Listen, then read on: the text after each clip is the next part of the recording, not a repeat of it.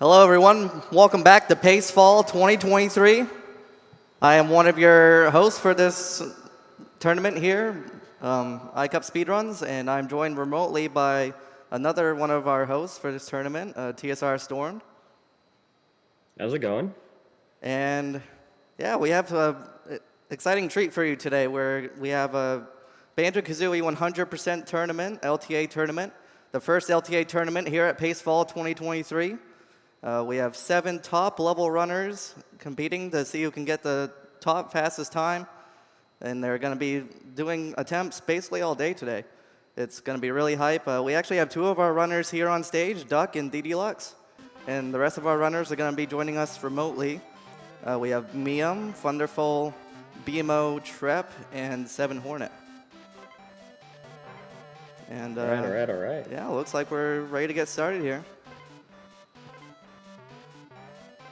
Yeah, pretty sure everyone's got FFM set up, so yep, should be good to go any second now. I can't hear Stormed anymore, but Oh no. yeah.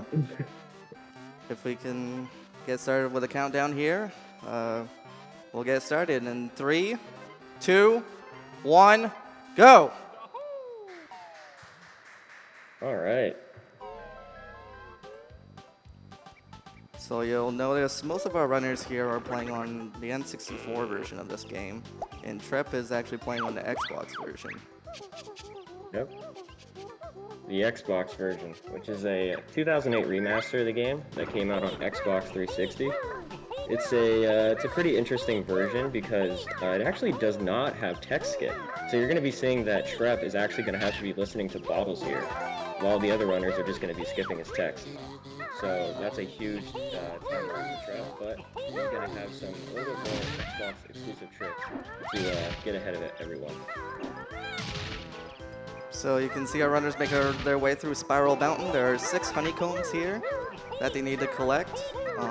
Pretty straightforward movement here. It is actually going to be one of the most advanced movement that you'll see in this run because you don't have Talon Trot, which is generally the fastest form of movement in this game, but you'll see runners in Spiral Mountain, they'll be mostly doing a roll with Banjo and then fluttering to kind of try and keep that speed. Yeah, but then you'll see just they'll all get the 6 honeycombs. Actually, except for Trep. Trep is going to be getting, I think, 3 honeycombs here, and is going to be leaving Spiral Mountain early.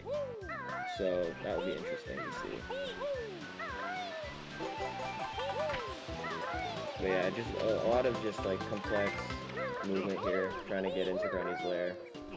And currently, FFM is not activated yet, because we need to get to the lair to do that. So they're going to just not be using their, more complex moves yet.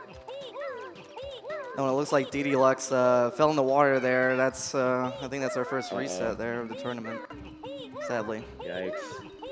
Yeah, that's a good point to reset too, because you actually don't have to set up FFM again if you reset in Spiral Mountain. It's all about if you get into the lair, then you have to restart FFM setup. And should we explain FFM real quick? I think probably the audience doesn't really know what that is. But I guess I could explain it, yeah. So FFM stands for Furnace Fun Moves. It's basically a glitch that allows you to transfer moves from one save file to another.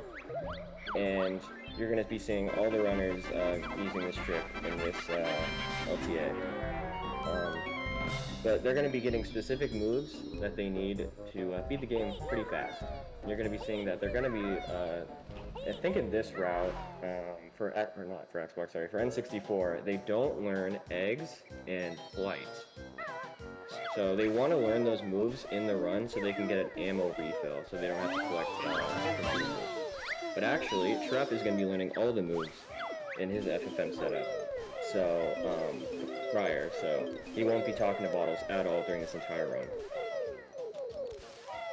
I still can't hear Storm, so sorry if I'm repeating what he said, but we can see that Duck here is well on his way into Mumbo's Mountain, and there's actually, you'll see a bit of tech here in the Termite Tower as Duck struggles a little bit with that Termite there. Oh, that Termite was in a bad spot too, but he's doing this thing where like he He jumps away from the slope so that his shadow is not above the slope anymore, and we call that slope abuse, and basically we can use that to climb up the termite tower without actually transforming into the termite, which is very slow.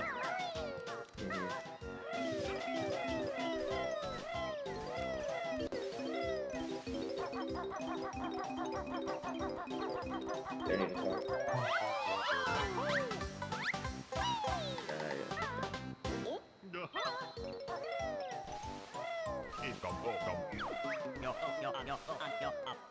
Yo. Yo. Can you hear me now? Yeah, I can hear you. I can hear you now. We're having some technical difficulties here, Cool. but it seems like they've resolved themselves here. Awesome. All right. So here we have Duck climbing up Conga's tree there to grab an orange, and he's gonna throw it over to Chimpy here, right? I assume that. I think that's what his name is. I honestly can't even remember. Yeah, that should be. That should be right. That was pretty solid. Yeah, definitely. And then Duck's gonna be learning the egg move, so then he can get a refill. To get 50 eggs, so he doesn't have to get any. I mean, he's gonna get more on the run, but this just saves a bit of time with egg collecting. So. Yeah, we'll see nice. that with red feathers and gold feathers later too. Oh, yep. That's true. I don't know if you guys saw yet, but there is... Trep actually did not do Termite Tower, because Termite Tower is actually patched on Xbox. It was patched in the NTSC 1.1 version of the game, and all the Xbox runners, or sorry, the N64 runners are playing on NTSC 1.0. So you're not going to be seeing that at all from Trep, but he's going to have a different way to skip the Termite Tower.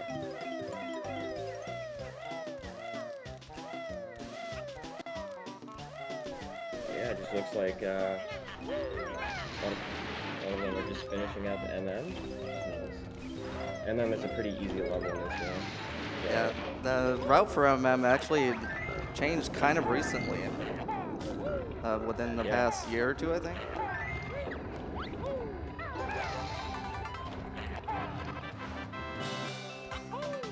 So you see Duck doing the totem pole there. You just shoot a blue egg at each of the levels, and at the second to last level, you need to remember to get the honeycomb, because if you defeat the totem pole and without getting the honeycomb, it's impossible to get. So something you need to watch out for there. Yeah. So yeah, no transforming into the termite here. You don't want to do that since you can already skip it. So we're not going to be seeing the termite this round. We also don't want to wake up Mumbo there because it's kind of a few second time loss there. We will have to wake him up eventually in the run, but we don't want to right there quite yet.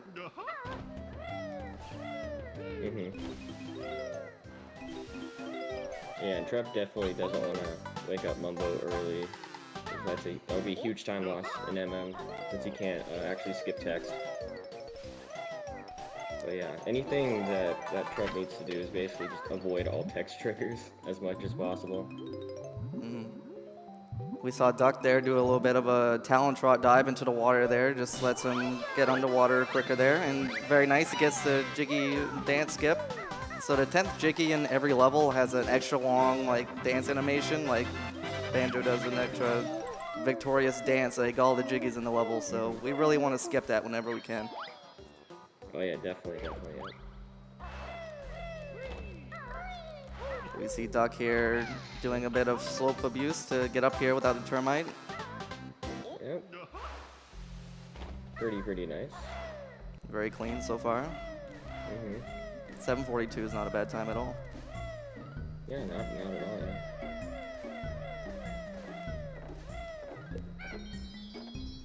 You see Trep opening up the next two levels, Clanker's Cavern and Treasure Trove Cove. He's actually gonna enter Clanker's Cavern first, where you'll see the rest of the runners who are playing on N64 will enter Treasure Trove Cove next. Yep. And I think we'll be seeing some TTC earlies.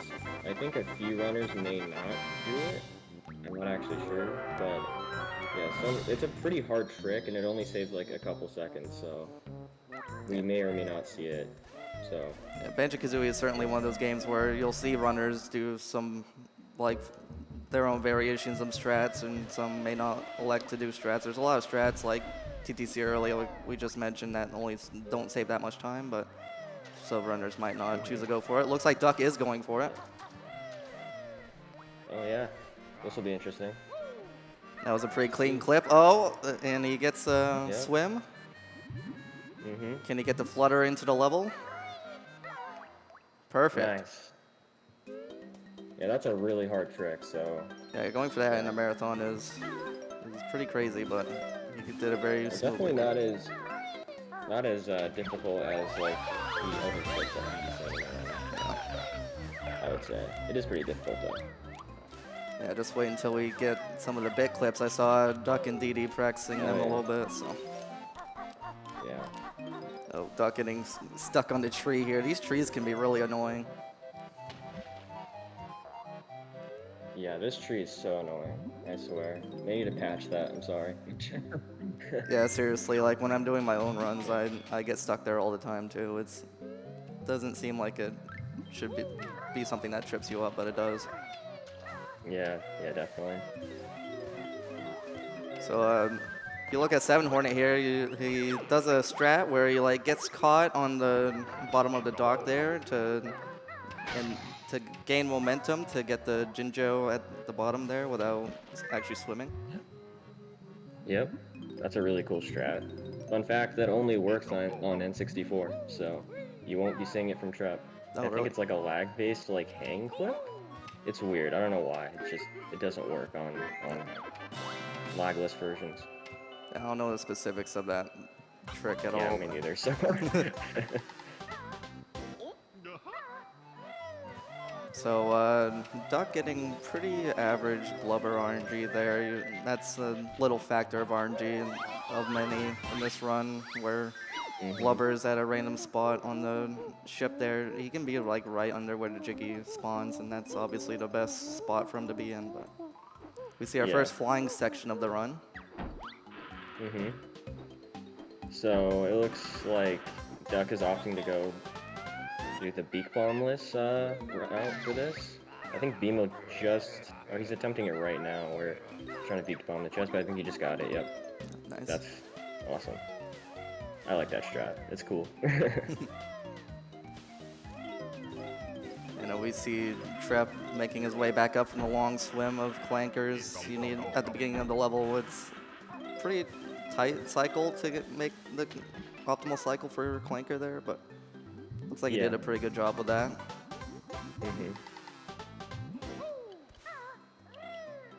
Yeah, Nice. pretty scary being on one bubble.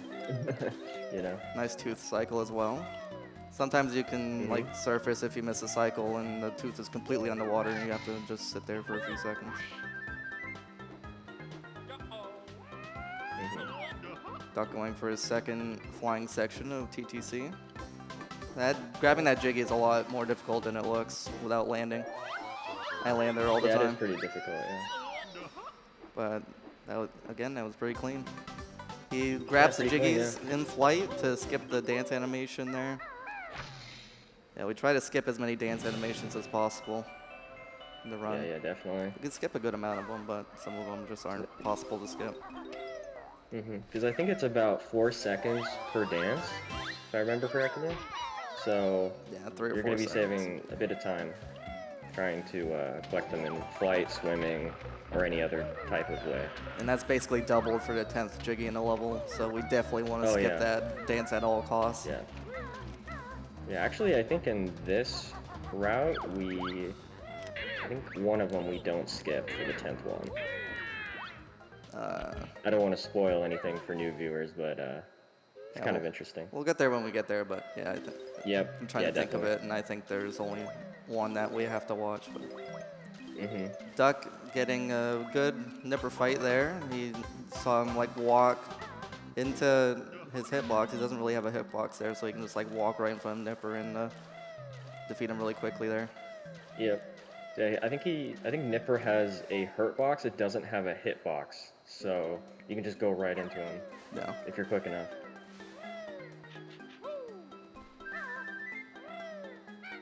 Oh, Duck doesn't quite make that jump. This jump is pretty precise. Kind Yeah, of have to like hang yourself on the edge there and just barely gain enough height for it. yep. I think lag frames as well might cause that trick to be a little bit finicky, but yep, he got it. He's good. Oh, that jump looks a little scary too. Yeah. If you poop eggs, oh, but he missed one, so he has to go back. If you poop eggs from up here, you can get Leaky and fill Leaky's leak there without jumping down there. A little time save. Yeah. We're entering our third flying section of TTC, the last one. I think this one's the most difficult. Grab this Mumbo token, Yeah. and then time a red feather so that right after you get that Mumbo token, so you can set yourself up to get those 3 notes there. And Yeah, you think TTC? looked a little low there, but luckily he got it. Yeah. Yep. Yeah, sometimes you can, what do you call it, just like stumble where you hit the shock ring pad and then you have to, get back to a flight pad or, do a completely different route, and that loses a lot of time, so definitely want to stay in flight here.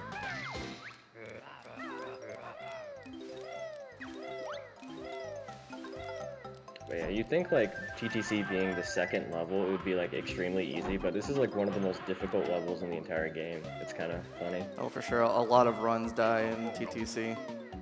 Yeah, definitely. It's not quite where runs go to die, but we'll get to that level No. later. Yeah. So yeah, notice the route of TTC is basically dictated by the counting the X's jiggy there. And there's actually a couple instances of the run where we'll see that later too, where the route through the level is basically dictated by a jiggy where you need to go to different parts of the level and do stuff. Yeah. There's a lot of stuff like that, yeah, definitely. So Duck reaching the end of TTC here, he has to spell out Banjo-Kazooie, and he only has 100 seconds to do so. Yeah. Hopefully he makes it. He might not make it, you never know. I don't know. He's running low on time here. Detouring for those notes, it wastes so much time, I'm kind of nervous. Oh, we got it. Nice. And a very clean death warp to skip that 10th jiggy dance, and that'll be it for TTC.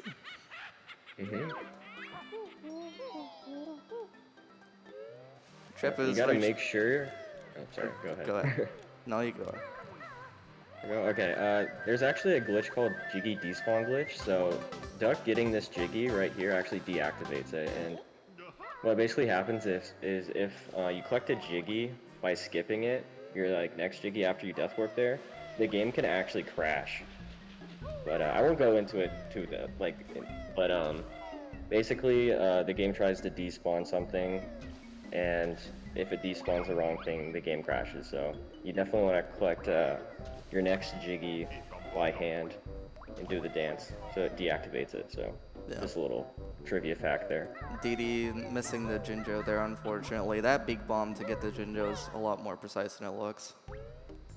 It's so easy to be too low and crash, or just be too high and miss the Jinjo completely. Yeah, definitely. It's not too bad to go back for it, though.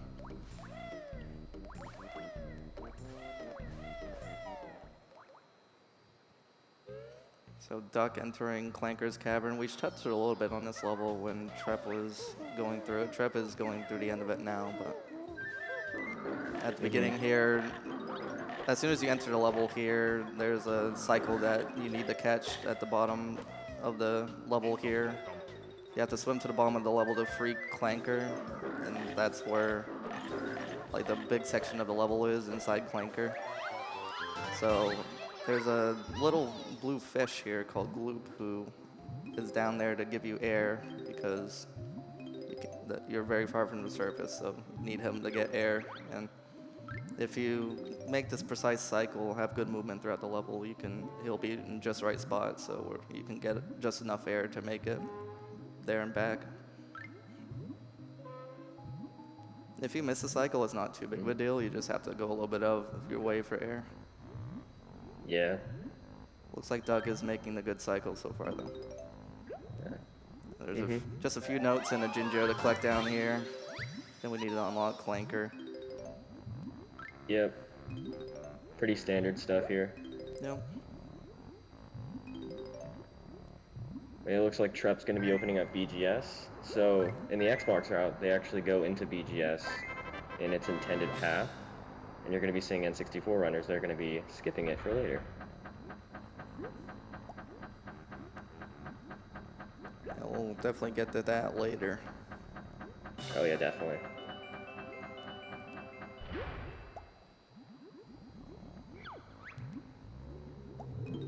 Looks like Duck is also making a good cycle here. You should be able to get this air bubble.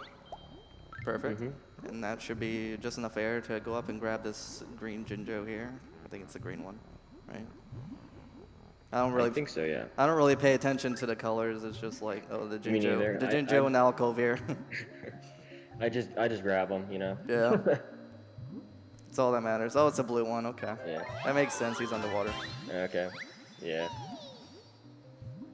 And looks like there should be a good tooth cycle too. Oh, it's gonna be tight actually. There we go. Yeah. Very clean. Cool.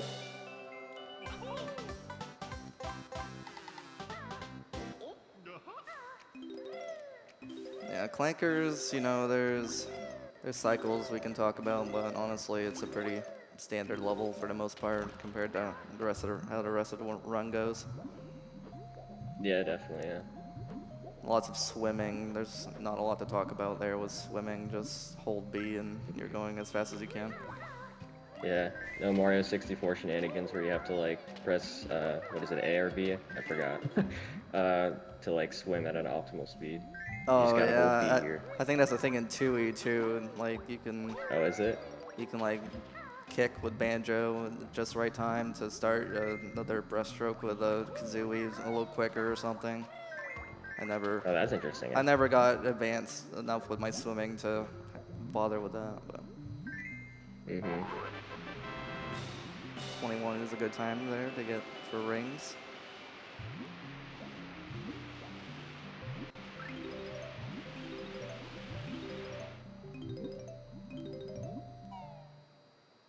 Yeah, pretty standard stuff so far. Yeah, we see Trev having a pretty clean flying section there in TTC.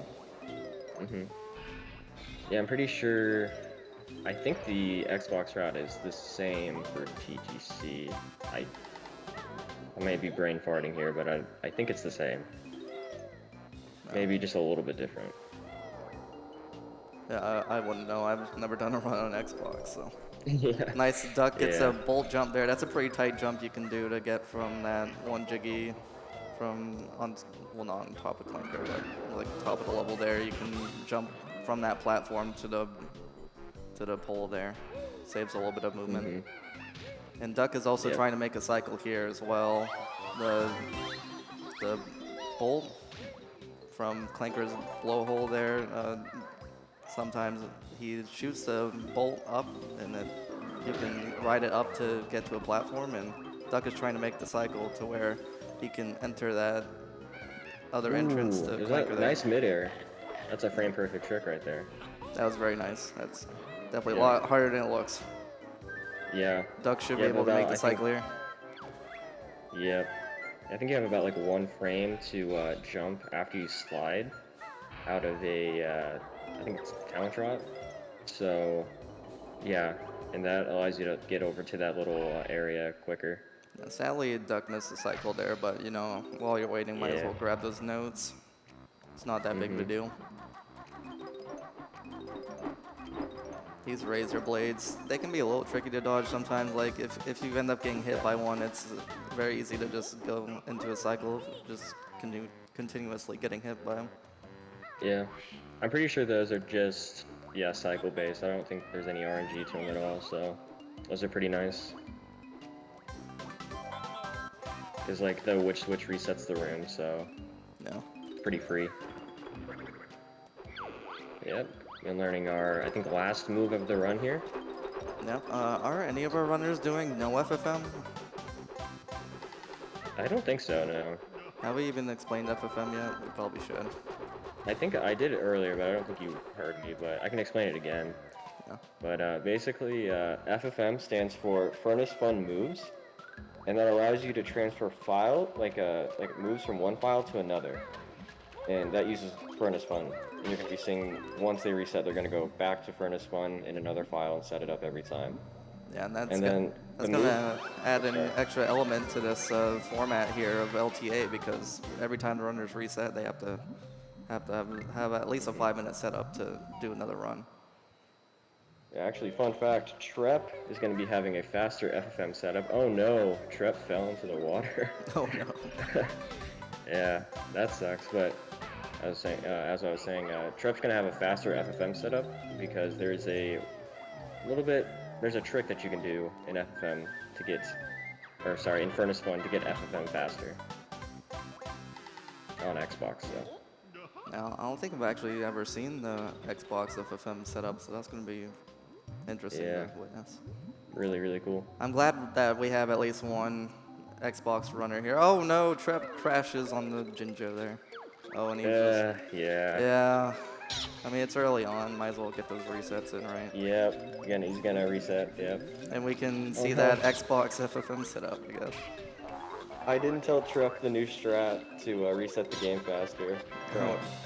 Does he not know it? Uh-oh. Oh no. There's a way to reset the game faster, but I actually just found it a couple days ago, so. Oh, really? It's pretty new, so yeah. How's that work? You go into so there's like an Xbox 360 menu, you go into that, and there's like a view storage option. You click on that, and then you exit out of it, and it resets the game fast, so. Oh, really? How much time does it save? Yeah. I don't know, it doesn't save any time in the speedrun, but it saves time on the setup, so. And I mean, like I said, that's gonna play a big role in this LTA format, because these runners only have a limited amount of time and resets that they can do. Yeah, definitely. Yeah, and so Trep's gonna be making his way to Furnace Fun to do his exclusive little trick, which is kind of cool. Meanwhile, we see Duck here finishing up Clanker's Cavern. There's a pretty tight swim. It's pretty easy to get it, but I mean, if you mess up like one little thing in the swim, it's easy to just drown. Like, you can see, barely has enough air here. But he did it pretty cleanly there. And you want to get away from Clanker as well, so you don't have a laggy death. That's true. Because this game has a lot of lag. Yeah, it's definitely not as bad as Tui, but there's definitely lag is definitely a factor in this game as well. Yeah. Might see some weird camera angles here and there from our N64 runners to try and reduce lag. Trep doesn't really have to worry about that too much. No, not at all, yeah.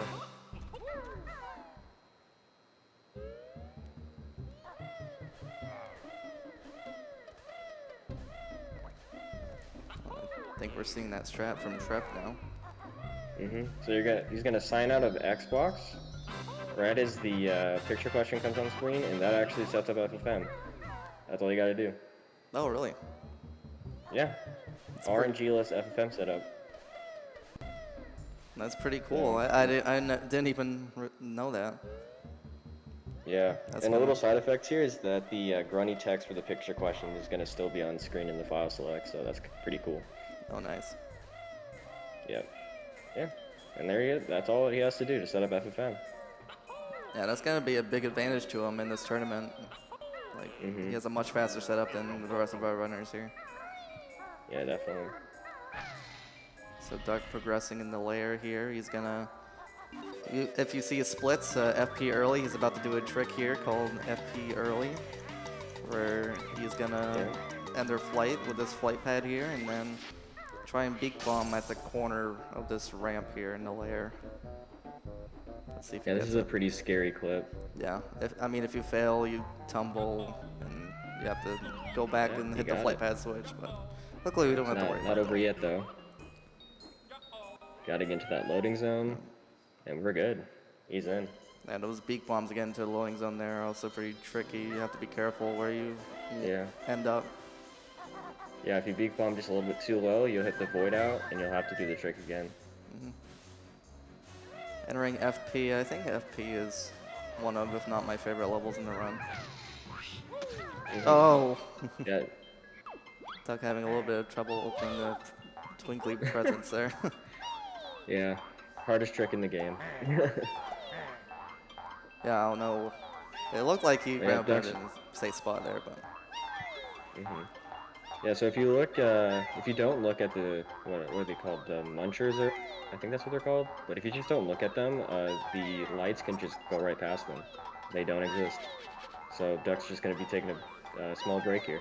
yeah, it's a nice little break amongst. You don't get a whole lot of breaks in this run, so this is definitely a nice little breather section here. 'Cause the FP is also a pretty tough level with a bunch of movement tech, and it can be tricky. Yeah, definitely. See if he gets the swag shot. Nice. Nice. See a yellow star from BMO there. If you big bomb and land on the top of the tree there, and then you can roll through the star once, and then jump through it again, and then big bust recoil to get through the third time. Just a little I bit believe he's faster. doing the new strat here, where you do buttons, and then you do yellow star, and then you get that pipe jiggy. Little time saved by Asmi. Shout out to him.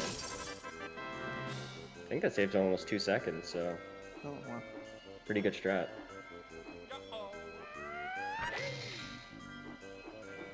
7 Hornet getting a nice FP early there. I don't think anyone's failed an FP early yet. It's nice. Hopefully I didn't just jinx DD there, but I'm sure he'll be fine. Yeah. I'm sure he'll be fine. There's no such thing Oh, as yeah, commentator's he'll be curse, fine. right? Yeah, no such thing. I don't know what people are talking about. But you actually won't be seeing FP early from Trep. It actually is possible on Xbox to do, but in this current route, without bit clips, it's just not faster. Oh, really? Yeah.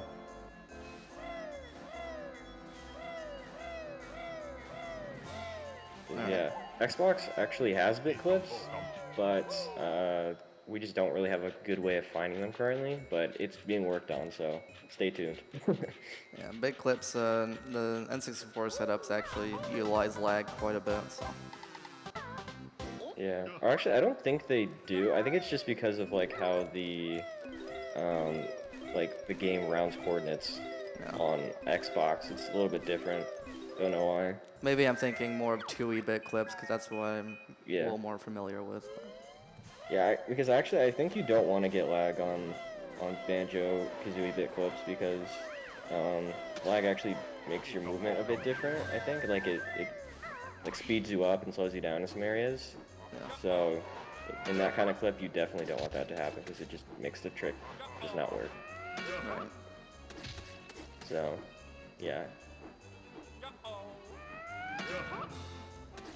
This section that Duck is doing can be a little scary because, as you can see, he's kind of low on red feathers, so if you miss one of these beak bombs, you're really gonna be struggling there, but that was pretty clean. And BMO is transformed into our first transformation of the run, the Walrus. Walrus has pretty slow movement. There's not a whole lot you can really do to speed it up besides jumping up slopes. Yeah, very similar to the Termite, so it doesn't really have any unique properties. Yeah, unfortunately, we're hard required to transform him as a Walrus because we need him for his first boggy race here. You're gonna see a bit of interesting movement. We're actually gonna go ahead and get these notes around the snowman's legs here. Well, around the right leg first in this first race and the left leg in the second race. Just to utilize the time while we're in this race. Get some notes along the way. Yeah, it's very tight. Yeah.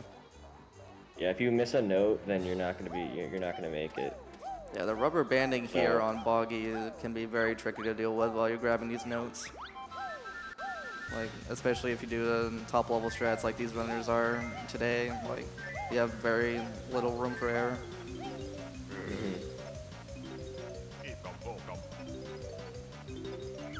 So yeah, this race basically just have to go through all the gates here in order. You have to go through all the gates or else you can't finish the race. So that's also another factor. While you're going out of your way for these notes, you gotta go back and hit the gate. Yeah. You don't want to miss pretty much anything in this race, or you're gonna have to just, you know, do everything from scratch and make up your own.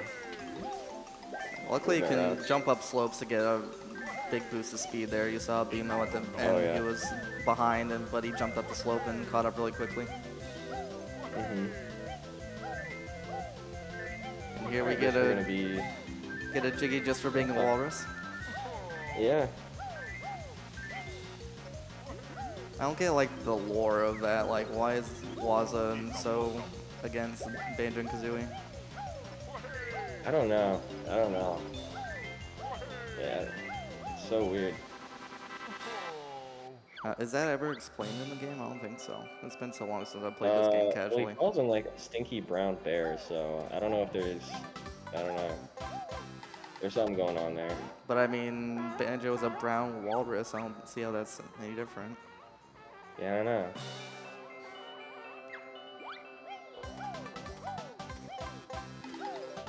So yeah, we have to go back here and transform back into Banjo-Kazooie and grab some notes in Mumbo's hut here, and then we're gonna be climbing up the scarf of the snowman.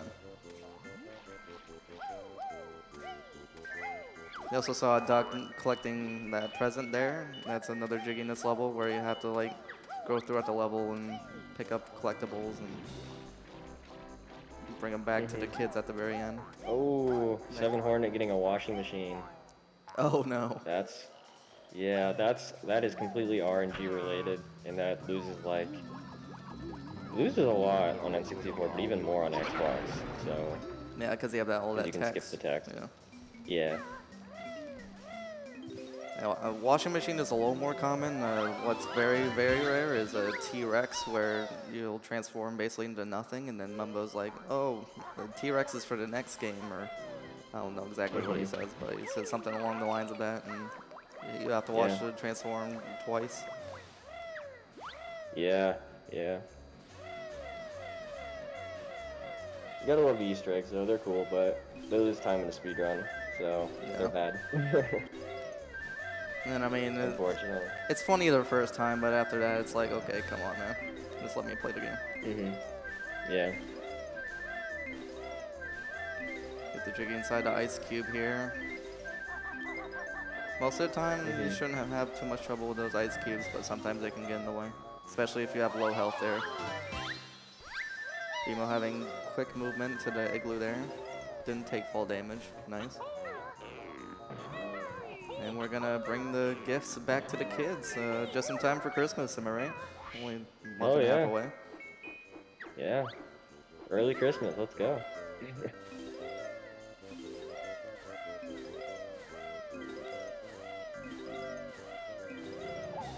FP is a pretty interesting route because you kind of have to go to one side of a level to another and vice versa. Kind of like TTC because it has flight, so basically if a level has flight, you're going to be seeing a lot of that. Yeah, for sure. Yeah, I'll be seeing very different, unique routes for each of the levels here. And Bimo doing the second boggy race. This time he's gonna collect the notes on the left side of the leg here, left leg here, very nicely. That's actually very tight because of Boggy's rubber banding. His rubber banding is a very big pain in this race. Like if you miss a note there, you're basically just gonna. If you fall too far behind Boggy, he just like stops the race. He's like, "Oh, where are you? We need to start over." So it's very annoying. Yeah. So you need to be very careful while you're grabbing those notes there. As you can see, the second race is significantly faster than the first race because of the running shoes. Yeah. Even in some routes, we do it as a different transformation. But you won't be seeing it here. Actually, no, you will. Truck does it. Is Trep doing that Truck route? will be doing this race different. Yep, he's going to be doing the boggy race as a little transformation friend. Oh, nice. But I don't know if I should spoil it, because it's cool. So nearing the end of FP here, we go into the walrus cave, and even though we're not supposed to, because we're a smelly brown bear and bird. Yeah. Get the final Jinjo here. Unfortunately, this is a 10 jiggy dance that we have no way of skipping, so we have to watch it so you get to see how slow it is. Yep. It's unfortunate, but just gotta have to do it. And I think Truck doesn't have to do it though. He actually skips that dance, so. oh, really? Yep. With our transformation friend. So at the end of FP here, you have to make sure you have at least 5 health so you can survive this treacherous swim in the ice water here to get this honeycomb. Yeah. If you just Yeah, jump this can be and really scary. if you jump and hold A into the ice water, like as Banjo's taking damage on the cold water, he'll just sink right to the bottom, and you can just swim through there instead of having to take the walrus in there. Yeah. That's always really scary to watch. But these runners are probably gonna have no problem with it. BMO on pretty solid pace here so far as he goes into MMM early.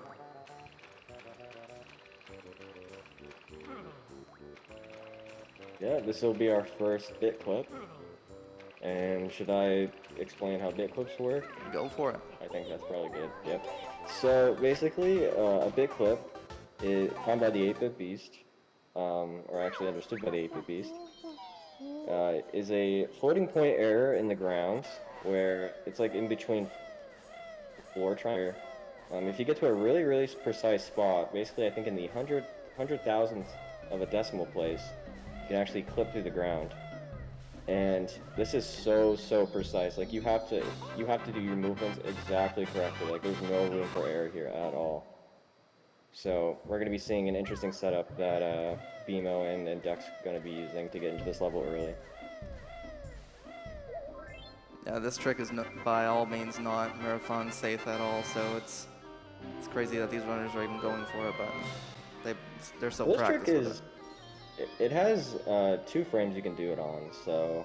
Yeah, I think MMM early is a little more lenient than Click Clock Wood early, if I'm not mistaken. Mm-hmm. Yeah, there's a lot more complex movement you have to do for Click Clock Wood early. But MMM early, I would say is pretty standard when it comes to a bit clip.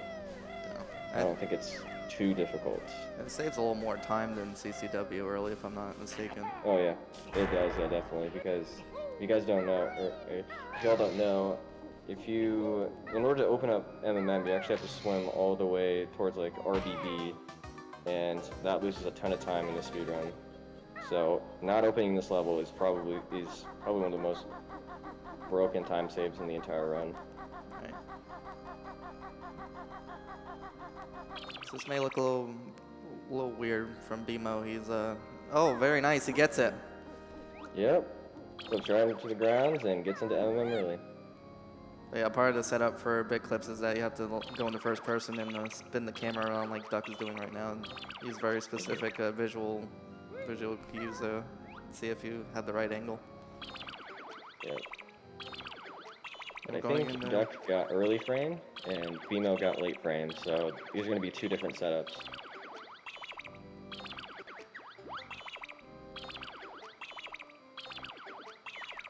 Maybe. Yep. Looking good so far. Yep. Yep. And that should be it. Yep. Yeah. Very right nice. Into the ground. Into the level. Really cool stuff. Now it looks like Miam's about to go for it too. Does she go for that or? Yeah. I'm pretty sure every runner here goes for at least MMM early. Yeah. Except for Trev, because he can't do it, unfortunately. Not yet. BMO struggling a bit there to open the window there with an egg.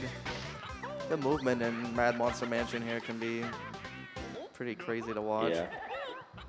Very precise. Yeah, definitely. This is one of the harder stages in the run. It's just so movement based. Yeah, it's one of the harder stages, but when it goes well, I mean, it really goes well.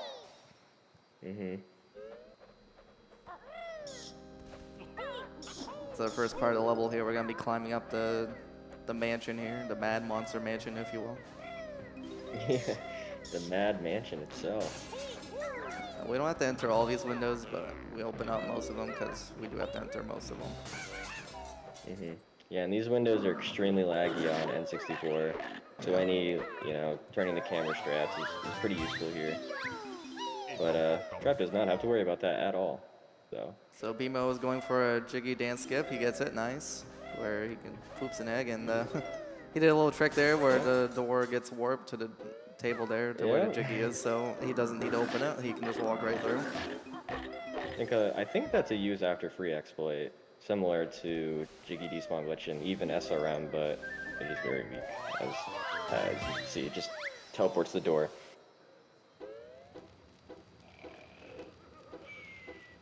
Might see it from Duck here too.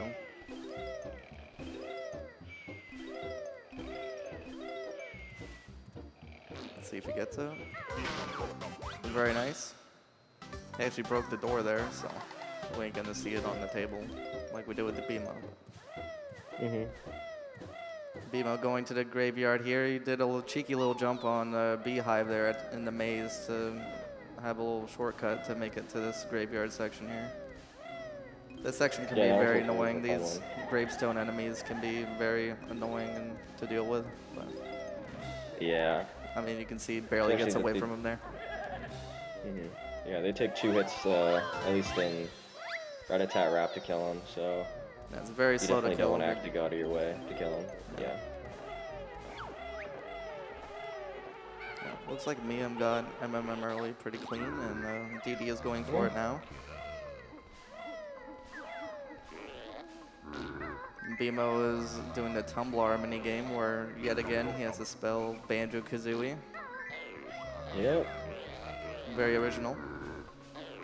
We're all gonna ace the new Banjo-Kazooie spelling bee, I guess, now. Exactly. Yeah. Glad we can learn something here from this tournament today. Yeah. I definitely didn't know how to spell the name of this game before, because definitely not right on the cartridge. Yeah. And you see BMO getting most of the notes during the minigame. It's just quicker while you're going around to grab the notes while you're going around the stage here.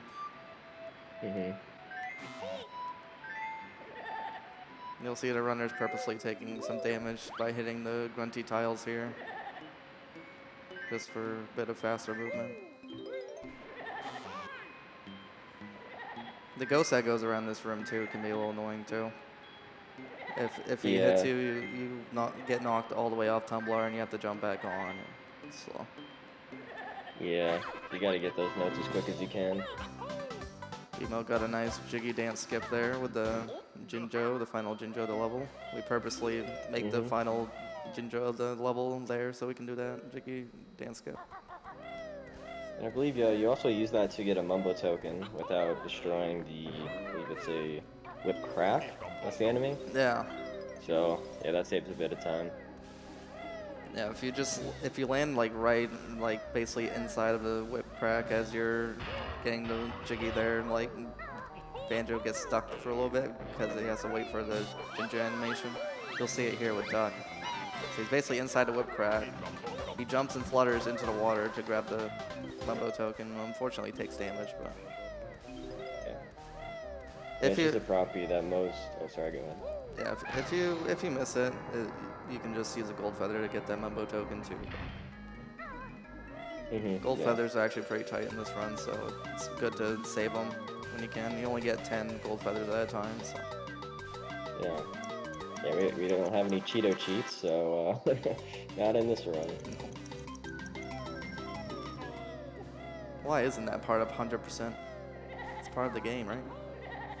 Yeah, but it's not on the view total screen, so that's kind of like our judgment for 100% is just everything that's on the view total screen, and that's why moves count in 2E, and moves don't actually count towards 100% in this game. But in this route, you're going to be getting all the moves anyways, so. And we see BMO and, well, Duck's doing it now, Mott's hand. It's the same pattern every time, so you can just memorize, like, what order to hit the keys here, and you can you can actually do it faster than he tells you to, so. Yeah. Yeah, this is supposed to be an auto scroller. You're supposed to like go right after him, but we're speedrunners. We're not. We don't have time for that. Mhm.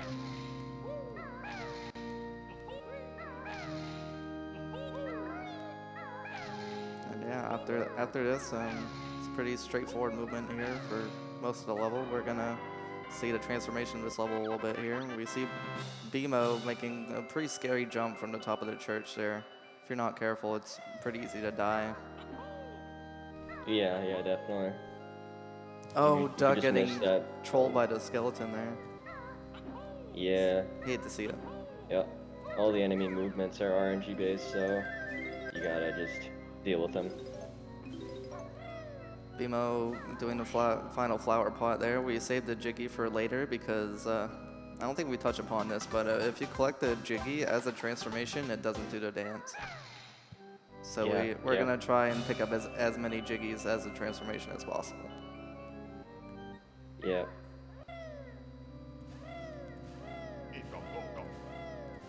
Grabbing the last few notes on the roof here, and then Mumbo's right here. We're gonna transform as the pumpkin. A week late from Halloween, but you know, spirit's still Yep. there. Oh no, Duck. Okay, Uh-oh. we're good. A Uh-oh. little freaky there, but we're good. Yeah. Gonna take that guy out. That's a good option. Yeah, but All right, so the pumpkin Yeah, here, there's not a whole lot to explain here with movement. Just just go around and move. Yeah, basically. Yeah. You can jump. That's like the Yeah. only form of movement you have as a Yeah. pumpkin. As long as you're moving, you're going fast, so. Yeah. And you jump up slopes like you always do, and you're good. It's honestly a nice little break from the crazy movement tech that this game can have. Yeah, yeah, definitely. And this is And I why believe this will. Oh, sorry. this is why the runners broke the windows earlier, because you need to enter a couple of them as a pumpkin. Yep. Just like going into the Yeah. toilet here as a pumpkin. Yeah. So apparently there's a Jiggy here. You guys might want to check your toilets in case there are any golden jigsaw pieces down there. You never know. Yeah, I just checked last night, you know? You gotta do it every so often. Definitely don't want that clogging it. Yeah.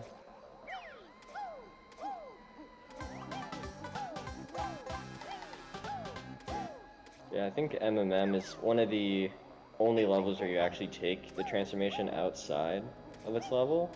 I think there's 2 of them in the game. Actually, no, 3 technically, but the pumpkin actually has some use out of its level. Yeah. I was about to say this was the only transformation we take outside the level, but that's very false. Yeah, there's like, I think you take out the crocodile, you take out the bee, Yeah, the and bee, yeah, those crocodile. 2. Yeah. And maybe the bee a little bit more than you think you would, casually. We don't really use the bee that much in this run, honestly. Yeah. You won't see a whole lot of it, even though it's the best transformation in the game. Yeah. Foreshadowing. You'll be seeing a lot more of it from Trep, though. Trep yeah. has, or at least the Xbox route, there's a lot of bee stuff. Oh yeah, that's be one of really the main interesting to watch. differences of the Xbox route, actually. You enter a few levels as a bee, right? Yep. We want to finish up some levels as the bee because it's pretty fast. And I don't know if we touched on this, but notes actually save on the Xbox version of the game. So if Trep dies at all during any of these runs, then he could quickly get back to where he was, but he probably still reset. But there's some instances where if you die early, then you can still continue the run, unlike N64.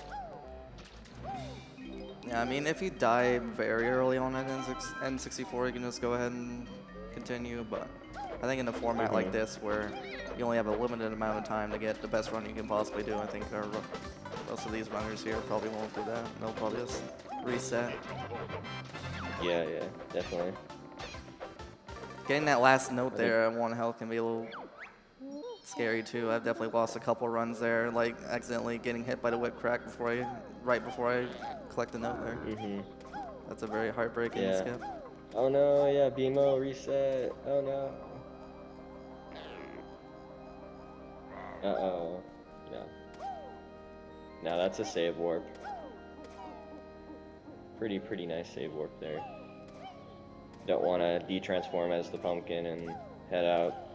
You can also get this Jiggy that you got in Clinker's Cavern, so pretty nice.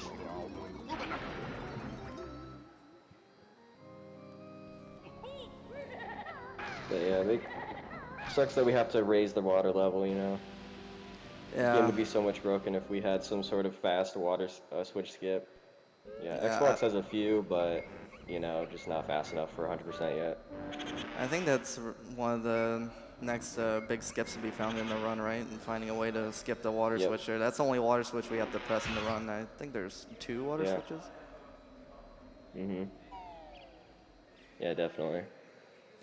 So BMO going into probably one of the more infamous levels of the run here, Gobi's Valley, where this is the level where dreams go to die. Yep. This level is insanely difficult. At least on N64. This level's pretty standard on Xbox, I would say. Don't quote me on that, though. And the fact that you don't lose your notes when you die on Xbox is actually very helpful in Gobi's Valley. There's so many places in this level where you can just Yeah. die. And Yep, definitely. right off the bat here, we're going to see BMO getting these notes in the sand here while he's taking damage, and then he's going to try and do clip into Gobi here. Nope, he can go for it one more time. There we go. Yeah. Yeah. I think I lost the game footage, but I'm using the Twitch stream. All right. So You that should be fine. got Gobi skip second try.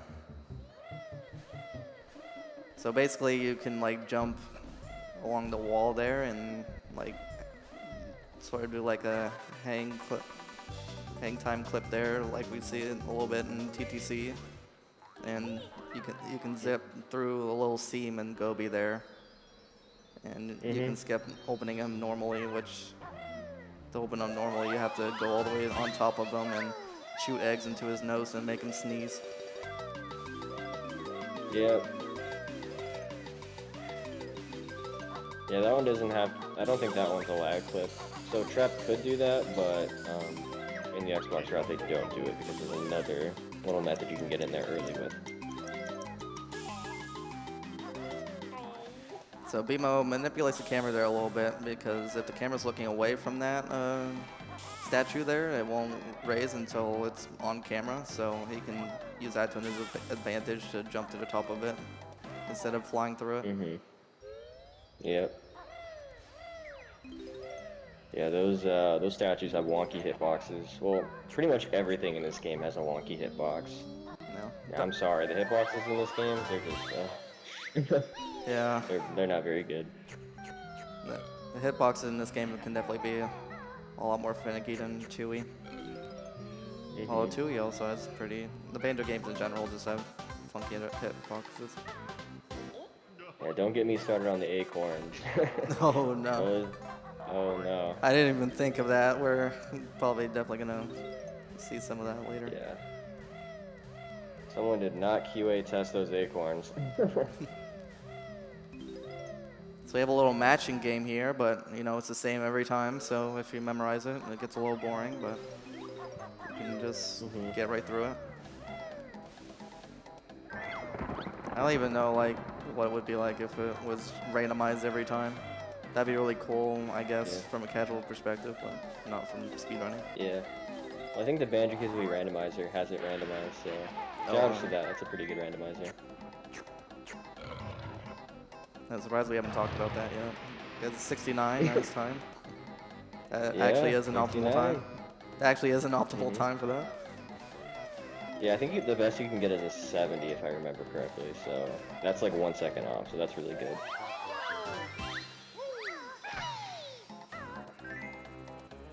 So yeah, and at the center of the level here, well, I guess it's not really technically the center, but I consider it the center. You need to shoot eggs into these 3 moving statues here. BMO struggling a little bit, but and it raises a pyramid that you can enter for another Jiggy. Yeah.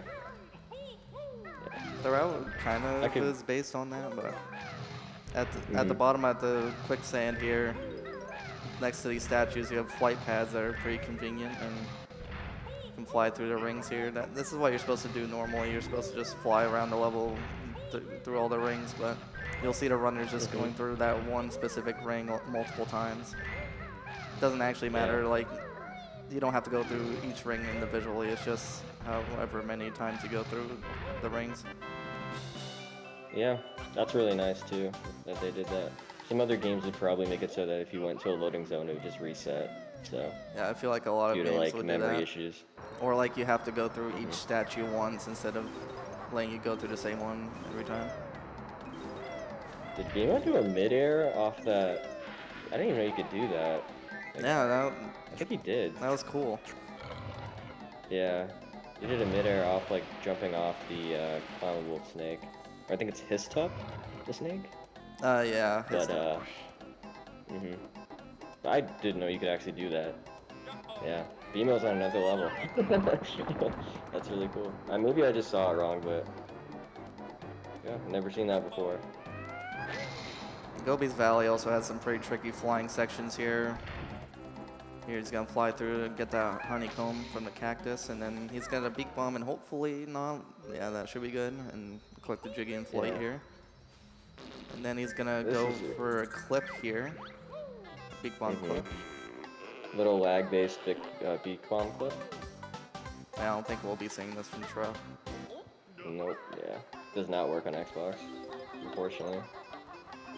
It's also pretty precise on N64 too. Yeah, you need to be looking at that Sphinx in the background so that you get enough lag to get a lag clip, so you can get right in.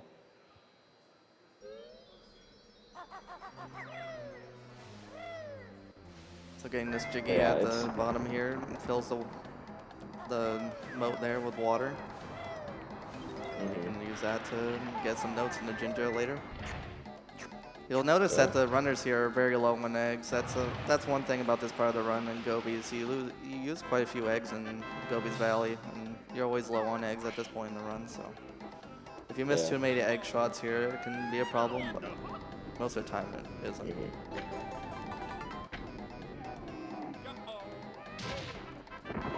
I guess I could explain lag clips. They're pretty self-explanatory, I think, but basically, if you have a lot of lag, the game's like internal speed counter just like I think doubles, and that causes you to clip through stuff. Hopefully, I explained that right. I'm not too familiar with lag clips, but no. It sounded about right to me. You're good. Yeah. So Beamo doing a cheeky little strat here. You can actually use slope abuse to get to the top of the maze platform thing there and just jump right across the maze instead of running through it normally. There's a lot of cool little cheeky strats like that in this game.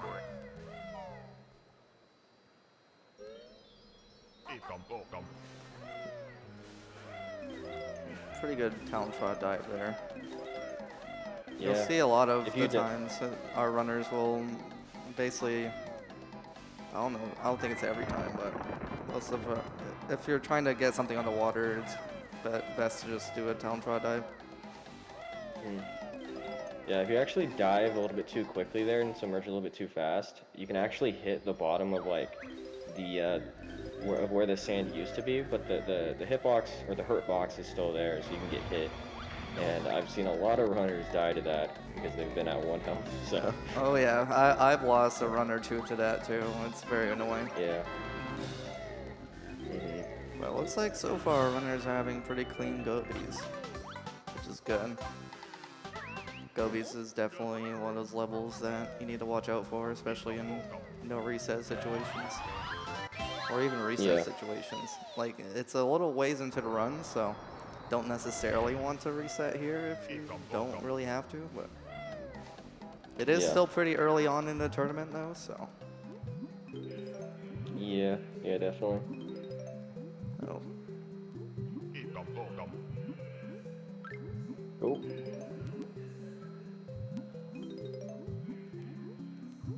So BMO getting the jiggy there and running shoes. You also skip the dance if you're wearing any of the shoes there. Oh no, he lands. He wasn't supposed to land there. At least he skipped the jig dance. That's not the worst thing though. He did skip the dance, so that's good. Yeah, But he's just gonna have to run all the way back here. it's not the end of the world, but it's still like Yeah. definitely faster to go over here with the beak bomb. Yeah, so I think that's a good like 10 seconds there, I would say. Yeah. So Definitely one of the. unfortunate. If you're gonna fail a beak bomb, that's definitely one that you probably want to fail if you are gonna fail one. Yeah. Mhm. The end of the level here can be a little scary too. It's always scary when you're low health at the end of a level like this. Oh, BMO missing that note. He's just gonna use gold feathers there. Very good. That's gonna make this jump to the Gobi here a little more Difficult, stressful. yeah. But This one is so stupid. Yeah. I hope he gets it. Yeah. especially at the very end of the level with 1 health, the last 5 notes are right there. So if you fail it, like yeah, it's very heartbreaking. But we're good. Yeah, pretty rough ending to Gobi's for BMO, but we're good. Yeah, we got out of the level, so. Duck was Good able enough for to me. get the jiggy in flight there and do the beak bomb. Yeah. Mhm.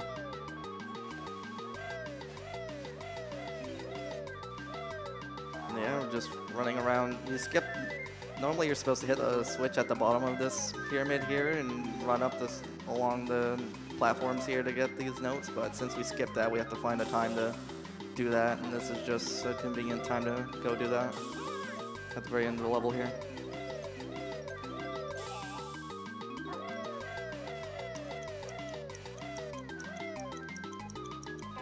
Yeah, as you can see, that jump is a lot easier with running shoes. Hmm. Yeah, it's time for the it's the second to last level casually, but it is the third to last level in a speedrun. So we've not been in Bubble Goop Swamp yet. Rusty Bucket Bay, it's definitely an interesting level.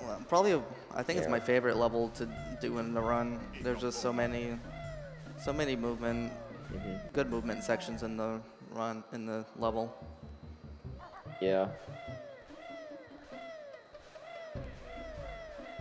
And with that, we finished up Gobi's Valley there, and we're gonna go off for a commercial break. We'll catch you guys back here in a few minutes.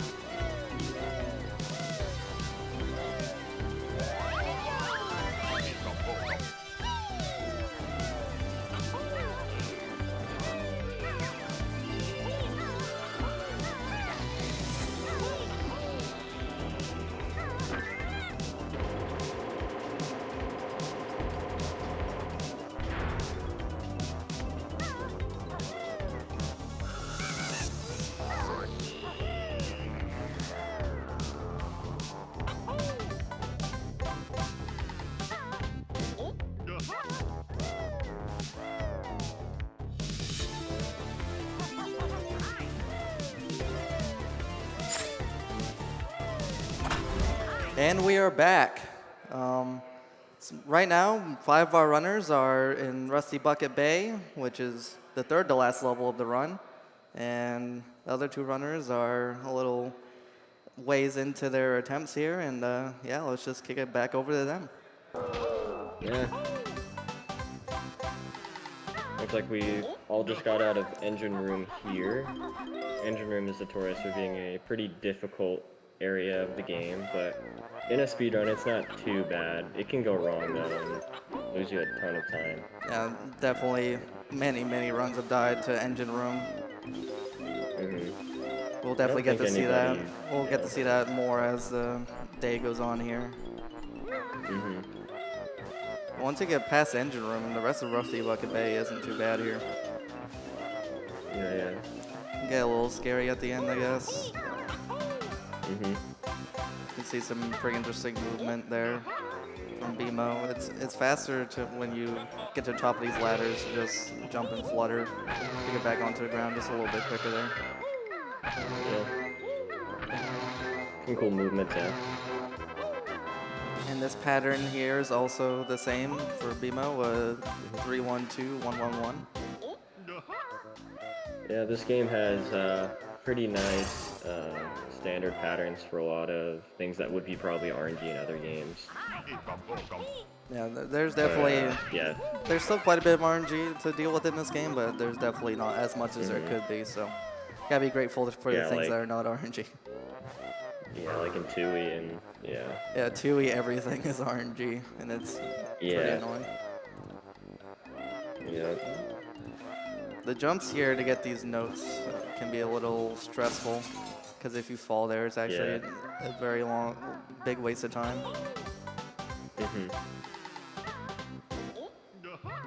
And also that jump from the ship to those notes can be a little annoying too. If you jump from the wrong part of the ship, it's very easy to not make the jump. Oh yeah. And many attempts have died there for me. And if you immediately start with a flutter, once you get into this room, you can just flutter right to the jiggy instead of having to climb up this entire room. Yep. Then you can also do a little damage boost there. We're getting towards the end of the level here, so it's very important to take damage and get ready for that end of the level death warp. Yep. Don't want to take too much damage though. Yeah, it can be scary if you take a little bit too much. Most of the time, once you get that 100 notes, you know you're good. Like, you don't, if you die, you don't reset back to 0 notes. But it's still very annoying, especially in a level like this where you get the 100th note before the Jinjos. If you die before completing the Jinjo family, you also lose all the Jinjos that you collected throughout the level. And I think that goes for Xbox too, so. No, actually, Jinjo's saved as well, I think, yeah. Oh, really? Yeah. Xbox. But a lot of the environmental things like I don't know, like MM's windows or even the gates or even the X's and TTC, like those don't save, so you're gonna have to do those again if you die midway through. A bit of an interesting 10th jiggy dance skip here at the end of Rusty Bucket Bay. We rad tap wrap a snacker there to recoil onto the Jinjo and then jump back into the water, and then we wait until the buoy there is low enough to where we can just jump right onto the jiggy, and it skips the jiggy dance. Yeah. There's I think there's a couple frames where the game still thinks you're in water, so when you're in water, you're supposed to skip the dance, so. Right. Cool little trick there. In this little room here, I've definitely lost my fair share of runs in this room too. Those, flotsam enemies? Is that what they're called? Flotsam. Yeah. Their hitbox can be a little janky. In randomizer, these guys are basically the final boss of the game. It's crazy. They suck. Duck opting not to do that big bomb into the honeycomb like BMO did. Very understandable. So far, our runners seem to be on pretty good pace for marathon, as far as marathons go. Yeah. I don't know does BMO say he's plus 2 minutes? Yeah. I can't see that. Plus 2 minutes, 13 seconds. Yeah. Which I mean, still not so sub 2 good pace. for BMO. And, Yeah, definitely still sub 2 pace. and So Duck that's is cool. plus a minute 17. Mhm. Definitely not bad for first run of the marathon. And right up here we have a CCW early, which is much more complicated setup than MMM early, which we saw earlier. Yeah, and yeah, Beamo's gonna kill that enemy early, just to get it out of the way. Yeah, it's a very But marathon you don't safe have strat. to. Yeah, you Yeah. definitely don't have to, and you know if you're going for world record attempts or something, you're definitely not gonna do that. Mhm. But I've seen so many, Yeah. so many runs die to that enemy. It's unreal. Mhm. All right. Yeah. And then there can also be a chance that both these runners get a lag frame, which could be bad. Yeah. Oh yeah, Duck's not doing CCW early. I forgot he doesn't do it. So he's that- gonna go open the level. That's very understandable for a marathon event like this. Yeah. But BMO having a pretty good setup so far. He hasn't gotten to the hard part yet. This is the hard part here. Once you get on top here. Mhm. Although if you don't kill that enemy, the beginning is definitely the hard part there. Yeah.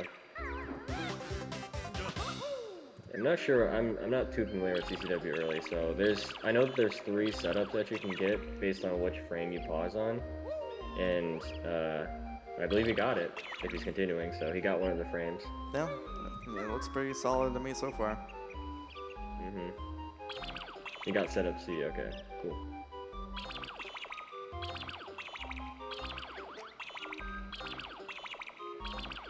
Struggling a little bit here to get the angle. There we go. Oh no.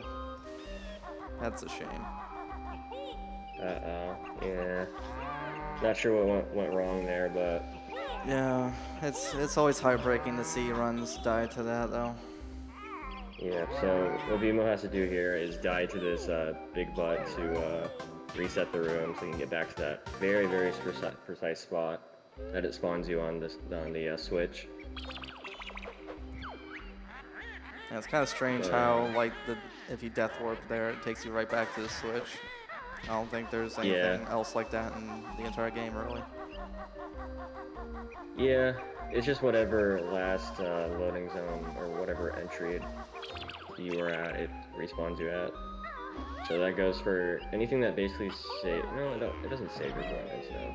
But yeah, just any switch basically that shows you another screen does that in the game. And there's a few exceptions where it actually stores your coordinates that you hit the switch at. I think some of them are like leaky and the RBB switches for the engine room. I think fan blade. Yeah.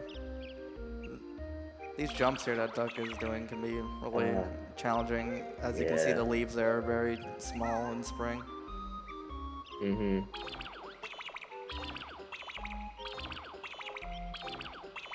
So yeah, we'll see. Yeah, definitely.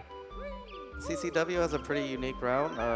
There's 4 different sections of the level representing the different seasons in the year: spring, summer, autumn, and winter. You'll see runners entering spring twice because this is where you transform as a bee. We don't want to do that quite yet in the first trip here, so you'll see the first trip here. It'll just grab a few notes and climb the top of the tree here. Yeah. And you'll see in You're not opting to. Oh, sorry. Go ahead. You'll see in each of the different seasons here that it's the same, basically the same area. It's just like different stuff going on in the different seasons. Yeah. Mhm. Oh, BMO having trouble with that jump too. Yeah. That jump is very inconsistent on N64 because of lag frames. So Yeah.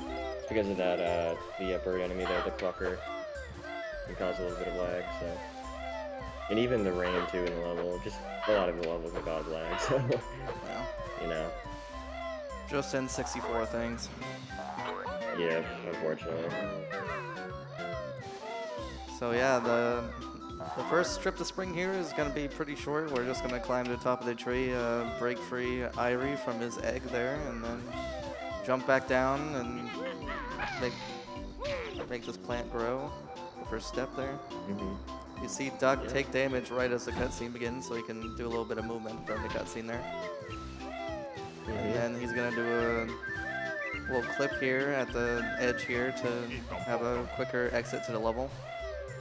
Yep, he's just building up a ton of speed here, and I think it's like negative 4,000 or something. It's crazy. Oh wow. But that allows you to just clip through the ground there, or at least the like the what do you call it, the slope. So Yeah, it may have looked like he died there because you saw like the live counter and his health counting back up, but he actually didn't die there. He still has all of his notes. yeah. So yeah, you only the notes only reset if you go fully through that death animation, and it works you back to the start pad.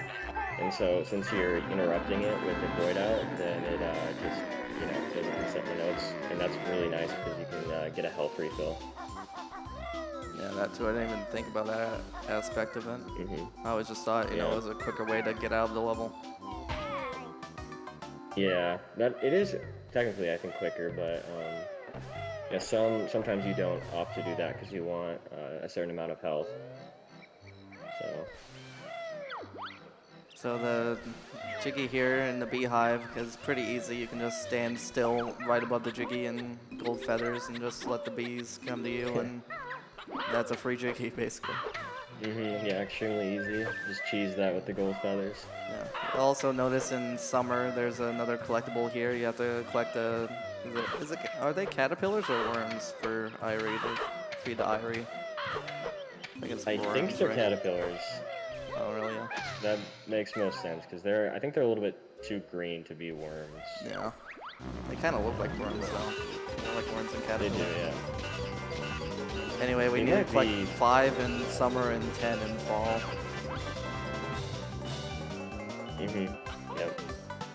And you don't have to collect them all. Not a part of the 100% definition, so. Yeah. Same as Mumbo tokens and, just progression-based stuff. Except for obviously anything on the view total screen. Now you may see runners collect a little more than 5 in summer so you don't have to collect as many in fall, but. Yeah. Good little time save, yeah. Because the caterpillars do carry through the season, so if you get like 7 in summer, you can carry 2 into fall. The cataworms. Alright, we'll go with that. Cataworms. It's like the lion and tiger, the liger. And also a reoccurring character in this level is Naughty here. We break the boulder there so we can get into his home, and next season we'll be able to make a little visit. Yeah, definitely want to do that. Yeah, I don't think I believe if you didn't have to get in there in fall or autumn, you wouldn't need to break. Oh no, you still do need to break that boulder because of the notes. Never mind. Don't listen to me. Yeah. Yeah, this Jiggy in the tree. Oh no, Duck making a big fall there. Yeah. Didn't take too much damage, fortunately, but that's gonna be. Yeah, that's. This level's notorious for just falling down, losing a bunch of time. CCW is definitely another place where runs go to die. Yeah, you just get a lag frame that eats your input, and then you just, fall to your death. Yeah, that Jiggy in the treehouse, you're meant to get it in fall because that's when the floor is all made up, but you can get it in, I think, any season, right? Just in the summer, the floor is not entirely there. Oh, no. Yeah, I think it spawns in autumn. Only autumn and summer, so, yeah. But you never see it in autumn because I think it's less laggy to get it in summer, and you can get those notes by or on the house. Right. Yeah. But yeah, it does spawn in autumn, I think. There's also a safe strat you can do where you can like run behind the tree house here and shoot an egg at the wall and get the Jiggy through the wall with the extended hitbox. That's the strat I do, but it's obviously slower than just jumping for it.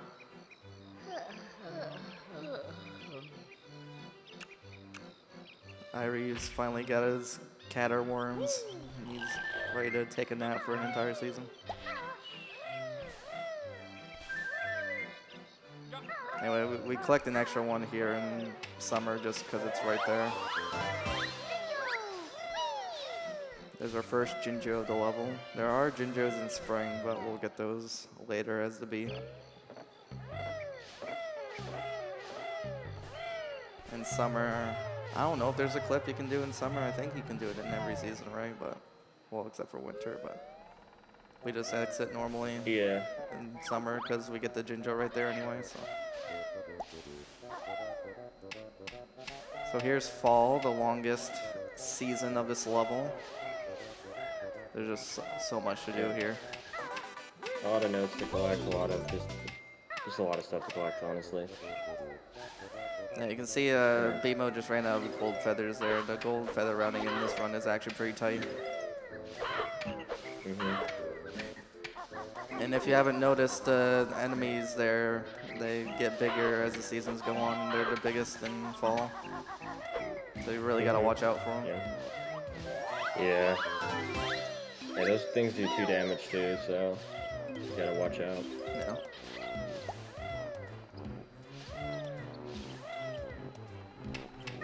But yeah, I believe we'll be seeing another bit clip, or last bit clip of the run. In fact, the bit clip they're about to do actually also works on Xbox. It has a setup, but it's just not faster with how the route is for Autumn on there. So yeah.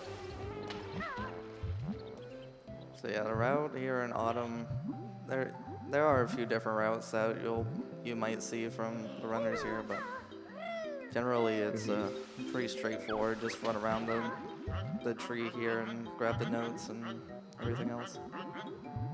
Yeah. Not too much to explain, really. Yeah. There's been a lot of route changes in this season, so a lot through the years. I know personally, I don't even really follow a specific route. I just like go around and get everything. Yeah. Which I mean basically is a route for this level.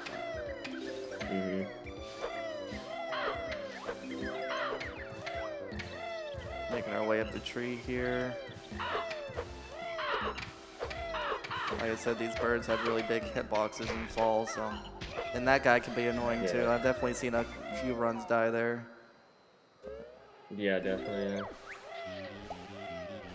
yeah. Let's go into Beehive again. There's nothing here, but it's just 4 notes and a caterworm.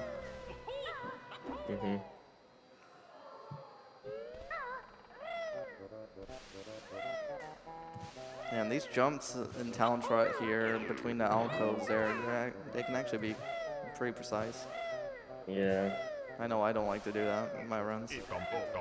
I think this being the laggiest stage, it's so hard, you know, to just get consistent movement here. Yeah. Duck is electing to kill the birds here. I don't know what their actual technical name is, but. I think that the cluckers. Yeah, the cluckers. Yeah. Anyway, what we foreshadowed earlier with the acorns BMO is doing right now, these things have probably some of the weirdest hitboxes I've seen in gaming, like in general. You can literally just like veer right inside them and then just fucking just not, or sorry. I don't know if I'm allowed to curse on here, but my bad. You could just like not get inside the hitbox for it. Yeah. Yeah, I've definitely done that before where I'm like standing right like inside the acorn and it's still not collecting it. But BMO did a good job there. Very clean. It is just slightly faster to shoot an egg at that window to break it instead of red tap wrapping it to skip the recoil.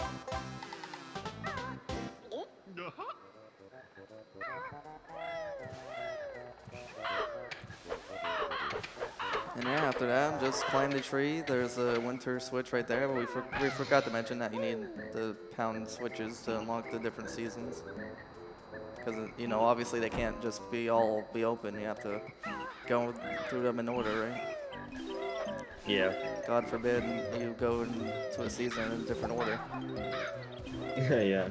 That would be cool though if you could. Yeah. There's some like potential, I think in a task you could probably do it. Yeah, I think I've seen it in tasks, but it's a really, really interesting. thing you can do. And would the If you route could do even it. be different if you could enter different seasons in different orders? I mean, If you could go to winter first, I bet that would be pretty fast. yeah. It'd definitely be nice to get winter out of the way too, because that's the most difficult season by far, Yeah, yeah, both definitely. IRL and in the game. hmm Well, actually, I think the problem with that is Erie being there, so you probably have to do the other stages anyways. Oh, But right. like in a potential like any percent route, I think you can have some use with that. Right. You saw Duck do a little bit of a scary looking strat there. He like jumped under and around the birds there. hmm And BMO was doing some sort of setup here for another bit clip. I don't think I've ever seen this bit clip actually. Oh, Yeah. that's a cool This one's little actually strat. really easy, so Yeah, it looked pretty simple. don't need to do any twirlies. That loading zone just puts you right directly on a scene, and you can just do some precise movement to get right to the spot you need to be to clip. Yeah. Yeah, if you're gonna do any of the bit clips, I guess that would probably be one of the first ones to learn, right? Yeah, definitely. If you're interested in learning big clips, that one's really easy. You don't have to like have the CCW switch spawned, or you don't have to have the level like MM closed to do it. Right. That one you can just do whenever you want. So now we are entering winter, probably one of the more interesting seasons because we have access to a flight pad. This level would be so much faster if you could have a flight pad for the rest of the seasons, but unfortunately that's not the case. Yeah. 'Cause, I mean, you can just get to the top of the tree instantly here. And that, Yeah, I think. Yeah, there's a flight pad in summer, I think, that you can use if you do some interesting shenanigans, but definitely not RTA like viable yet.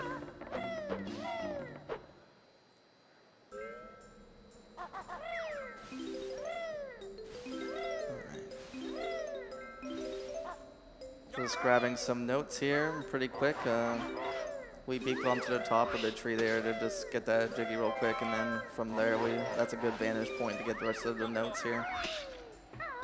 You also see runners do talent trot dives like when they're not going into the water. That's just to make it quicker to fall without taking fall damage.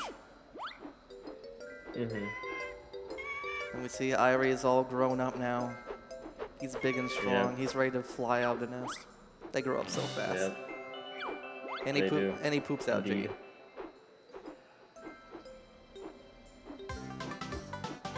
That Jiggy can be kind of tough to grab in flight too because of the lag.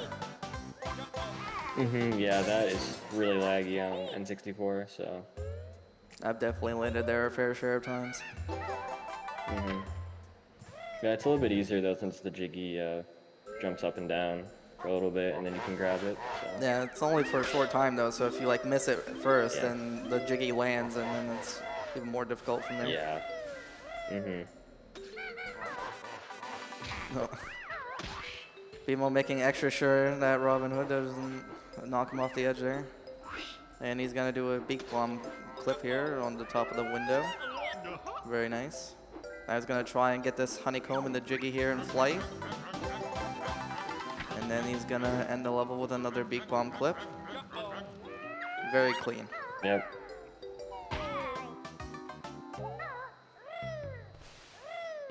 And that brings him right to the entrance here. We are at 0 lives here, which means if we die again, it's a game over. So we have to be a little careful of that. And we're back in spring.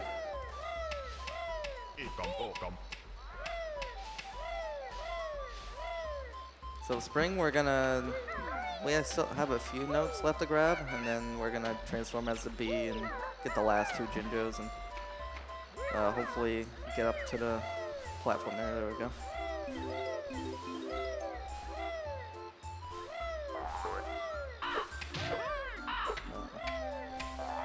Yeah, the spring version of these cluckers here can be a little annoying to dodge too because they're so low to the ground in spring.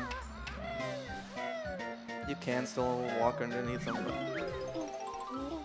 And right here we're about to see a soft lock strat where Beamo's going to take damage during this cutscene and then he's going to perform a very specific sequence of inputs here while the camera is locked. He's going to try and make it to Mumbo's skull here while using audio cues to tell where he is. Perfect. That was very clean. Yep. And no washing machine or T-Rex. And this is the bee, definitely the most interesting transformation of the run by far. You're gonna see definitely. a lot done as the bee, especially when Trep gets to there in his Xbox route. Yeah. Probably one of the most interesting exploits in this game, or glitches, I would say.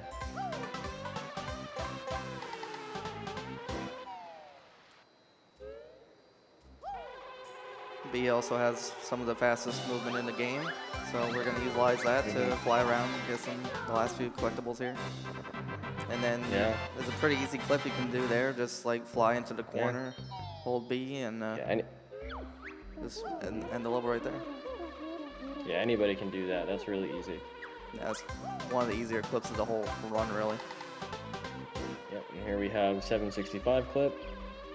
One of the RBA reverse V adventure clips. Yep. And so now Beamo can take the B wherever he wants in the lair, in any level, but obviously we have a route, so we gotta get a few more collectibles here. Yeah, a lot of the Grunty's lair jiggies that we normally have to hit the witch switches for in the levels to get, we get a lot of them as the B, like just because you can skip the dance animation as the B. And the bee just has really fast movement. Going over here to FP lobby, we can just fly right into the jiggy there, no questions asked. Yeah, just the bee has like a really big nose, so you can just go right through it and get the jiggy. You can also do the same thing here to get the jiggy in the eyeball there. It is actually possible to get stuck in that eyeball, and if you do, there is a way out, but it's pretty annoying. Luckily, we didn't see that there. And movement as the bee is very, very difficult to optimize. These runners have spent countless hours trying to perfect this bee movement. Yeah, definitely. And the last jiggy there, you can just like kind of walk through the bars there as the bee. It's weird. Yeah, just the bee's hitbox is so small, you can just go right through it. And we can do a similar clip here to get into Bubble Gloop Swamp, and we're actually going to start Bubble Gloop Swamp as the bee. So we're going to fly up here to the Toxic Swamp Maze here, where Mumbo's skull is. And we're going to actually go right into Mumbo's skull here and de-transform in here. Yeah, you can de-transform as any transformation, any of the Mumbo skulls. So, yeah, that's pretty cool. And then after this, we're just gonna death warp and start the level basically as normal.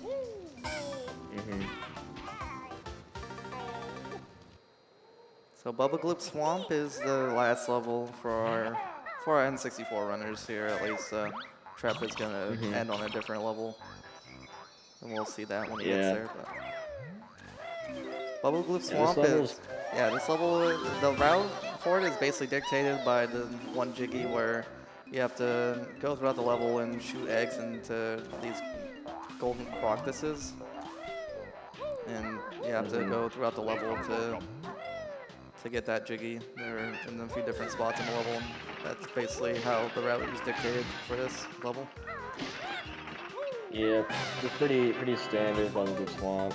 Not the most interesting level, I would say, but it is, right at the end, and you gotta get through it. Yeah, it's also one of the longer levels too. There's just a couple mini games in this level that are pretty slow, kind of auto scroller. You'll see the runners damage boosting through the swamp here just for a bit of quicker movement. Yep. You don't want to be using, the wading boots at all. Also helps for the death warp coming up. Actually, I don't think it matters because you get a health refill from the honeycomb. So,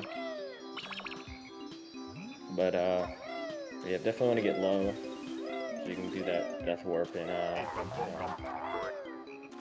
few minutes here. Actually, probably a lot of minutes. This level is extremely long for being like the 4th level. Gotta love Mr. Vile. Yeah. Tip top.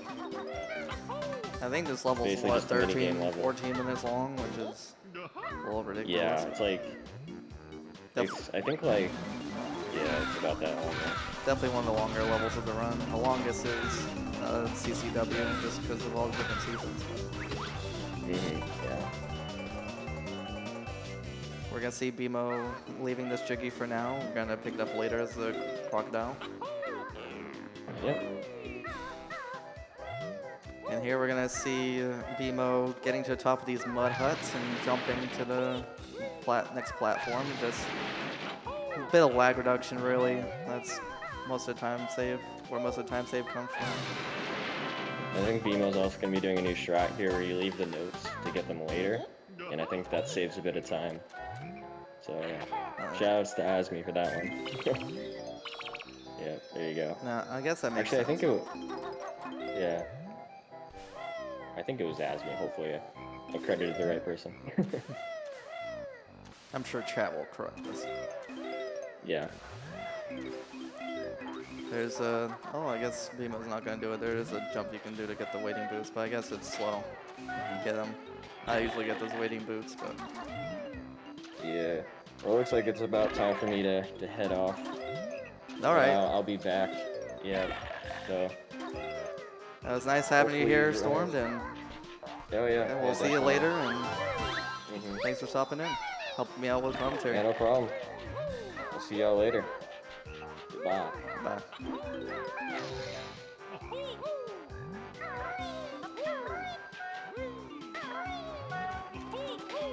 All right, so moving right along with Bubble Glue Swamp here, the mosquitoes in this level can be very annoying. Like their AI can be a little tricky to dodge there.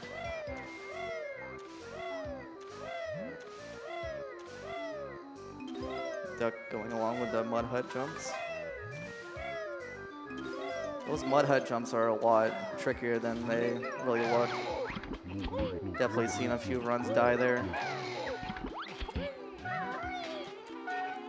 And BMO's here at Tank Top, where you have to ground pound all 4 of his feet there to gain entry. We're finally gonna get the Croctus Jiggy there. Oh! Oh! It's just little funny moments like that in this game that give it just so much personality compared to other games. Gotta love it. Alright, so here is Tip Top's Choir. This actually is random every time, so let's see what pattern BMO gets here. Blue, pink, purple. Pretty good so far. You want the turtles to be sequential, like right next to each other, so you're not like running around the room too much. Yellow, pink, red, blue, yellow. Yeah, this is all RNG, so there's not a whole lot you can do here, but the most important thing is that you really want the end of the 3rd round to end at the yellow turtle here, because it's at the very front where the Jiggy spawns. Purple, blue, purple, red, purple, blue, cyan. Pretty good pattern here. Yeah, it can be a little weird sometimes if you ground pound the backs. It's a bit of a weird hitbox. It doesn't always count. It's annoying when it happens, but you just gotta deal with it.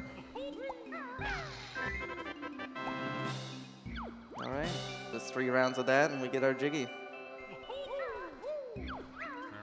Let's see what pattern Duck gets here. And you'll see the runners at the first round, at the beginning of the first round here, they'll kind of recoil off Tip Top to get a little bit of movement during the cutscene there while showing the turtles.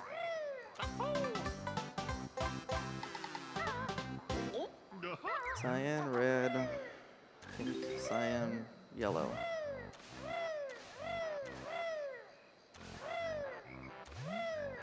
So now that BMO is done with Tank Top, he's gonna make his way back to Mumbo's area here. So it's at the beginning of the level, just flying there as the beta de-transform. And again, waiting boots are very slow, so we're gonna opt to not use them and just jump through. We have plenty of health at this point because been collecting all the honeycombs, which is part of the 100% definition. So we have plenty of health to make it through the swamp here. Well, we can't make it all the way through, but we can make it most of the way through. We can at least make it to this timer jiggy here.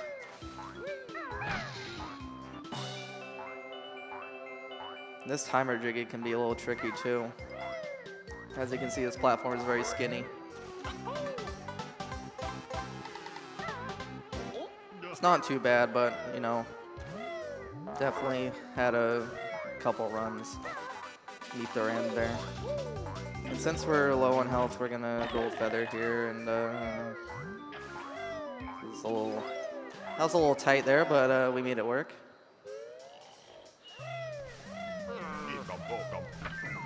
We get our final Mumbo token of the run there. Of just barely enough to transform into the crocodile. This is gonna be the final transformation of this run. So the crocodile here actually has a pretty unique movement. The fastest form of movement is actually his biting attack. Because when you do his attack there, it like boosts him forward a little bit, and if you just do that repeatedly, it's the fastest form of movement here. And if you're at all familiar with Banjo-Kazooie, you will certainly recognize this minigame here, Mr. Vile. He does not make us smile.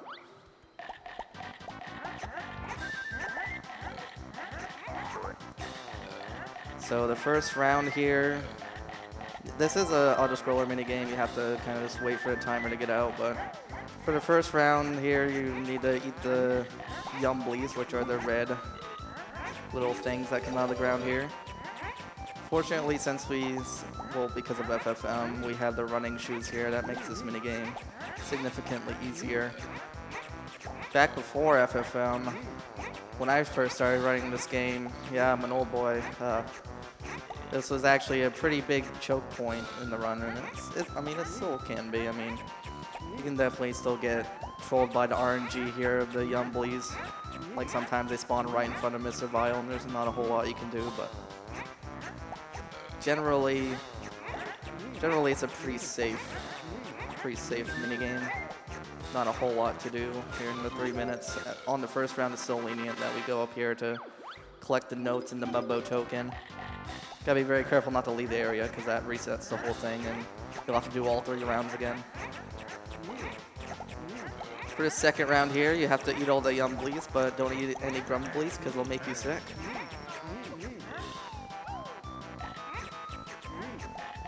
And the goal here is to just have more points than Mr. Vile by the end of the round. You can see the counters up there. And Mr. Vile does have rubber banding, so if you start getting really far ahead of him, he'll start moving faster, and he'll probably catch up to you. So it's best to, you know, stay right around 4 or 5 ahead of him, because anywhere beyond that, he's just gonna cheat, essentially. Like, you can kind of tell on BMO's screen that he's getting a little faster.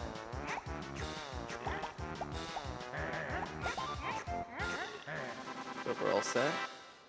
In the third round, every 10 seconds, you can see at the top there which color you have to eat. And every 10 seconds, it's gonna swap. And there is a bit of a cooldown in between the swap. Like when the timer ends with a 1 there, like at 41, it'll transition. And if you actually eat one during that transition, sometimes it will count as you eating the wrong color, and if you eat the wrong color, you'll be stuck in an animation for a couple seconds of him like spitting it back up or whatever, getting sick from it. So you definitely want to be careful about that. But other than that, you know, you can like jump over Mr. Vile to like steal the Yumbly or Grumbly that he's about to eat.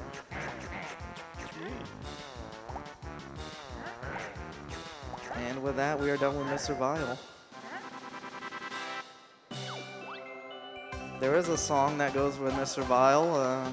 I didn't sing it there because I was explaining it, but I'm sure as the tournament goes along, we'll have an appearance of that song. But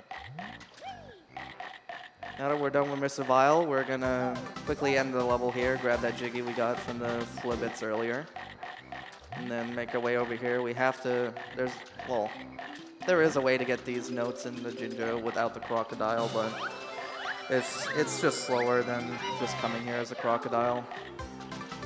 Plus, it's an easy Jiggy dance skip.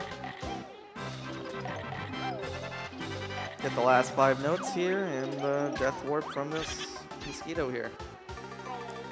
And that will be the final level of the run.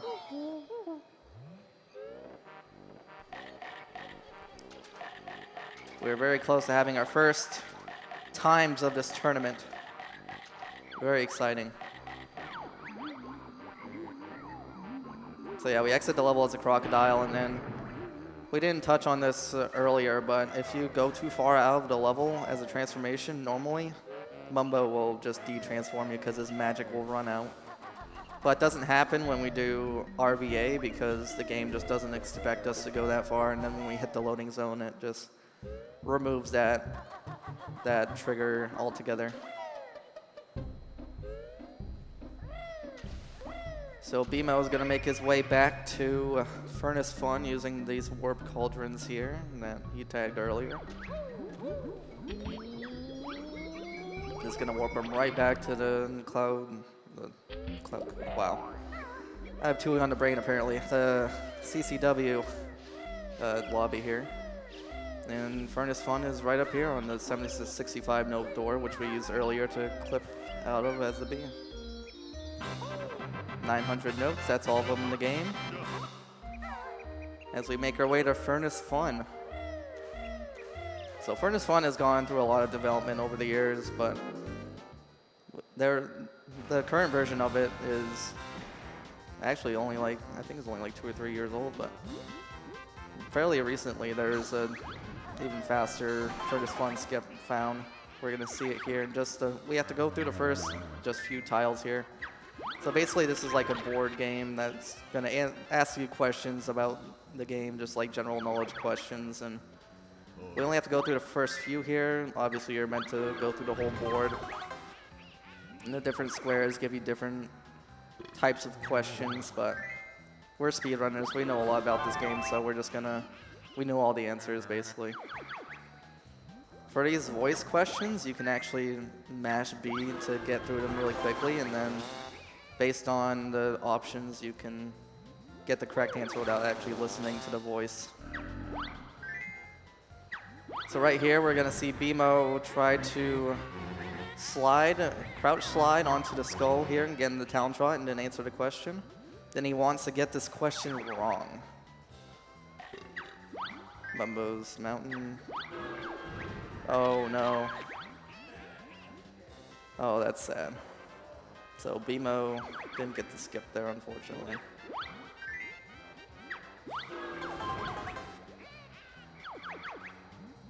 It was BMO doing.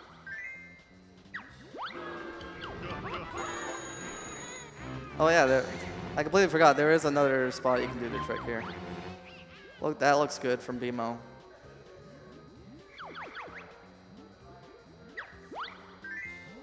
Oh. That looked good to me, but I don't know.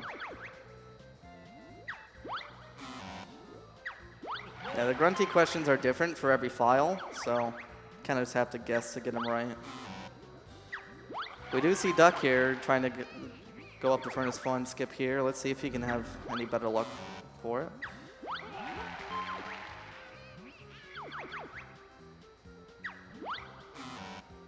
Yeah, Furnace Fun skip. This can definitely be a big choke point in the run. It's right at the very end. It's always heartbreaking to see when runs die here. All right.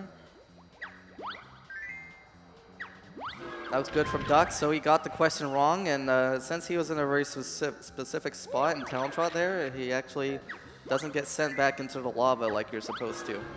So he can, and since he didn't die from the skull question, he can just go straight to the end of the board and up to the final grunty fight without doing the minigame. And there we go, BMO finally gets it. There are a few spots on the board where you can get the skip. It's not like specific to that one spot in the board, but which is good for no reset situations like this, where if you fail at once, you do have a couple different chances before you just have to start over. But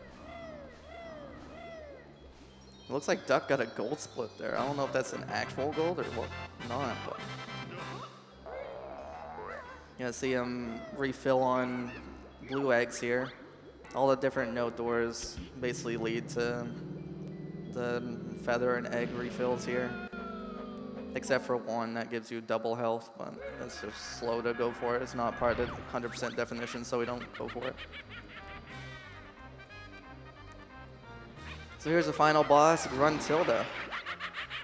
Made it to the top, and we're finally here. So to start off the fight, you're gonna see Duck basically just use a Big Bus invincibility there to not take damage, and then poop a bunch of eggs onto the platform there to do a bunch of hits on Grunty really quickly to end that phase really quickly.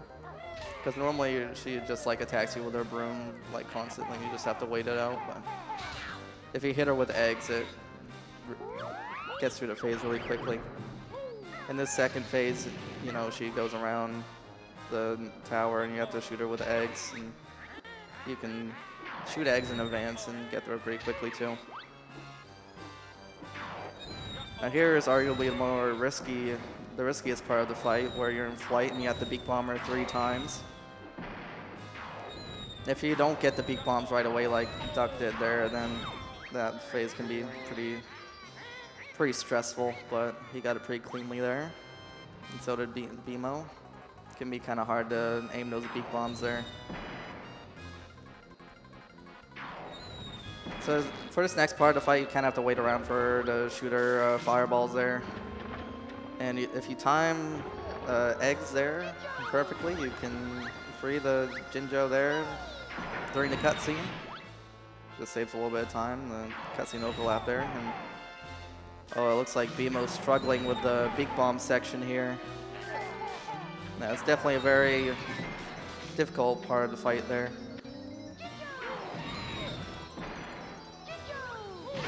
So yeah, for the 4 Jinjo statues, you kind of just have to wait around for them to break free and be ready to attack.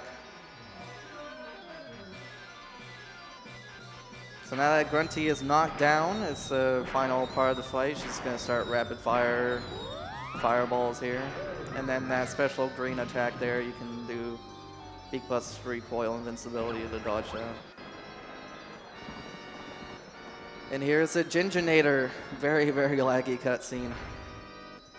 The very last thing, we just have to shoot 5 eggs into each of these 4 holes in the statue here.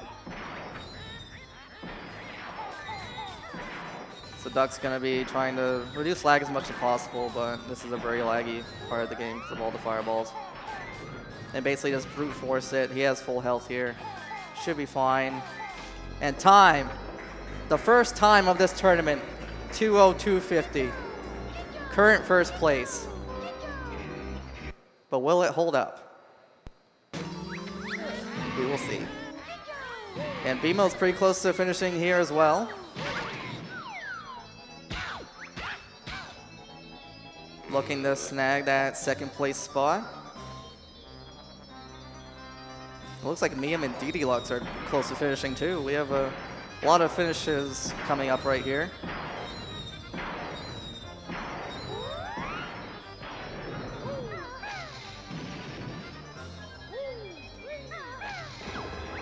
kind of have to wait around for the Ginginator to spawn. Not a whole lot you can do. Unfortunately, BMO did struggle a little bit with the Grunty fight. The Grunty fight is definitely not easy. It's a very big choke point in the run. Just the end of the run in general just is not easy. And time. Current second place, 2:03.40 by BMO.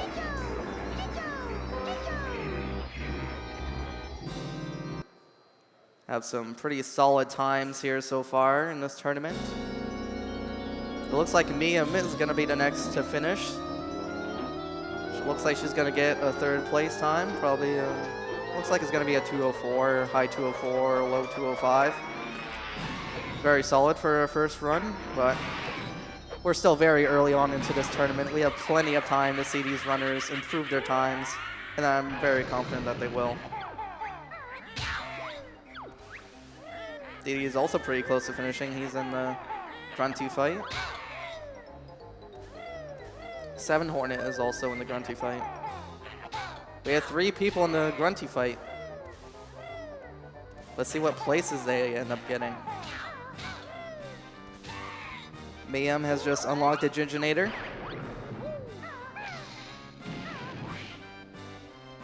Yeah, if you're kind of low on health, you know, it is, you know, lag reduction to avoid getting hit by the fireballs, because as you can see there, you know, getting hit by the fireballs just creates so much lag. But the fireballs in general just create lag. And all right, time. 2:04.25. A new event PB for Miam in her first completed run of this tournament. Now you'll probably see the runners right after they finish here just go right into another attempt. You know, they don't have a limited amount of time here. This is a 2-hour run, so if they want to improve their times, you know, they just gotta get right into it. But like I said, we're still pretty early on, so there's definitely still plenty of time to improve.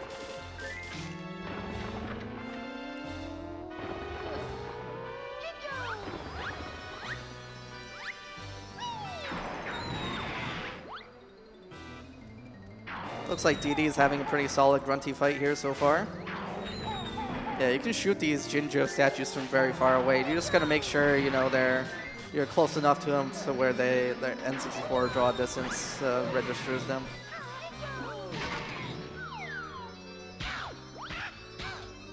And it looks like DD here is on pace for a 4th place here at pace.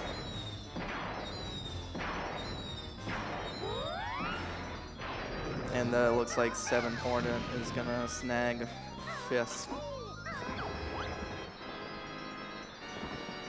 Just a couple more egg shots and time. 2:06.24 by 7 Hornet.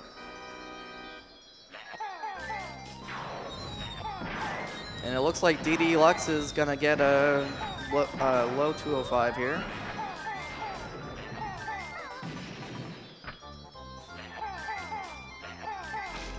And, oh, he actually bopped the 2:05. 2:04.57 by DD Lux, which is 4th place currently in this tournament.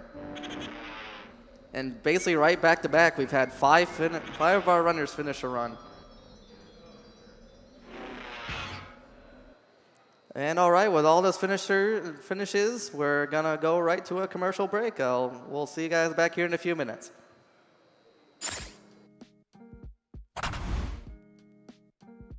Urban arts helped prepare me for college by giving me a lot of experiences working both independently and collaboratively with other people to make really cool games, and taught me how to put my all into creative projects, and that helped me put together a very strong portfolio for college. The best part about being in the urban arts community is the people that you meet. A lot of the people here have the same interests as me, so in the future, making friends here will benefit me and them and everyone around, because we all benefit from each other by gaining skills that other people had that I may need. Urban arts arts helped me see myself differently by showing me that I can be a good leader. In the studio program, I was assigned the role as project manager, and fulfilling that role for the first time actually helped me realize that I have good leadership skills, and it really helped me to develop them.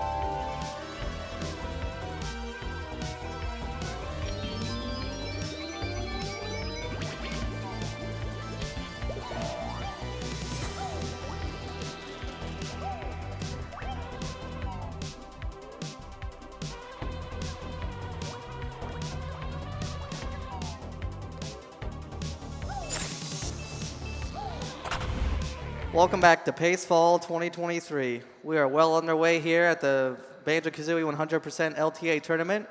We just had 5 runners finish runs and get new times on the board. So, and we have 2 of our runners that are well underway in the run, so let's get right to them. All right, looks like Thunderful is in Bubble Gloop Swamp, getting towards the end here. He's actually ahead of his splits here. I think that's his PB too, so I think he's on PB pace. And we see Trep here doing some of that Xbox movement that we foreshadowed earlier with Stormed. Since on Xbox the notes save when you exit the level, it's a lot easier to do strats like this where you come back into the level and get notes and other collectibles as to be. And as you can see, it really helps save a lot of time throughout the run.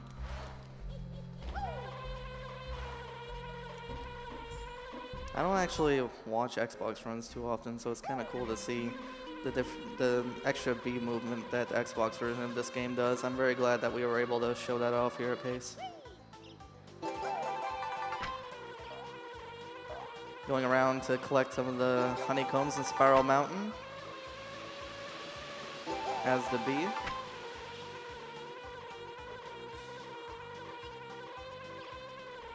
And getting right back into the lair. And from here, we're gonna go to Gobi's Valley, it looks like. As Thunderful is entering Mr. Vile. And we also see BMO, DD Lux, and 7 Hornet there on the bottom. They're setting up FFM. Well, DD and 7 Hornet are. BMO just started a run and is in Spiral Mountain.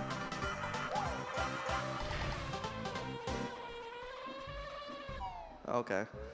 I just received word that 7 Hornet actually didn't get 100%, so that's unfortunate. But there's still plenty of time to recover and get a time and improve. We still have good, like, 6.5 hours, I think. Plenty of time to get a run going. And we see Trep here entering Gobi's Valley as the B. And as the B, he's gonna fly through these rings real quick. And also grab some notes while he's at it.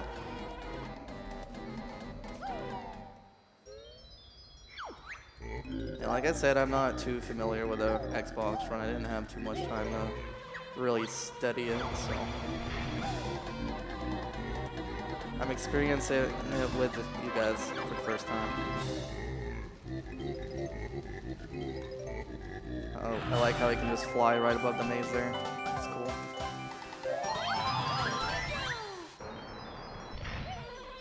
It's good to see that all of our runners here are looking to at least get a time up there on the board right away. It's good to, in these tournaments, to get a time early, I would think. I've personally never participated in an LTA tournament, but I think just for my own mental security, it would be nice to just have a sort of time up there on the board early so that we can work from there.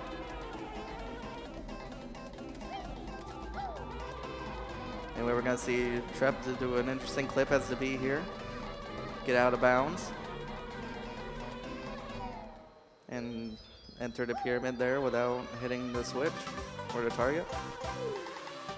And since he's here as a B, he can just fly right up to the Jiggy there without pooping eggs into the basket like we saw with other runners earlier.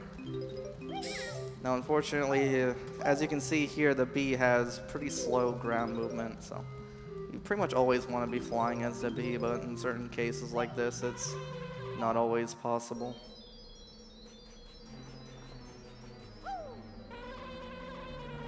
Fly through the rest of the rings here. I think he only has one more after this. It's really nice the last ring ended up right near where the Jiggy spawns.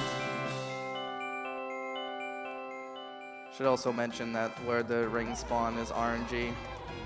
I know we see Thunderful, he He collected he ate the red Yumbly there a little too early, like as the timer was switching, so unfortunately it counted against him, but still looks good. He's definitely well ahead. He's not gonna lose. I hope we don't see any losses to Vile during this tournament.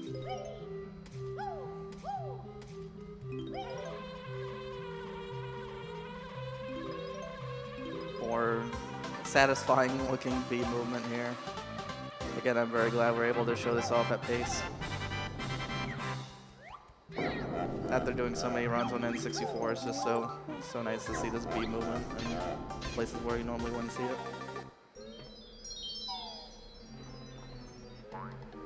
And just like that, we're done with Gobi's Valley. Now we're gonna go back to Freezy Peak and clean up some of that as the B. Right as Thunderful on the top right there is about to exit BGS, or Bubble Gloop Swamp. Getting a little trolled by the enemy here. Oh! The enemy actually got stuck inside the wall there for Thunderful. And he's too high to take damage off of, so he has to go all the way around here to try to find an enemy to take damage off of. Oh no. I think he's just gonna run right to the entrance. No, there's an enemy right here he can death warp off of. Yeah. This definitely not happy about that, but unfortunately there's not a whole lot you can do about that. You can sort of manipulate the movement of that mosquito, but you know, once he's stuck, and you just have to deal with him.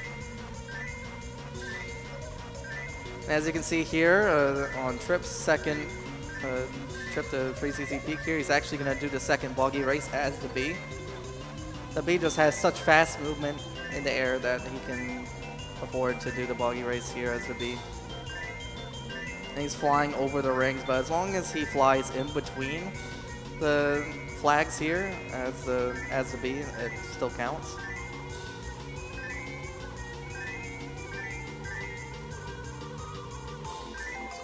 Definitely not something I see very regularly, so it's just cool to watch. Oh, I've lost again. How could I let a stupid bee beat me like that?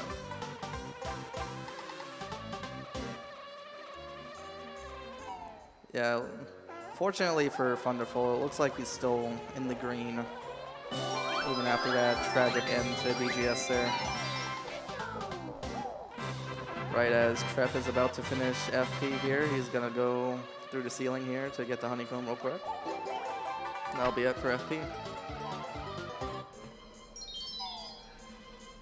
And he's heading up the Furnace One too. Thunderful and Trep are actually pretty close to each other. This is a pretty close finish. Let's see who comes out on top here. Thunderful is just about to enter FP. Looks like he's a little bit ahead of Trep here, but that could all change. As we saw with the Grunty fight earlier, there's definitely a chance for the lead to change here, but let's have to wait and see what happens. Hopefully FF Skip treats Thunderful nicely here.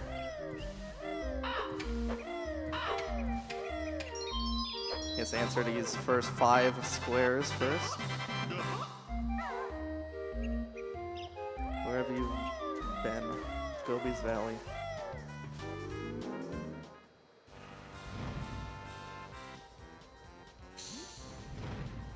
Yeah, you can actually hold A and B together here to make the text scroll really fast, but sometimes it scrolls a little too fast, and I've definitely been guilty of not reading the question right and getting it wrong. But I shouldn't see that from these runners here. All right, Thunderful answers the last question here, and let's see how he does. That looks pretty good. Oh no, it's a Grunty question. Hopefully he can get it wrong. Oh no, he gets it right. Oh, that's a shame. If you get a Grunty question, all the Grunty questions, the answers to the Grunty questions are different for each file, so unfortunately, if you get a Grunty question on that skull, you just have to like mash A and hopefully it's the wrong answer. If not, then you have to try again. Hopefully he can get better luck. Oh my god, that's the other square that makes it impossible to do a skip. You can't get... I don't know what about a picture question that makes it not possible to get it, but... You know, he'll just have to keep trucking along and hopefully he can get it later in the board here. This is just really, really sad to see. Meanwhile, Trep here gets first fun skip, first try. And just like that, folks, the lead has switched. And Trep makes his way up to the top of the tower to defeat the evil witch. While Thunderful is at the next skull square here, and he can have another attempt at this.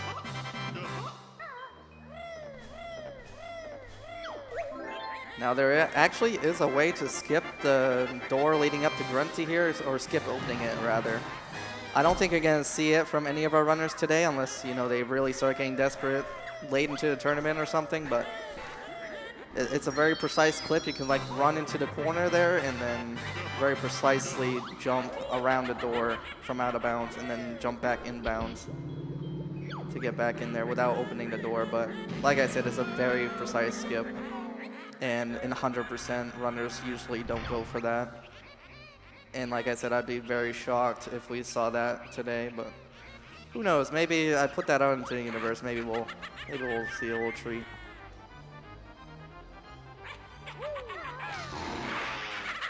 Trep is just starting the Grunty fight. Looks like he's on pace for about a 203 here. We'll see what happens though. Now, unfortunately for Xbox, you know, since Xbox can't skip text, he kind of has to wait for the text to finish before the next phase can start. Meanwhile, Thunderful is on his way up to Grunty as well, just starting to fight.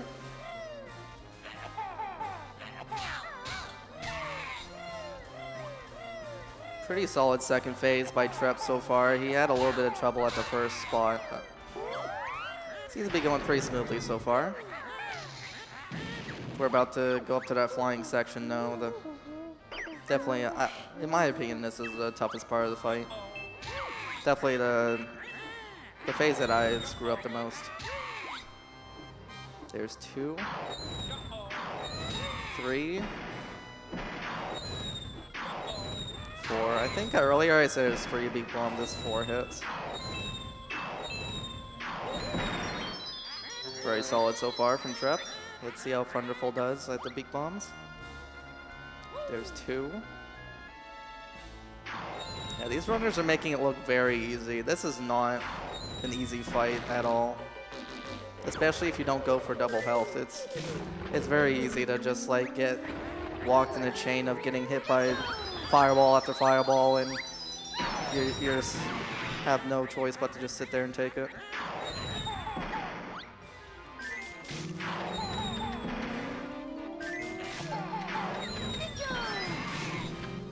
Trep having a clean Jinjo statue phase there.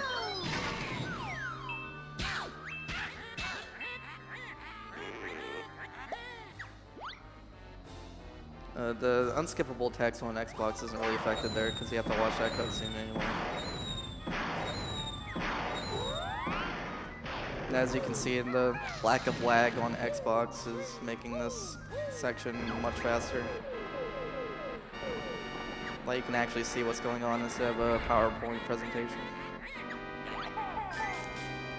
And Trep is about to finish here. Very quickly. This looks like a very clean Gingernator. And time. Trep finishes with a 2:02:37. Folks, that is the new first place for this tournament. Just like that. Trep is currently in first place with a 2:02:37. And I don't know, it looks like Thunderful might be able to clutch that out. We'll have to see here. This is actually going to be really close. He needs a really clean Gingernator here. This looks really clean so far. He might be able to take it. And he does. Thunderful takes first place with a 2:02:23. Incredible. All of our runners here now have times on the board. We have Thunderful in first with a 2:02.23. We have Trep in second with a 2:02.34. We have Duck in third with a 2:02.50. Bimo in fourth with a 2:02.40. Miam in fifth with a 2:04.25. And Didi in sixth place with a 2:04.57. And Seven Hornet just has yet to put a time up there, but we're still very early on to this tournament. It's just exciting to see all the runners have completed runs. You know, it's kind of a meme in the Banjo-Kazooie community where usually in Banjo-Kazooie races, people end up forfeiting, so it's cool that this early on in the tournament, we all have runners who have completed the game.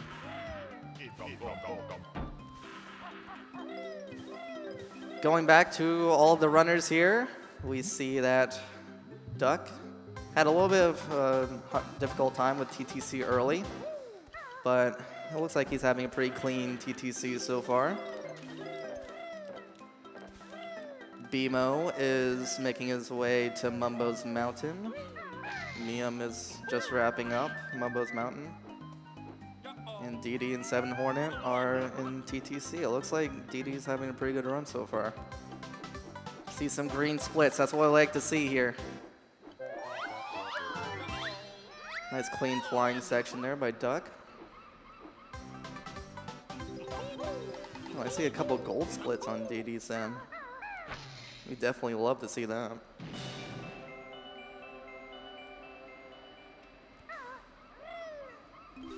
Oh, it looks like Didi is going back to this note. We probably missed it, but it looks like he missed that note. Unfortunately, it is pretty easy to land while you're getting that note, but it's just a little bit of a detour to get it. Not too big of a deal. We see Duck here going for a quick nipper. He's gonna walk right up there where his hitbox basically doesn't exist, or hurt box, I mean. Then walk right up into him so he can deal all that damage really quickly. Very, very clean.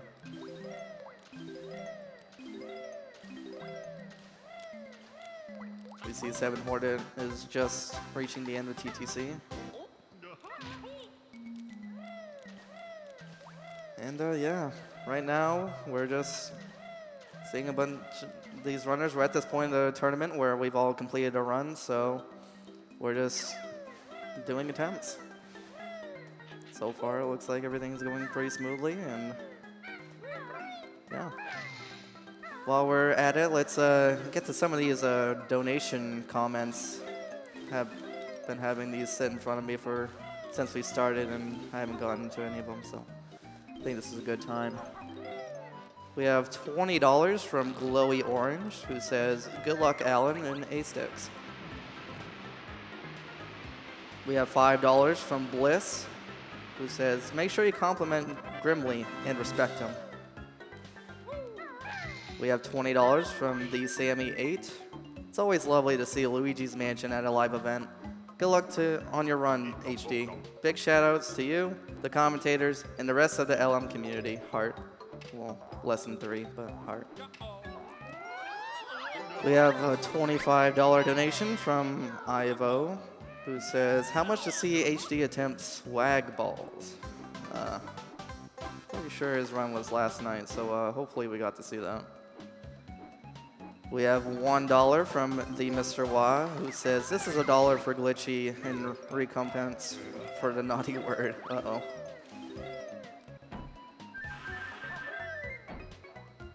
Alright, going back to our runners here. Oh, Didi landing there. Luckily, he was able to skip the jiggy dance there, so that landing basically didn't waste any time at all. He just had to use the shock spring pad there.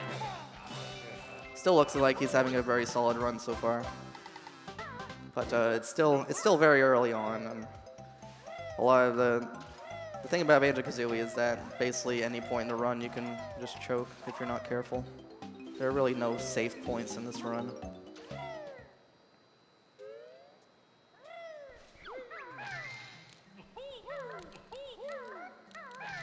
We have $500 from Spalinas Weenus, who says, "Hey Shift, always amazing to see you doing what you do best, and especially for a great cause movie."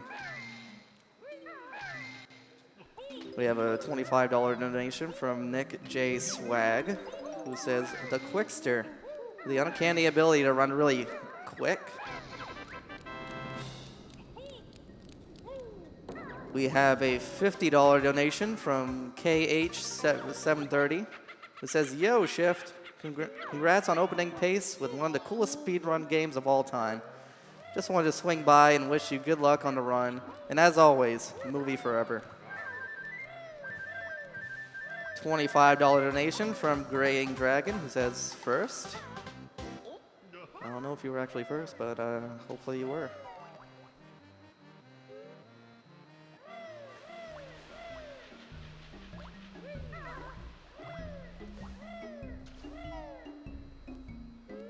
All right, DD Lux just exiting TTC. Looks like he lost a bit of time there, but nothing to...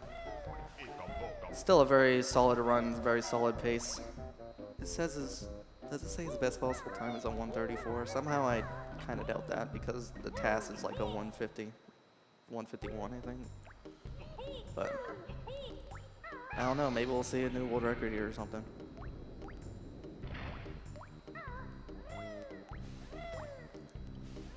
And Duck is just about to enter Clanker's Cavern. Hopefully he can get the good loop cycle again. He's also pretty far ahead. He also got a gold split on TTC. I failed to realize that. That's really cool.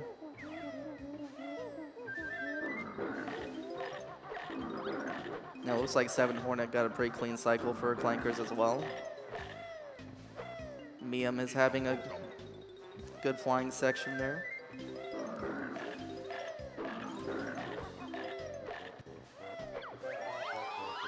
Duck is having a pretty clean beginning to Clankers so far. Looks like he's gonna get that good cycle. It looks like DD's well on his way as well. The movement at the beginning of Clankers, you know, if you have a really good amount of practice with it, it's definitely not difficult, really difficult, but if you make like one tiny mistake, you're gonna be in trouble for making that cycle. And that's really like the most difficult part with Clankers. It's just so many global level cycles that you have to deal with. Like as soon as you enter the level, you just have to have like basically perfect movement if you want to catch all those best cycles.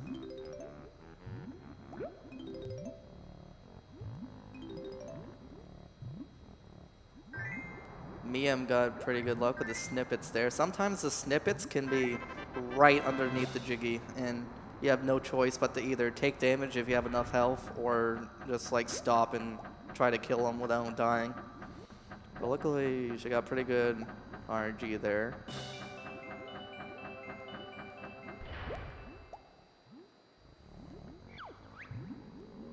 Looks like Duck is getting that good bubble cycle here. You should be able to just snag it right there. And, yep, just go right up to the top.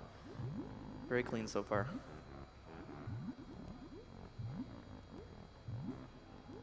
Miam making those jumps on the trees look easy. She falls down to get Leaky there. That can be a safe strat, I guess, if you're worried about getting it from the top platform there. Definitely doesn't waste that much time. It's just a little strat you can do. Nice bull jump from 7 Hornet there, making that look easy as well. That all these like jumps that you see, there's a lot of jumps in this game that these runners make it look easy, but it's really not. A lot of the trick jumps that you see in this game, it's like if you make one slight mistake, you're just gonna fail. And it looks like Duck had to wait a little bit for the tooth cycle there at Clanker, which was unfortunate. Let's see if DD can get the good tooth cycle here.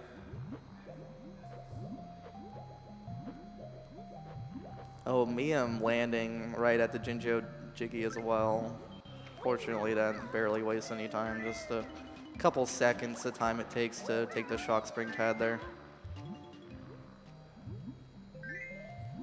7 Hornet, unfortunately missing the bullet cycle. If you get it perfect, you can arrive at the bolt right as it's being shot up. Excuse me.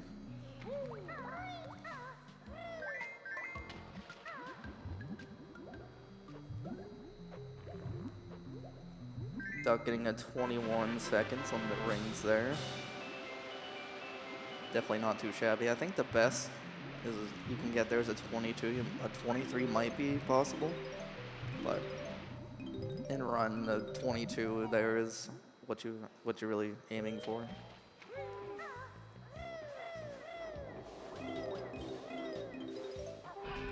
I don't know if we mentioned this earlier, but at the second set of spinning saw blades there that you normally need gold feathers to get through, you can just like run in kind of a zigzag pattern and completely dodge them. You definitely don't need gold feathers there at all. You can try that at home, and I encourage you to do that, chat. If you have this game, I encourage you to try that out. It's one of the speedrun tricks that you can just pick up and do. Miam getting a clean end to TTC there. Looks like she lost a bit of time there. She's in the red now, but that's okay. You know, you shouldn't let red splits just ruin your day like that. Just move on. If you see a red split, just take that as motivation to keep going, you know. It's time saved for next run, as we all say, to try and cope with it. DD getting a clean bolt jump there. Very nice. Let's see if Duck makes the bolt cycle here. Looks like he will. Oh, this is gonna be close actually. Oh, there we go, he made it.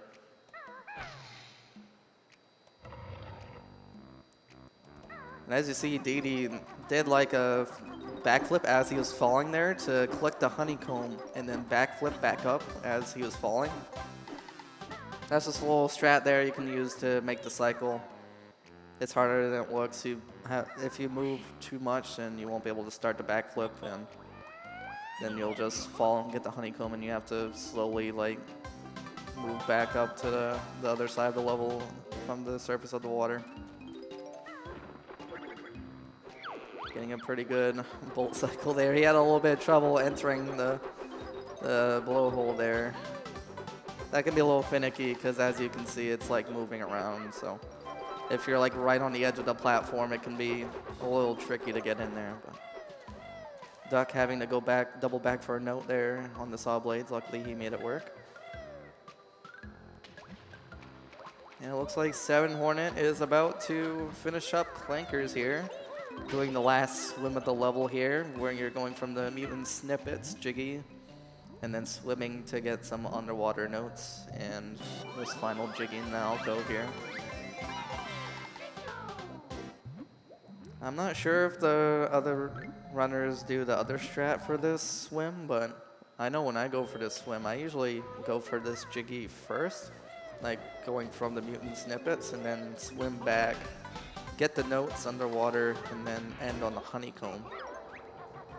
Like I said, I'm not sure if any of these runners do that strat, but you can do it however you want. It's just runner's preference. Doesn't really waste or save any time because you have to wait to drown anyway, so. There are a couple things like that in this game where you can basically just figure out your own way to do things. Speaking of mutant snippets, Duck is here right now. I don't think we talked about the strat in this room, but basically to start out, you can manipulate the first 2 to kill him with 1 beak bust, and then you poop eggs to kill the other 2. Oh, it looks like one was trolling Duck a little bit. Oh, he has to fall and beak bust, or he's pooping eggs. He's having a bit of trouble here. Yeah, ideally the strat for the last 2 is that you have to, you can poop eggs from the pipe there and then jump right to the Jiggy, so right as the last one, as you defeat the last one, you can get the Jiggy right there during the cutscene. That's another thing we try to do. If we can't completely skip the Jiggy dance, if there's a way we can overlap it with a cutscene, we will definitely do that, and this is one of those cases. It is a little tight. Let's see if DD can get it here. Oh, looks like he's doing good. Nice, lands right on the Jiggy. And like 90% of the jiggy dances during the cutscene, so very optimal, or minimal, I should say, time loss.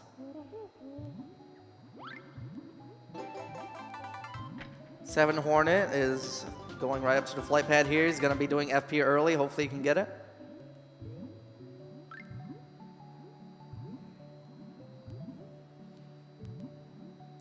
Having a little bit of struggling here. Oh, no.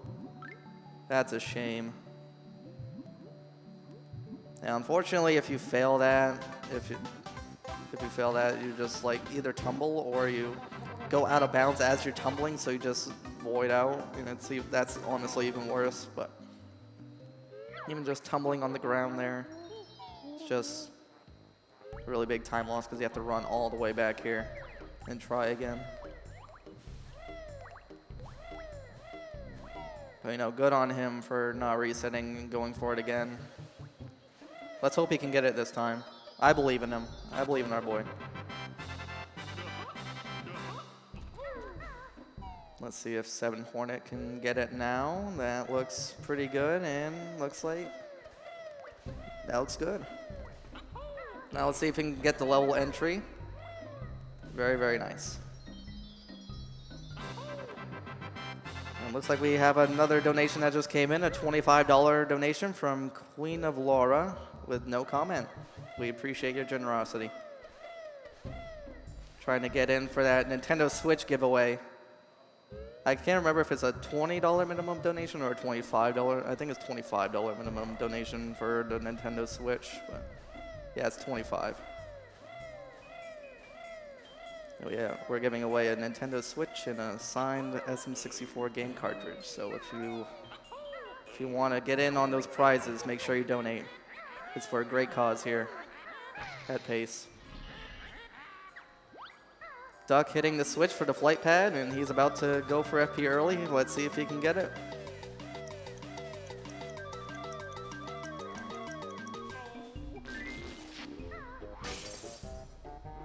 Yeah, that's a pretty tight timer there too, especially if you don't remove the web right away before you hit it. That's good. Now let's see if we can get the level entry. That first peak bono always looks scary to me. Just like the angle there is just so sharp. But luckily he was able to get it and stay in the green. Let's see if Didi can have the same luck here. Well, it's not really luck, but you know what I mean.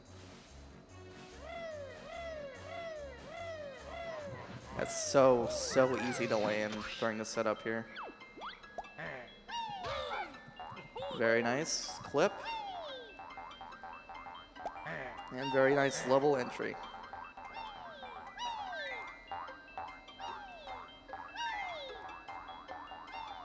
Yeah, this is a nice little break from the chaos here. Unfortunately, in the old route, we used to do FP like an hour and 10 minutes into the run. So it's almost like exactly right at the halfway mark. You got this nice little break, waiting for the twinklies here. It was really nice. I still personally do that route, but unfortunately, that route got obsolete a long time ago. So we still get the break. It's just pretty early on in the run.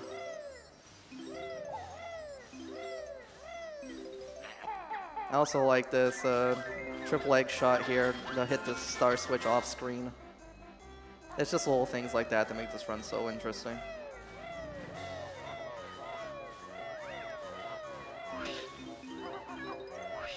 And Duck is about to do yellow star here. Let's see if he can get it. Very nice. Yeah, these runners make it look easy, but I can rest assure you from my heartbreak at trying to do that trick that it's not that easy at all. Like, you have to end your beak bump right as you land on the tree, or else you'll just tumble on the tree.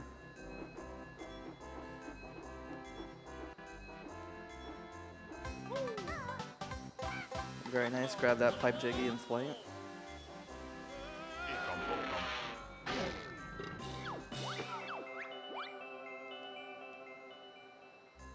Oh, it looks like Thunderful had a little bit of struggling there with Nipper. He's going into Nipper here with 1 health. That's very terrifying. Let's hope he can make it out. Where are the snippets? Okay, the snippets are in a good spot. I think he'll be good. He just has to be really careful here for the rest of the level. I was about to say he might choose to try and kill some for health, but if you're at 1 HP there, it's definitely not recommended to try and kill the snippets there for health.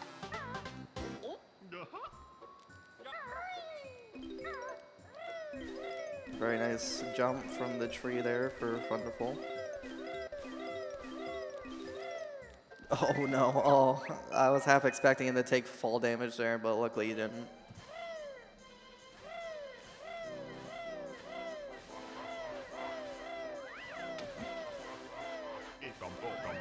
Duck here about to have the next flying section of FP here, grabbing some red feathers. You really need to grab some red feathers for this too, because you're always going to be low on red feathers here. And you might notice that the camera kind of shakes there when you do the beak bombs, so you kind of need to account for that when you're aiming for those snowman's heads here. But if you have a lot of experience like these runners here, then it's pretty easy to judge where you're gonna land. Oh, Didi's even lower on red feathers here. Nice clean beak bomb right into Mumbo's skull there from Duck.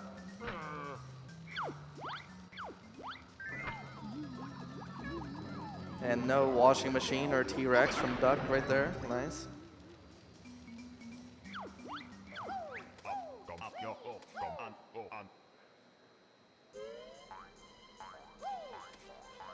Oh, it looks like Thunderful had a reset there. That's not good.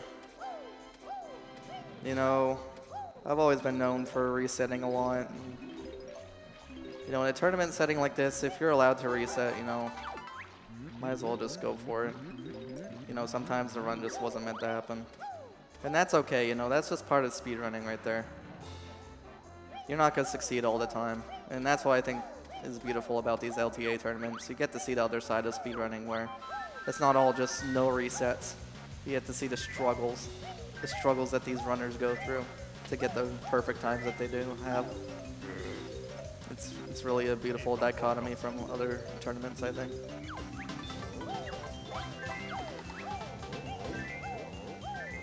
Duck having a bit of trouble there with the right leg, but he was able to recover from that.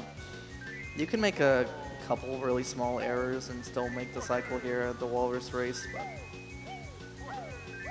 but I mean, it's very minimal amount of mistakes you can make.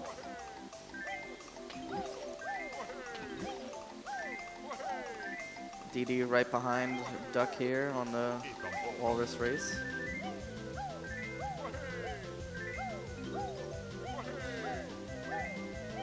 Yeah, that note at the bottom of the ramp there, you can choose to either get it as a Walrus or Banjo. Doesn't really matter. It's just better to get it out of the way as a Walrus. Because Boggy just rubber bands so much quicker in the second race as Banjo. That's usually just easier to get it as a Walrus there. But that was a nice race. Looks like DD is having a nice Boggy race as well.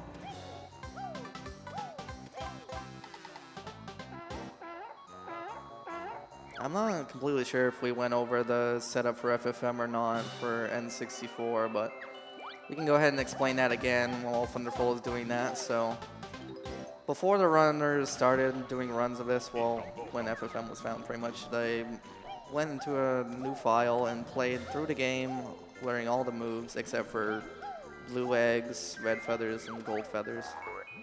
And, ooh, DD, that was a little close from DD, but not really. Anyway, they played through the game all the way up to Furnace Fawn while learning every single move except for blue eggs, red feathers, and gold feathers, because you actually want to learn those during the run so that you can refill on all those items throughout the run. That's actually a very important part of the route, because if you learn them in your FFM file, like, yeah, it'll save time because you don't have to learn it during the run, but just not having that stockpile there just really hurts you in the end. Anyway, so they set up that file, and then whenever they want to go to do a new attempt, they go enter that file, and then go up to Furnace 1. And then this is also a perfect time to practice FF skip here. And once they enter Furnace 1, they get down to 0 lives. And then they enter a minigame square, which is that purple clock square that Funful is going into right now. And they need to make sure they get a minigame that they can take damage in. And if they die in the minigame and then not reset the console and go right back to the file select screen, they will have all the moves in the game that they learned on that file. And as long as they don't enter Grunty's lair or reset the console, they will always have those moves stored. So when they start a new file in a new run, they will have all those moves learned. It saves about 2 minutes throughout the run. Most of the time is just, going out of your way to learn the moves. There is a pretty popular category called no FFM because it is kind of a pain to go through that setup every single time you want to do an attempt, but I don't think any of these runners are doing that today. But if you head on over to speedrun.com and the BK leaderboards, you can find a no FFM run. The route's a little different because you have to go out of your way to learn the moves, but for the most part, it's basically the same route, level-wise, level order-wise, I should say.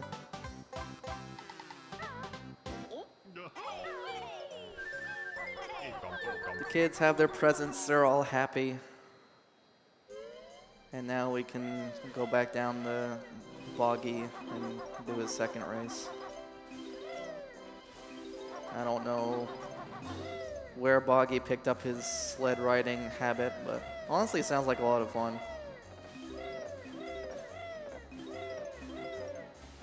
Maybe during one of these winter events we can get a group together and sled race. That'd be a lot of fun. Oh, we see Thunderful there resetting on honeycomb backflip. That's a infamous trick here in the Banjo community. It's surprising how many runs actually die to the backflip to the first honeycomb in Spiral Mountain. It's a pretty big meme in the community. And with the FFM setup, like I said, if you don't enter Grunty's lair, you can just save and quit and reset, and you don't have to set up FFM again. So we're honestly probably going to see quite a few resets here in Spiral Mountain if these runners don't get a really ideal time. Because it's right at the beginning of the run, it doesn't cost them too much time, and they don't have to set up that FFM, go through that whole 5 minutes or so of setup.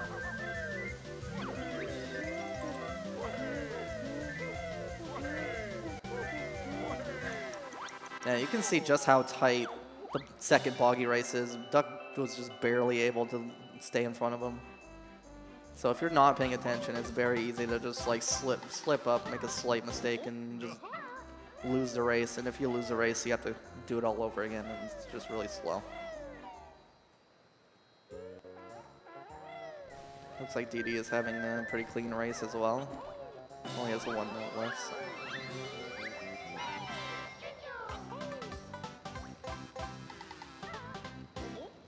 Check out some of our other runners here. Trep is a little low on eggs here, only has 2 left. But he's able to get that tooth cycle and move on with clankers. Meanwhile, Miam seems to be on a pretty good pace so far, but I mean, TTC is very early to call that, but what can I say? I just like those green splits, Green splits make me happy, just like they make all of us here happy.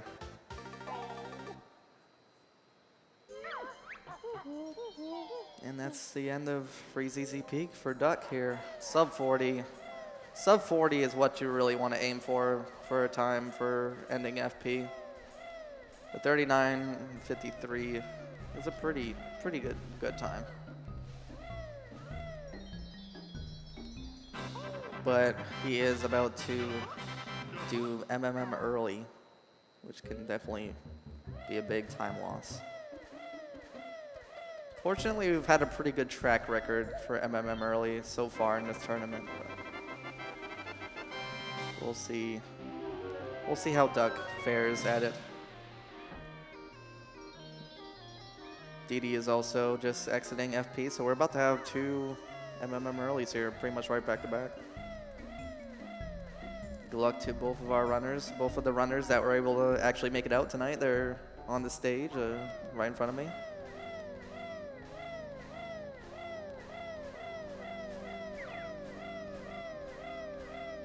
Duck doing the first part of the setup here where he opens the gate.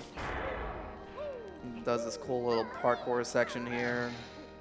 Gets on the invisible floor here that somehow exists. Then voids out, and he's gonna do the skip. Let's see how it goes.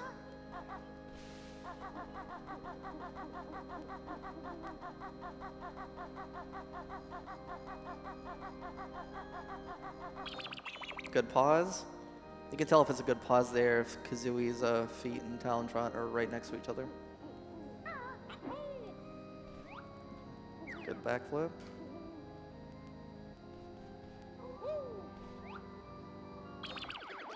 Let's see how these twirly whirlies go, as their very scientific name from is. And right there, he's actually doing something called a peck cancel. He's not just jumping, he's pressing B to rad tap rap standing up while standing, like still. And then right as he does that, right after he presses B, he jumps. And that moves Banjo very slightly forward. And it's a pretty integral part of the setup here. And looks like he gets it. Very nice. Lost a little bit of time there, but we're still in the green. You love to see it. Looks like Didi is doing pretty well at this point. Let's see if he can get it too.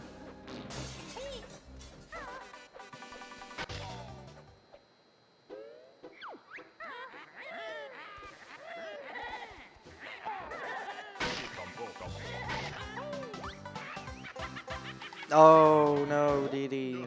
He messes up the setup. Now he has to run all the way back and try again. That's the good thing about MMM early. If you do mess up the setup, it's not, you know, terrible to go back and, excuse me, try to do another setup or try another go at it. It is a pretty big time loss, so you hate to see it.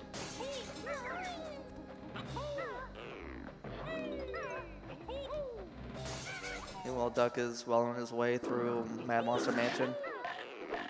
I gotta say, like, some of my favorite parts of this run are just like these little rooms that you enter throughout the levels, like in the mansion here, all these little rooms. Like the movement here, if it's done correctly, it's just so satisfying, especially as a runner of this game. You know, I don't have a whole lot of experience with this game, but just going through all these little rooms and just doing all the optimal movement, it's just like little mini games throughout the run instead of just running through a big level. You can especially see that in Rusty Bucket Bay,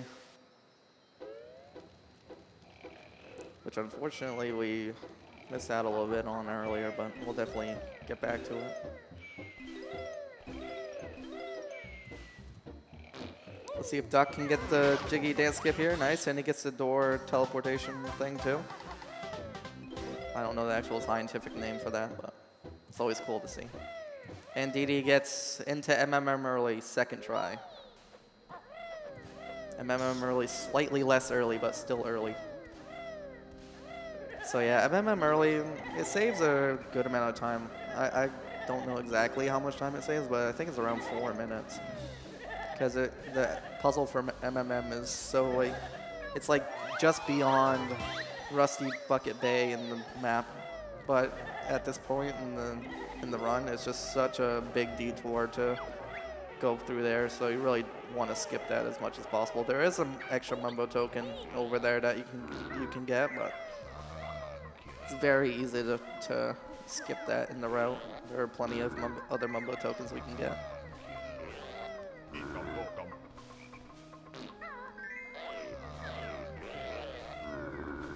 So these pots here, like I said earlier, this section can be really annoying. These tombstone enemies here take 2 hits to kill, and you really don't want to sit there and just kill them. Like, that's just really slow. So you just try to run away from them. And the pots there, as you poop an egg into them and make the flowers blossom, they say, well, the game likes to think that they say thank you, but a lot of people think they say something else. But I'll leave that up to your interpretation of it.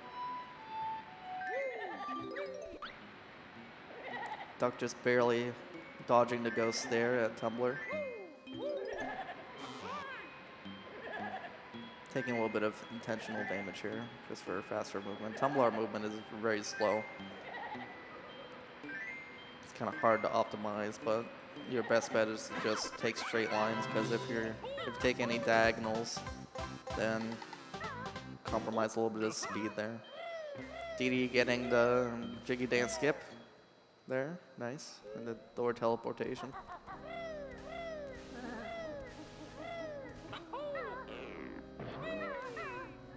Looks like Miam is getting the good gloop cycle here. Oh, she has to wait a little bit, but still not bad at all. Trep is entering TTC, his 3rd level, because the Xbox route is very different from the N64. Doc getting the jiggy dance skip and the Mumbo token there, nice. DD's struggling a little bit there on the beehive jump to the maze. That jump is, I'm gonna sound like a broken record here, but it looks a lot harder than it really is, or easier than it really is.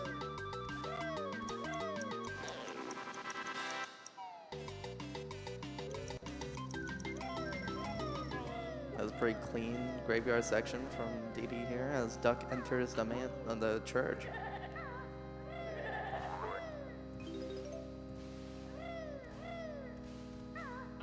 And we can't forget our other runners at the bottom of the screen there. Trep is making his way into TTC. Looks like he's on pretty good pace, as well as Thunderful and Miam. Miam is in Clanker. She's a little further along in her run.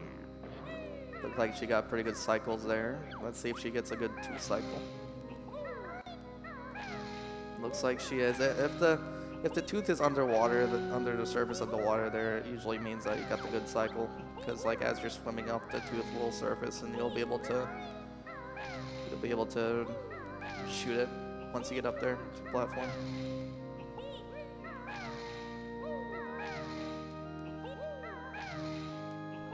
And like we mentioned earlier, this pattern here for Motzand is predetermined. It's not RNG at all, so once you memorize all 15 keys that you need to push in what order, then you can just do it, and you don't have to wait for them. Or there is actually a picture that tells you the answers to what order you need to press the keys in. And I'll be honest, I've been running this game since like 2016, and I still use that image. Because I run this game on and off, so still haven't memorized that. And I know some runners who still haven't memorized that either. I'm not going to call them out here out of respect. But let's see if Trep has a good flying section here. That beak bomb was a little low, but luckily he doesn't land. He definitely would have if he was just a little bit closer there. But yeah, that was pretty clean. Duck having a good end to the church there as well. Like we touched upon earlier, it's definitely really easy to fall in the church there and take fall damage and die. Luckily I haven't seen that yet. It's definitely happened many times before though.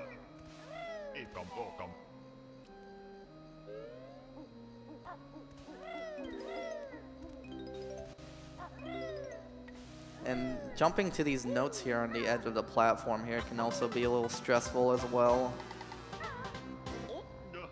Because it's very easy, and like that's a small platform, it's very easy to just like jump a little too far and then just fall off the top of the church.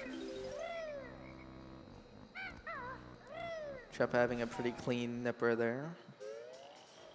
He's on a pretty good pace so far.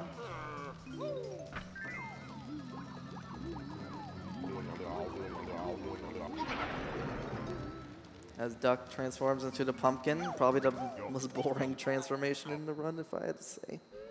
And I think a lot of people would agree with me on that.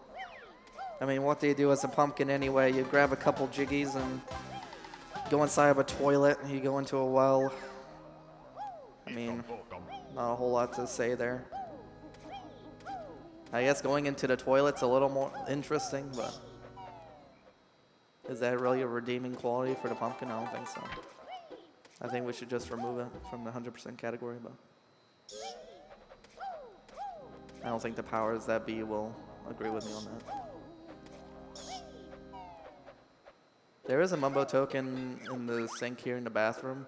There are a lot of Mumbo tokens that the runners skip. Oh, it looks like Didi is pretty low on health here. Hopefully he can make it through. He's fine. He's fine. I just try to create tension for the purposes of entertainment, but that's usually what you're supposed to do. That's his normal strats for that. So we're all good. Trap having a pretty clean flying section there. He almost lands again. Hopefully he can get the jiggy. There we go.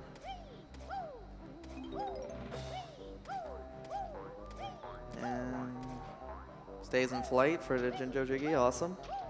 If you stay in flight there, you can just quickly use a red feather and grab a note on your way up, and then you're in the air to beak bust onto the X there. So yeah, for the longest, like the old strats here for the well would be coming in here as Banjo and Kazooie. And that was actually a really scary part of the run because, you know, coming in here as Banjo-Kazooie, obviously Banjo's hitbox is much bigger than the pumpkin's.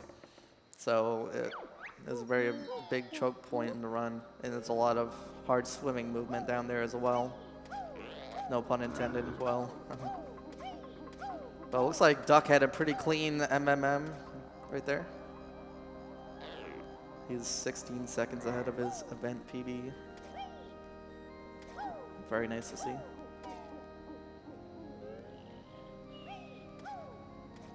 So yeah, unfortunately we have to take the pumpkin all the way out here to hit the water switch.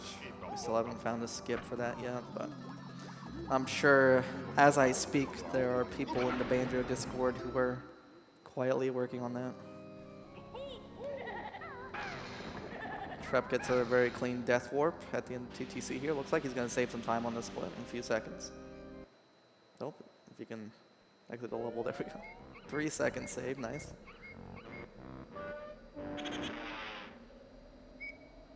Yeah, that enemy there that Trep just went by, like, if he's in just the right spot, he can knock you off.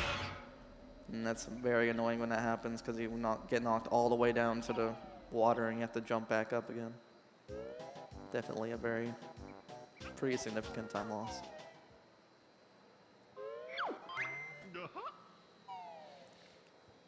And Duck saves and quits, and he's on his way to Gobi's Valley, where dreams go to die.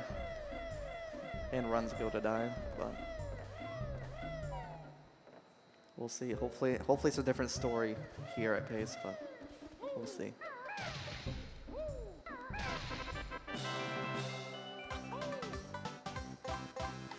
DD is also on his way out of MMM.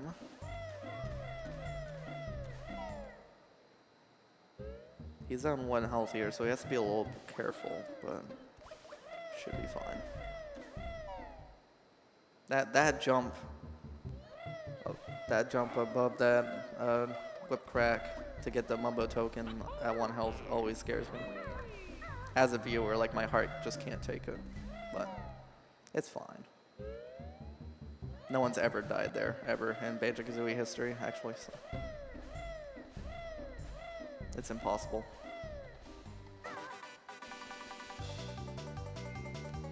So yeah, as you notice, it might look a little slow, but the runners use gold feathers to not take damage on the sand there. That's just to have more health for the beginning here to take damage and get the notes in the quicksand right around Gobi and hopefully get Gobi clip. Which Duck is coming up to right now, so we'll see if he can get it.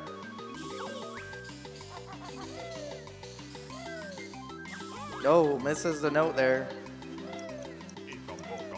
Yeah, you can kind of jump on the scenery there to get a little bit of extra distance with that jump. Looks like Duck is gonna only have one attempt here at this clip. Oh, no. You hate to see it. That loses about 15, 20 seconds, so. It's unfortunate to see, but, you know, happens in a marathon. I guess that's a backup mumbo token if you do miss that clip, but I mean, if it's not in your route anyway, if you're doing Gobi clip, so you don't need to get it.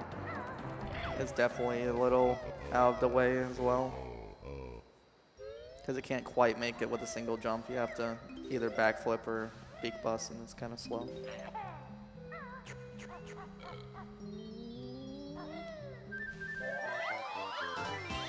Looks like Thunderful on the bottom there is getting good loop cycles. Meanwhile, Miam, unfortunately, another reset. Still very early on. Might as well get those resets in. Still have plenty of time to get those attempts in and to get a better time.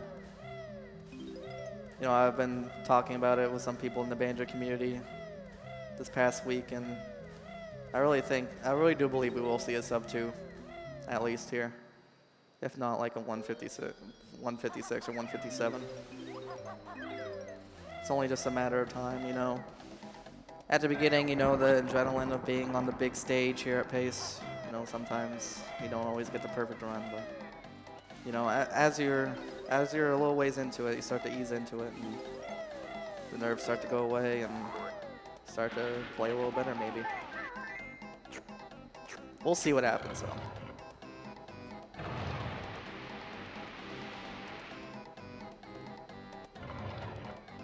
Thunderful has to wait for the tooth there a little bit for Klenka. That's unfortunate. And Didi is about to do Gobi clip. Let's see if he can get it. Well, it looks like he got a gold MMM as well. I missed that. Again, I'm not sure if these are actual golds for these runners, but very nice clean first try Gobi clip by Didi here. Nice little swag pooping an egg into the Sphinx there. It's just barely low enough to the ground to where you can poop an egg into it. Duck in the matching game. Can he memorize where all the symbols are? I think he will manage.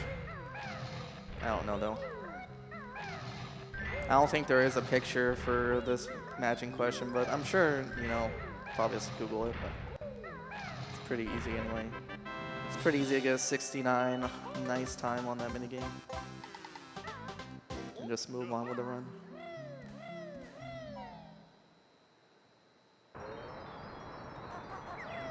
Alright, looks like 7 Hornet is reaching the end of Clankers here. Hopefully you can get a good section of the mutant snippets here. I've seen runners struggle a little bit with them. It's definitely not an easy thing to get optimal. Oh, that first snippet. Yeah. He's struggling a little bit with that first snippet there. But he's getting up on the platform. Hopefully he can get it from there. Oh no, he has to jump down.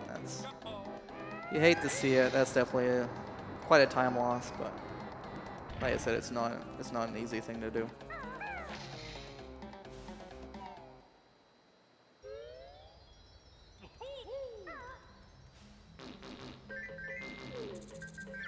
Yeah, pooping eggs into the pot, spinning pot here, you need to be in like a very specific spot. And you need to know the exact timing of it so you don't fail it. And you're on really low egg count at this point in the run too, so really need to be careful of that, but luckily I haven't seen any failures there yet, so hopefully we won't have to witness that. Duck doing a little bit of camera manipulation there. Oh, he almost fell off there. Doing a little bit of camera manipulation there to delay the Sphinx there rising from the ground so that he can jump on top of it and not have to fly through it.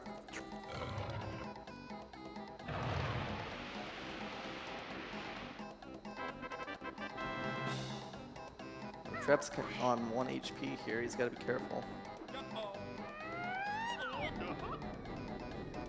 That's another thing too, if you get the order wrong of these in the tip-top choir here, if you hit a long turtle, then it takes 1 HP away from you. So if you're on 1 health here and like you, a lot of runners just type in their chat like the pattern.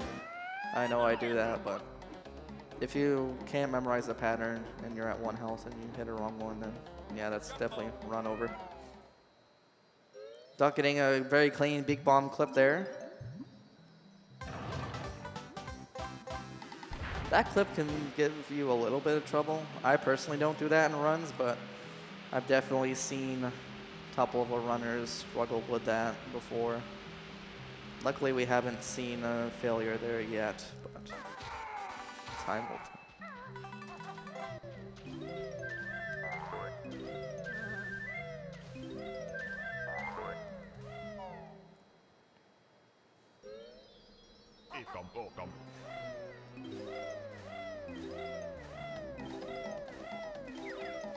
So yeah, doing a little bit of camera manipulation here and Gobies. That's mostly for, well, yeah, it's for the ring, but it's also for a lag manipulation. Or lag reduction, I should say. Gobies Valley is a very laggy level. And that's like we touched upon earlier, that's a very big part of the run where, on N64 at least, just reducing lag. Trep, since he's on Xbox, doesn't have to worry about it too much. But oh, Duck almost. It's very easy to fall there, and then you have to like continue through the maze, like from where you fell off.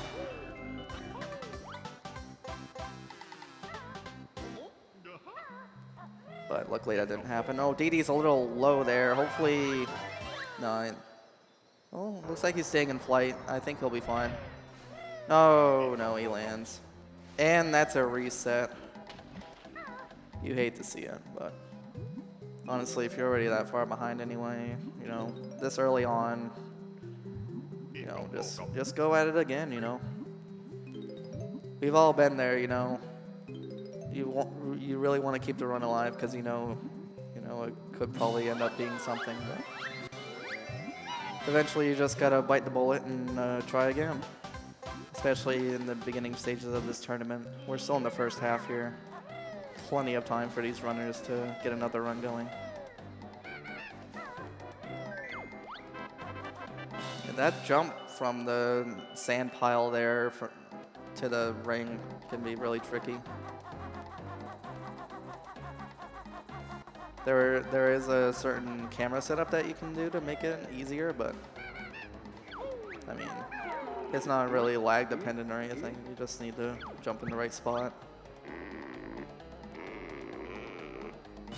Meanwhile, Trep is going to Mr. Vile. He does not make us smile because he is a greedy crocodile. Because he's trying to steal all of our food.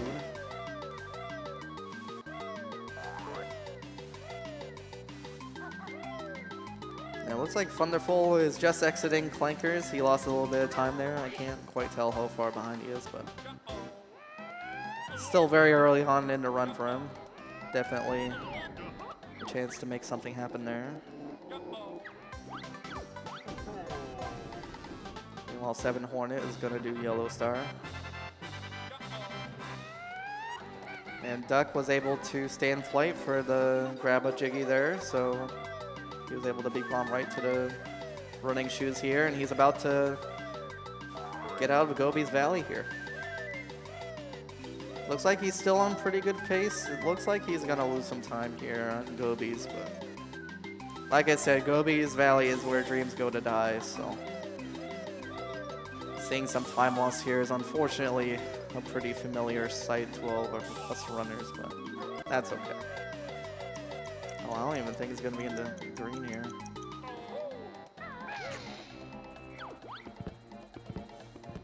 Although he did fail Gobi clip, I just remembered, so just about checks out.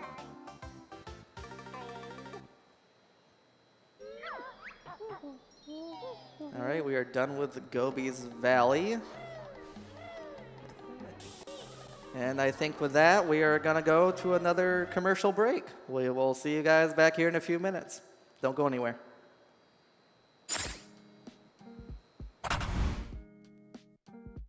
Urban arts helped prepare me for college by giving me a lot of experiences working both independently and collaboratively with other people to make really cool games, and taught me how to put my all into creative projects, and that helped me put together a very strong portfolio for college. The best part about being in the urban arts community is the people that you meet. A lot of the people here have the same interests as me, so in the future, making friends here will benefit me and them and everyone around, because we all benefit from each other by gaining skills that other people had that I may need. Urban arts helped me see myself differently by showing me that I can be a good leader. In the studio program, I was assigned the role as project manager, and fulfilling that role for the first time actually helped me realize that I have good leadership skills, and it really helped me to develop them.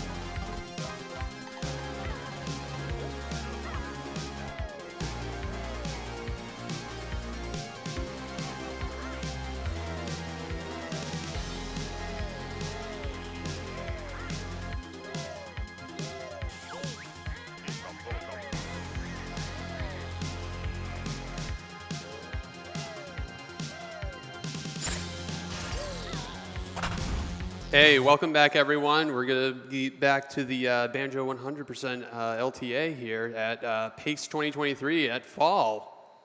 Hope everyone's having a good night and a good day, wherever time zone you're in. And I want to thank iCup for doing comms for the past few hours. Appreciate it. Thank you so much. And I'm going to take the reins for a little bit now. With me in the booth, I have Schlongster. How you doing, Schlongster?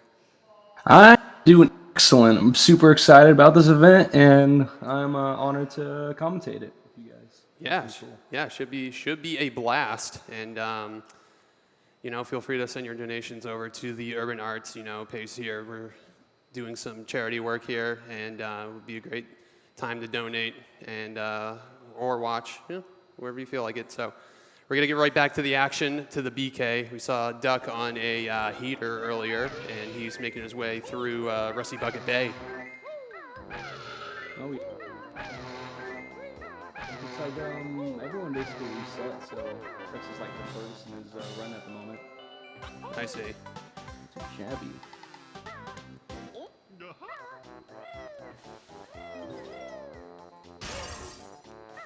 So at least with Rusty Bucket Bay, I know quite a bit about it because it's almost the same route, or basically the same route as the no FFM route. I'm more of a no FFM runner myself, but FFM is definitely a good category. Yeah. The difference is I feel like after Gobi's Valley, the FFM route and the no FFM route kind of are the same with like RBB and CCW, and then after that it's different because obviously BGS and everything. Yeah, exactly. Basically the same. You're right. Mm-hmm. But it's still very exciting to be in Rusty Bucket. I feel like it's a very tricky part of the speed run. That was a nice damage boost there, by the way. That was really cool to see. Oh yeah, that's really nice. So I think Rusty Bucket Bay is probably honestly in my opinion, it's my favorite speedrun level. Like the only thing hard is maybe like engine room, but once you speedrun BK enough, like it kind of gets easy, and it just everything flows really nice. Like not too much stuff can mess you up, and it's just a really nice level. Yeah, no, I had my fair share of spills in engine room. So we all have our, our qualms with with engine room. But like you said, once you're used to it, it's not too bad. Oh yeah, for sure.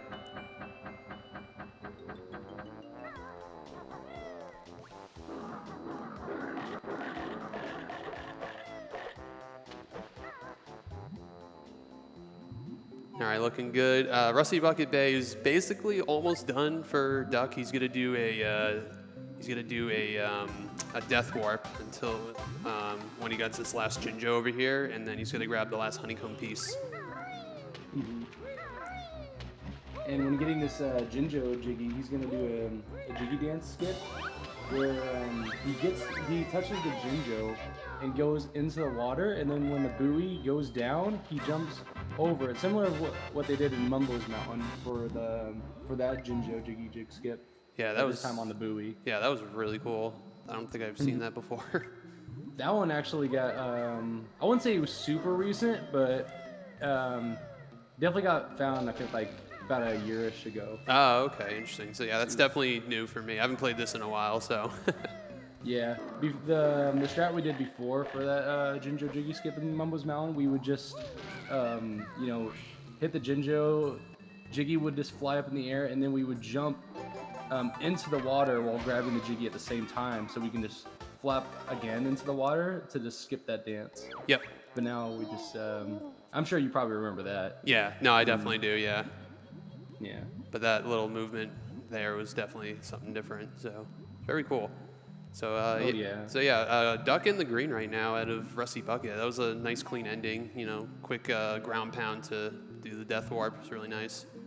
Oh yeah, for sure. We also a bit ahead too. Yeah, no, definitely. And we see Trep on a pretty good run too. And I know he plays on the Xbox version, so definitely a bit different than the N64 version. Can't skip text.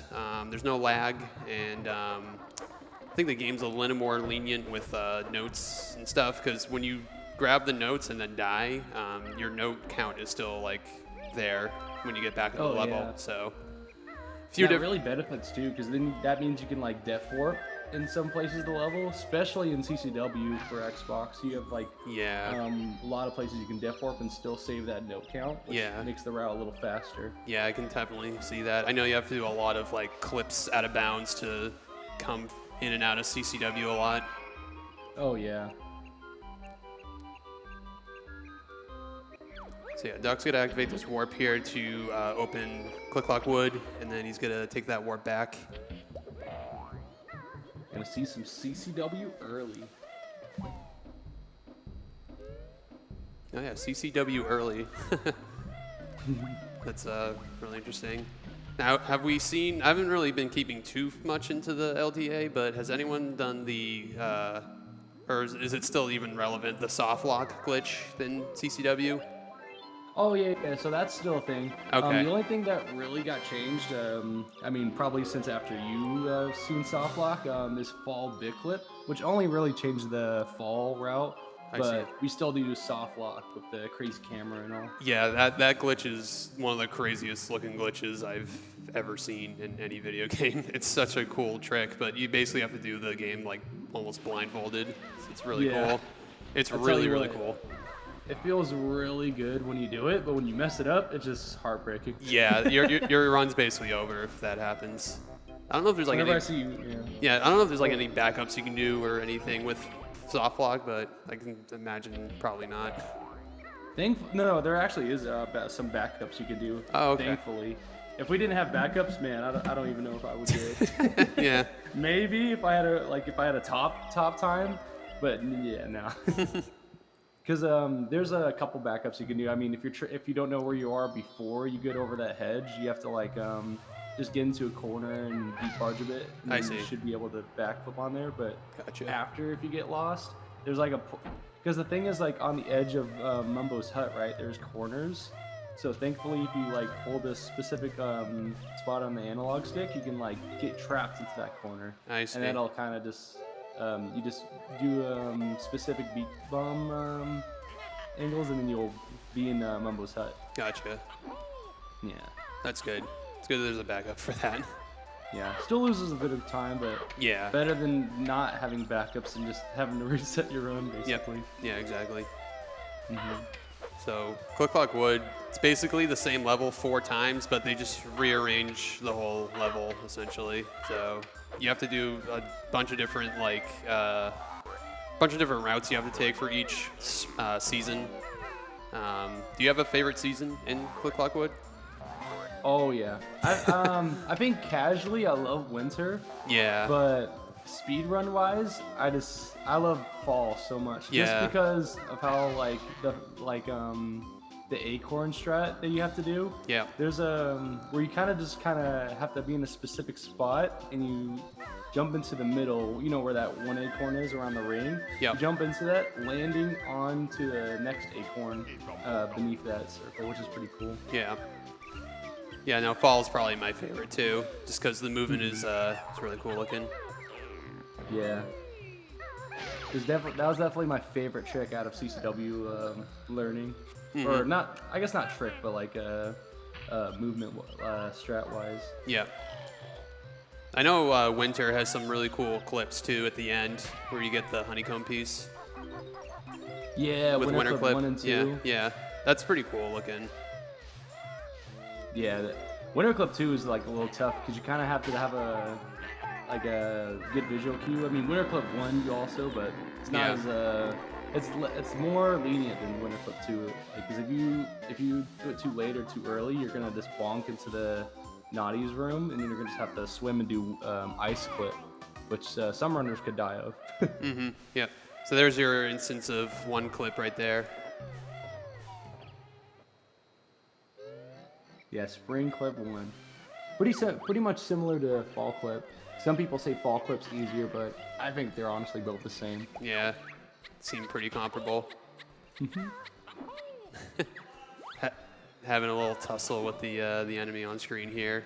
Oh no. And dude, that backflips are like sometimes painful in this game. Sometimes you just feel like you're gonna go in the right direction, and then just it's like, nope, you're not gonna make it. Especially if like the leaves, because sometimes you can just like overcompensate the hitbox with them, and then you just like backflip under them. Yep. Yeah, exactly. Yeah, duck and shambles. Yep. I think another favorite, I don't know if ducks could do it or not, but after you get out of this beehive, you can just like immediately, while the loading zone's like happening, going outside the beehive, you can do some movement-wise. This basically gets you Gobi super quickly. We'll find out. Yeah. It's kind of like a quick dive, but like in the air, like out of the hive, and then you have more leeway to just flutter onto Gobi. I see. Okay, he's just taking it safe. We'll do this strat. But that's basically it. Yeah, it's still pretty fast. Oh yeah. When I was talking about those, where you just immediately flutter diagonal and then do quick dive with talon shot. Mm-hmm. That was a really good honey jump or honeycomb jump, whatever you want to call it, from trap. That was really clean looking. Oh heck yeah, yeah. I feel like, in my opinion, this is like one of the hardest things to do in BK speedrunning is these pots. Yeah, I agree. You have to be like in a certain position, and then you got to make sure you like position Kazooie in a way where you have to like poop in the pot, like basically in this like. It's really precise, even though it doesn't look that bad. It actually is pretty hard sometimes. Yeah, because you have to be like hugging the wall basically, so you don't wake up the ripper. And if you do, it's just like it's just a super sag. Yeah, exactly. Movement there is really cool if you like do it all very cleanly. Like every bit of movement has a specific purpose, so you don't really think about that when you look at the game being speedrun. It's pretty cool. Oh yeah. Definitely feels great too. Yeah, that especially. Will Trep get a 50 though on this spelling of Banjo-Kazooie? Pause champ. Or actually, never mind. I don't know like a good time for Xbox on that. Yeah, because I think he got a 51, which is Damn, good. godlike. Yeah, pretty good. I'm surprised Doc didn't do right? I'm surprised he didn't do the. You could do you can shoot eggs through a wall there, and you can essentially grab that Jiggy through the wall. And I'm surprised Doc didn't do it, but maybe that's faster. Oh, yeah, I don't for know. the save strat. Yeah. Yeah, it's a little faster to do what Duck just did. Oh, okay, okay. But honestly, if you want to be safe, it doesn't lose too much. I see. But I think I just don't like. I think we go for it because we've done it so much that it's not really that difficult or scary. Yep. Yeah. Gotcha. There was a little strat that Asmi came up with that's a little quicker, where instead of getting in the talon shot and jumping back, you actually roll jump back. So you're saving a talon shot, which is a little faster. Interesting. Pretty sabotage though. No, I'm just kidding.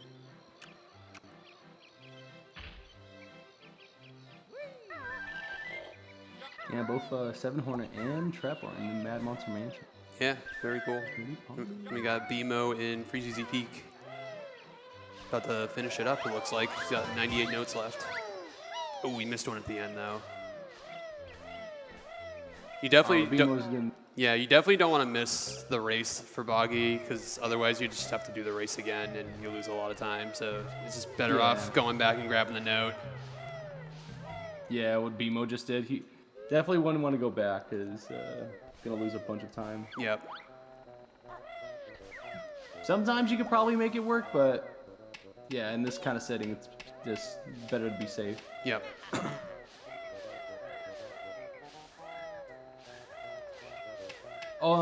Have you seen the cool acorn strap for Autumn? I don't think so, no. Okay, yeah, so Duck's most likely gonna go for it. It just looks so cool. I can't wait to see it. You gotta get like an exact camera for it. So I mean, you don't have to, but it's good for the setup. Mm-hmm. It looks really good. Nice. I can't wait to see it. Beamon's gonna be doing the Death Warp and approaching Mad Monster Mansion early. Nice. So we're gonna see the Mad Monster Mansion clip, possibly. Oh yeah, for sure. Yeah, that Hopefully clip. gets it first try. Yeah, that clip is very, very precise. It's like, kind of reminds me of Ocarina of Time, like how precise it is, because you have to do pause buffers to make it work. It's very precise. Yeah, only thing that's great is the twirly whirly side of it. Like even if you miss like a specific pause frame, you can still just keep going, and then go back to try again. Yep. But if you do mess up a punch cancel, yeah, that sucks. Yeah.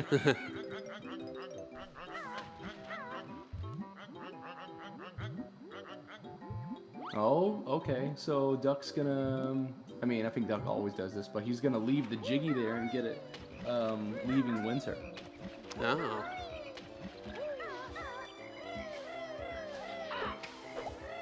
Which is like a little hard because if you go 2 down for the Jiggy and then accidentally land, then you can't attempt Winter Flip 2.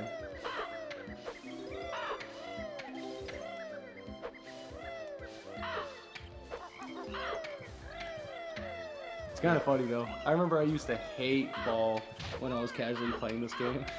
Yeah. Yeah, no. I feel like it was just so easy to die here. I mean, yeah, you're like up in the tree. If you fall once, you're basically doomed because fall damage is dependent on like how high up you are. So you can lose all your honeycomb pieces pretty quickly if you fall off. Yeah, for sure. There were many deaths in my casual playthroughs. Yeah, yep. Same here. Am I crazy or does anyone feel like they need to say yes, chef, to Trep? Yes, chef. Yes, Chad.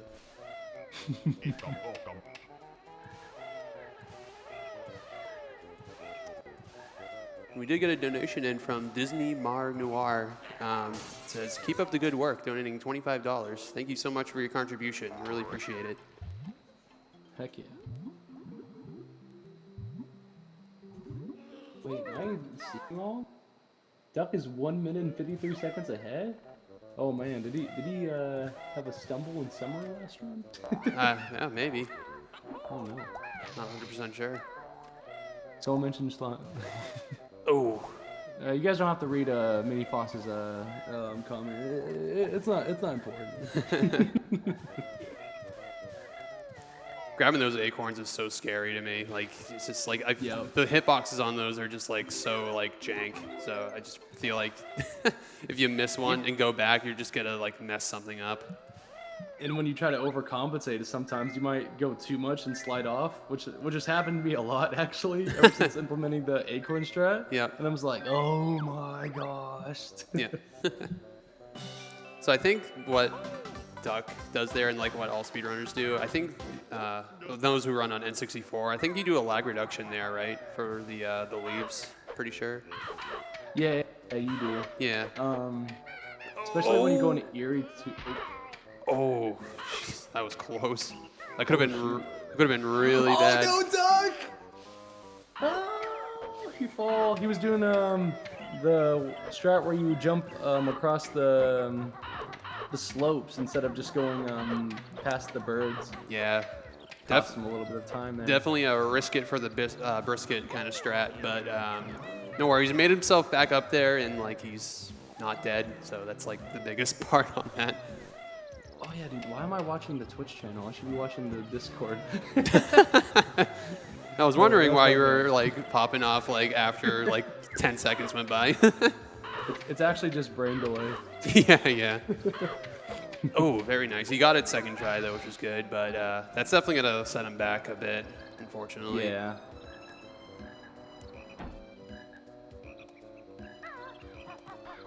Also, BMO, I assume, just got Mad Monster Mansion clip because he is in MMM now. So. Oh, I didn't even see him do it. Yeah, See, yeah. he's that quick. Yeah, exactly. He's that fast. Yeah. He got himself. Okay, there we go. All right, Trep is going to exit the game and re-enter. Oh no, poor Miam. She missed the pipe jump. She's gonna miss some cycles for the early clinkers. And another big clip coming up is the fall big clip I was talking about. Yep. Which changed the fall route. So this one's also cool. I would say this is like the baby big clip, honestly. No twirly whirlies needed. Just got to do beak barge and bear swipe, and then yeah, basically do some punch cancels and flip. Looking forward to it.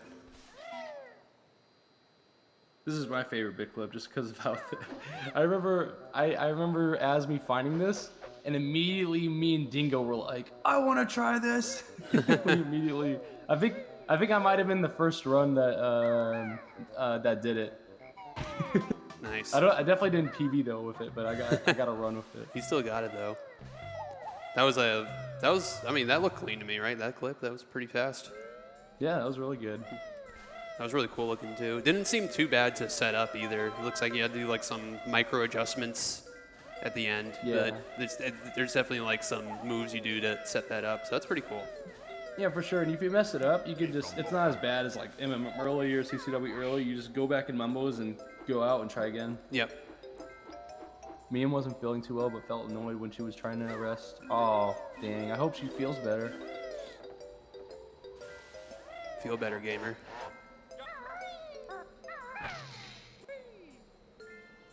That jump to the witch was a little scary. Yeah. He definitely didn't want to bump into the snowman there, so he Yeah. switched his angle to the switch. Yep. I've definitely had my fair share of falls there and taken the flight pad of shame a second time to do that. Oh yeah. I'm sure most people have, honestly. Yep. Oh no, Grandpa! Okay. That guy can really knock you off if you're not too careful. That was definitely scary. Yeah, for sure. Oh, will Trep get a 71 from this matching pyramid? It's gonna happen, I believe. Okay. 69, you know, good enough. Good enough.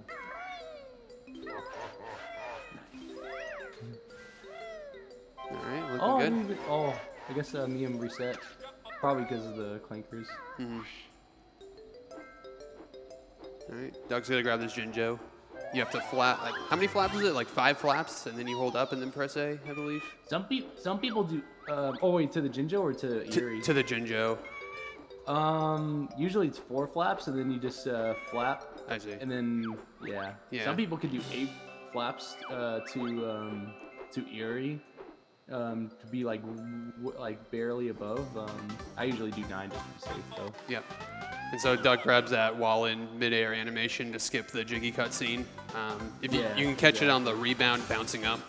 So definitely a good time save. If you don't do it quick enough, then might be a teensy bit hard to grab it without landing. Yep. Man, those getting bullied by that guy. Yeah, they're getting bullied by those guys in every season. Felt like he's had three conundrums with those guys. Those guys are just trolls, man. Yeah, agreed. That's the job in life. Yeah, just to be a big troll. Oh, okay. Oh, I felt too close. Yep, very close. Yeah. All right, so here's the first clip. Nice. Very good. Now we're gonna die for this Jiggy. Yep. And then he's gonna set up. Oh, he missed it. This might be awkward. This might be awkward now. Okay, he's being a little safe here. Nice. Yep. Nice. Good backup. Yeah. Oh yeah. Ah. Oh, I think he was too early. There, yeah, honestly. I think he was too. It's unfortunate. Yeah. So now he's gonna take the frozen water of shame, I guess you would call it. I don't know. Yeah, we'll call it that. Frozen water of shame. Yeah. Luckily, it's not like the biggest time loss, but it just feels so good when you get it. Yeah.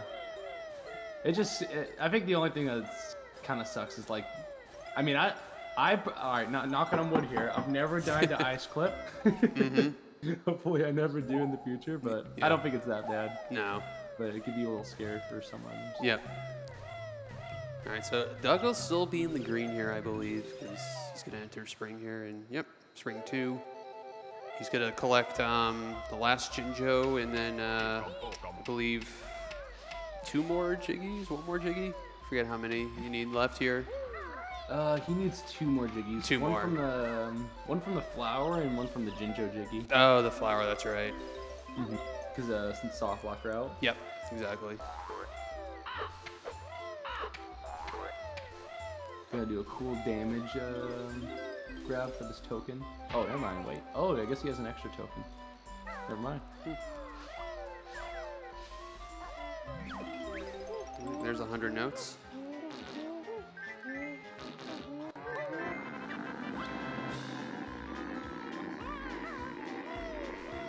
Ooh, nice.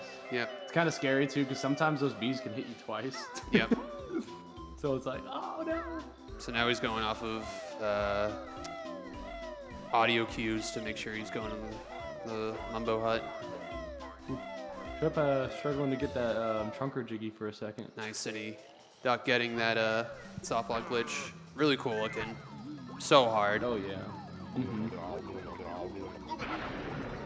It's kind of funny whenever I'm in my runs and I'm like actually listening to music or something. I'll be like, all right, I gotta turn off the music around the fall or something. So you listen to music while you do runs? Sometimes I'll listen to some cool anime music or something, or Nintendo music. I see. Kind of just chillax. Yeah. I feel like I would get too distracted by that. I have to listen to the game audio usually when I run games. So it's Oh, yeah. interesting. I know a lot of people are kind of like what you do. They just listen to music in their headphones and then just play the game. Yeah, and then a lot of people are scared of like DMCA too. So Yeah, that they play too. Nintendo music Yep. or something. Yep. So Doug's gonna do a simple clip there. That's like one of the easiest clips in the whole game. Literally, you just hold B and then hold up, and then you just clip right through. It's pretty simple. Yeah, this is probably like one of the coolest things in this route is just the RBA. Yep. Clipping here. Oh, okay, you missed the first clip here. Oh, Oh, it's looking. you're going to. Okay, There you go. It's a little finicky Little at points. finicky, Yeah. yeah. But yeah, this part of the run is super cool. This is the one thing I really like about FFM, is doing the RBA. I don't know if you do RBA and no FFM either. It's not too familiar with that. Oh yeah, I do RBA. Oh, okay.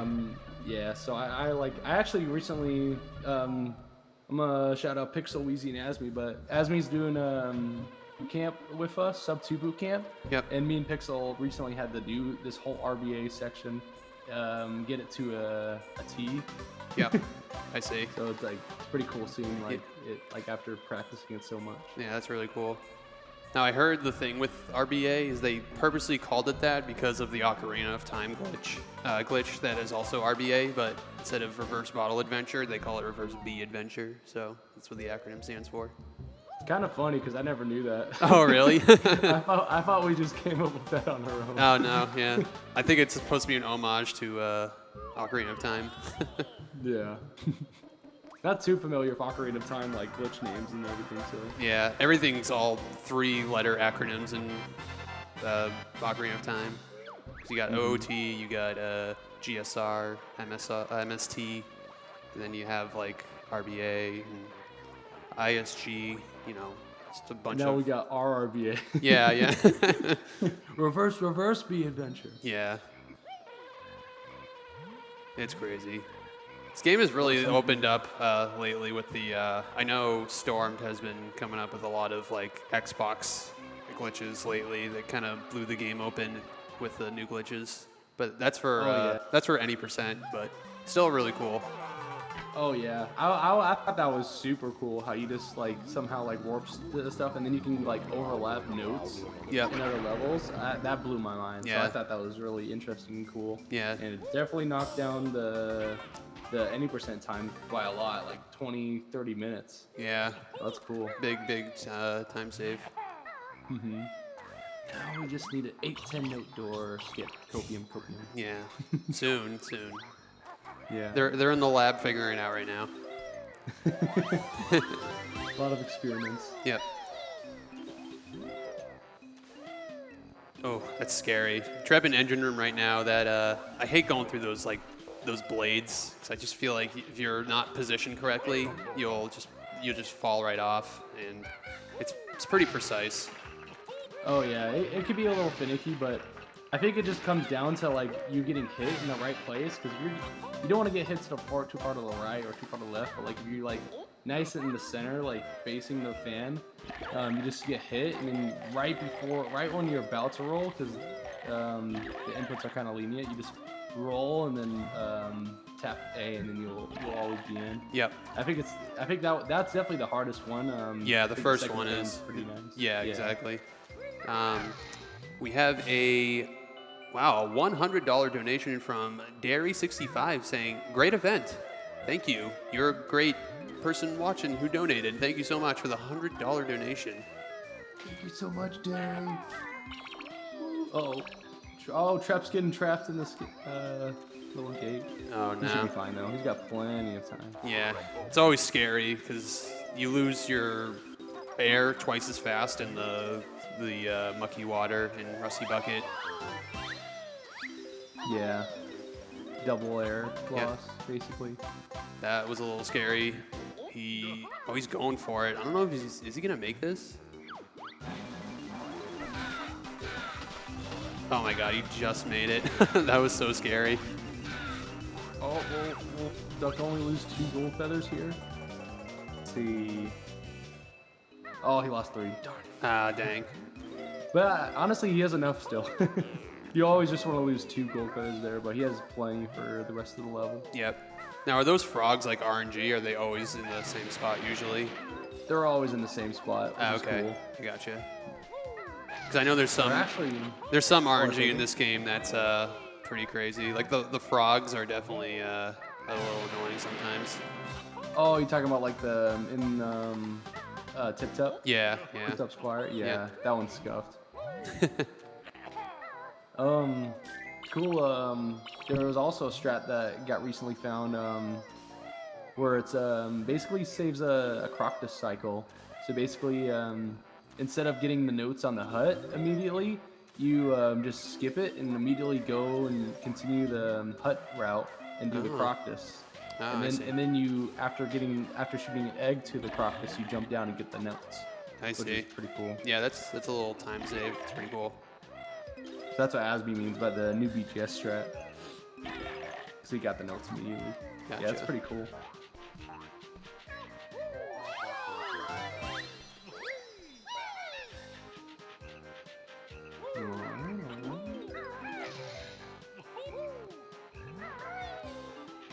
See how 7 Hornet fares in the engine room. Yeah, I'm looking at their screen now. Looking pretty good. Nice. And BMO's going through Gobies. The SSL of Banjo-Kazooie. Oh yeah, it really is, huh? Yeah, Or when you 100%. go to die. Yep, exactly. Oh, is he still on world record pace? That's dope. Is he comparing to Fierce Splits as me? Because I know BMO's been using his splits to compare against since he's so close. Yeah, Oh, he's not? Okay. Definitely been on like pace to get like multiple world records. It's always hard to close out runs this long. Yeah.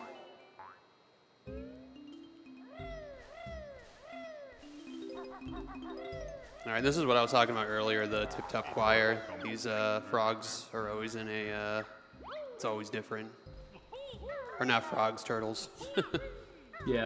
I like the first round Tip Top skip where you basically bump into Tip Top, and then like while he's like letting the turtle or the turtles do their songs and stuff, Banjo's like you can move with Banjo as like the cutscene's going on, so you can just hit it while they're making the notes. Yeah, that's really cool. That's definitely a good time save. I don't think I've seen that before.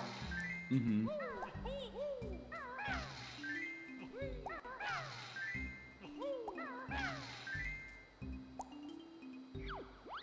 Leaving 1 second ahead of your PB as we go. Ooh. But it all comes down to CCW early though. So that could be scuffed. Yeah. Shout out to Asmi. Very good BK runner. Oh yeah. Made He got the himself. made the no FFM tutorial for 100%. Yeah.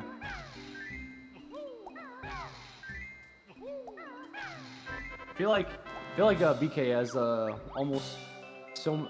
I want like maybe I'm wrong here, but probably the most tutorials out of almost any speedrun. Most tutorials, huh? Yeah. There's like so many tutorials for different routes in BK, like RRBA tutorial, NoFFM tutorial for each like difficulty route. Mm-hmm. Cool. Even any percent too. Yeah. You watched up the note. Man, looking Trep, seeing Trep doing Xbox Banjo, just like that part where he punches in the code, it's so fast because that part lags so much on N64, but he just ground pounds just so quick there. It's crazy. Yeah, definitely nice to see for Xbox, like with lag reduction and stuff in some places. Oh, yeah. Okay, I think you ducked it on purpose. Yeah, I think it was a damage boost. Yeah, this is very tight to make this work to skip the shoes, but you can pull it off. You'll have barely enough health to make it through, but it's definitely scary. Yeah.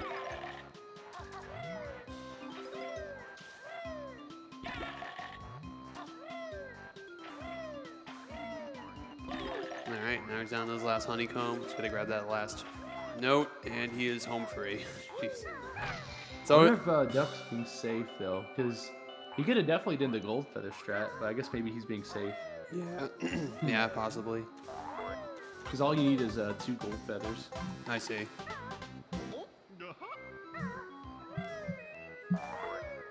Hack's too cool for us, confirmed.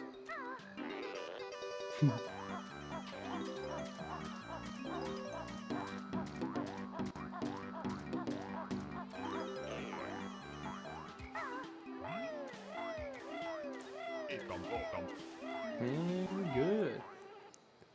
One thing I'm like jealous of FFM is that you can do the crocodile mini game with the speed shoes, but in no FFM you skip that. Oh, of course, Duck gets washing machined. No. Of course, nothing you can do about that. You gotta accept the RNG. That's basically a time loss for literally no reason. It's just the game literally trolling you. Yep. Yep, of course. Yeah, that's another reason why I like BGS last, but like also just having so much health Yep, in BGS is super nice. yep. But as I was saying, I'm jealous of the FFM because you get the speed shoes while doing the crocodile minigame, and I've definitely lost runs to the crocodile in no FFM just because I didn't have the speed shoes. It's really hard. Yeah, I've definitely. I remember like when I was a casual runner and I would just like didn't have FFM. I would definitely do Vile without the running shoes. Sometimes I wouldn't, and then sometimes I would lose. Yeah. And if I did lose, I would obviously have a lot of health, so I would just re-enter and enter back in. Yeah. So what Duck's doing is he's letting the crocodile Vile grab some extra. I don't even know what those guys are called, jublies or something. Yumblies and grumblies. Yeah, that's what it is. So the Vile gets like rubber banded, so he's still like slow right now because the game thinks he's ahead. But you can just collect them all, and he can just be slow for a while. So it's like a little rubber banding trick you can do. Yeah, just like basically collect all the notes, or collect the rest of the notes, and collect the feathers, and then bam. Yep. It's also cool because then you, in the beginning of the next round, you have more time to do the running shoes because you got the running shoes late, so it'd be cool. It's not going to end right when the next round starts.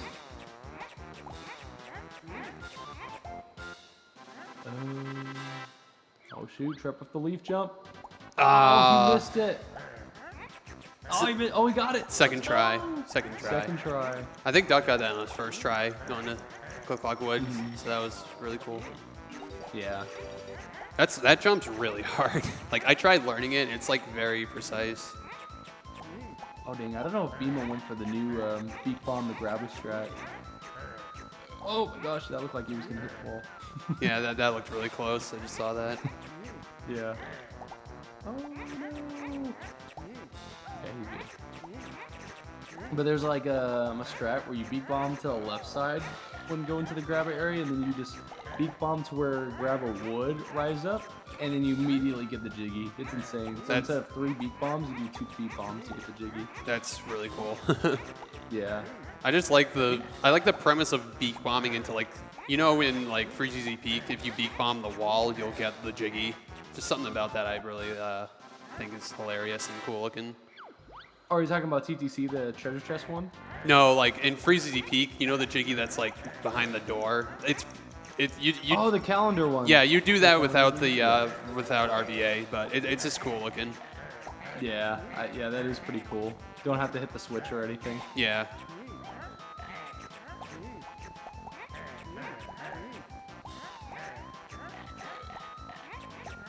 All right, 7 Hornet is cleaning up Rusty Bucket Bay. Got a few more things left to do. Not sure what pace he's on. Let's see if I can zoom in with my face.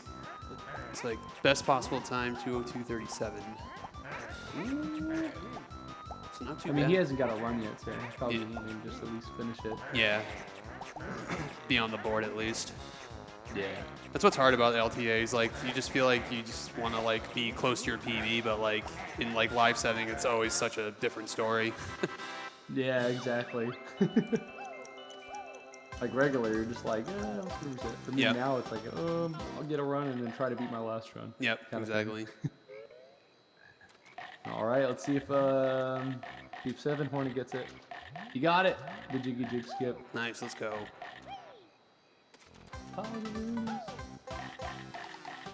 So Duck's gonna do another death warp here from the dragonfly dude. He's gonna hit you and send you back to the beginning of the level. Yeah. Little optimization there. Just grab the note as the Jiggy spawning, so you don't have to wait. Just a little tiny little optimization. It's pretty cool. Oh yeah. He had the Hagenfly or the Buzz Bomb chasing him, so that's good. Yep, that was perfect. Sometimes he doesn't like to follow through and chase you, so. Yeah, sometimes you have to chase him. Yeah. To like, exactly. take me out. Death warp. And I think the worst thing is sometimes he can get caught on the tree and he just rises up, so it's impossible to to like hit him. So you have to go somewhere else to death warp. Yeah. Yeah. How long does the tournament go on for? When does it? Till 9 p.m. I believe Eastern. 9 p.m. Eastern. Yeah. Gotcha. Still got a whole 6 hours. Yeah.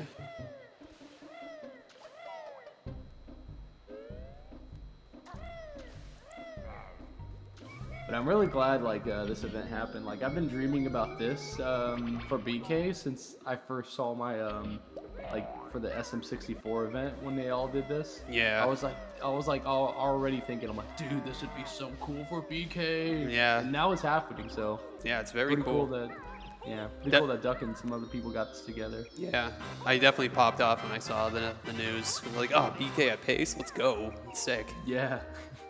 I was like, this is so sick. Yeah. All right, Duck on the home stretch, 2:01:42, best possible time. Could take first place with this run. Let's go. No picture questions. Yeah, Prage, please. I definitely lost a lot of time to picture questions. I think my PB has the picture question in it. I had to redo Fern's Fun. Yeah, one match in the tournament race, I was racing someone. I think it was Mooseman, maybe? I basically got a grunny question on the Joker space, and then I got it wrong. So and then once I went to the desk where I got picture question, so there was nothing I could do, so I had to die. Yeah, that's the only thing you can do. I had to go for backup, and then I got another picture question on the desk square. Oh my god. The next time coming around, I was like, oh my gosh. And I think I got like 3 picture questions in a row. It was insane. Mm-hmm. All right, no picture question. Very good. Pog! So, Let's go! Yeah. So if you get a picture question there, you won't be able to do this glitch where you can just skip the whole Furnace Fun part of the game. I think this was like one of my first tricks I did when I was like just memeing, trying to like do some cool tricks in the speedrun. When I was watching this, I was like, dude, I gotta try this. Yeah. It's pretty simple too. Like all you have to do is like mash C left while holding Z while trying to go on the tile, and then you basically have to answer the question wrong. and then you can just skip it all, just as long as you have enough health, which you should. So if, Not going for dog skip. No. Also another really, really hard trick.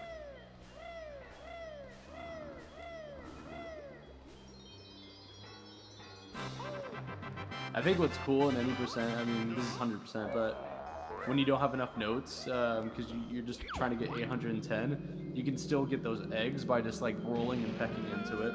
wait, really? Yeah, That's- it's so cool. that's So you can hilarious. easily refill. All right, we got Duck on the big screen. It's got the grunty fight. 2:01:44 final time, best possible time. Let's go, Doug. Kick her butt!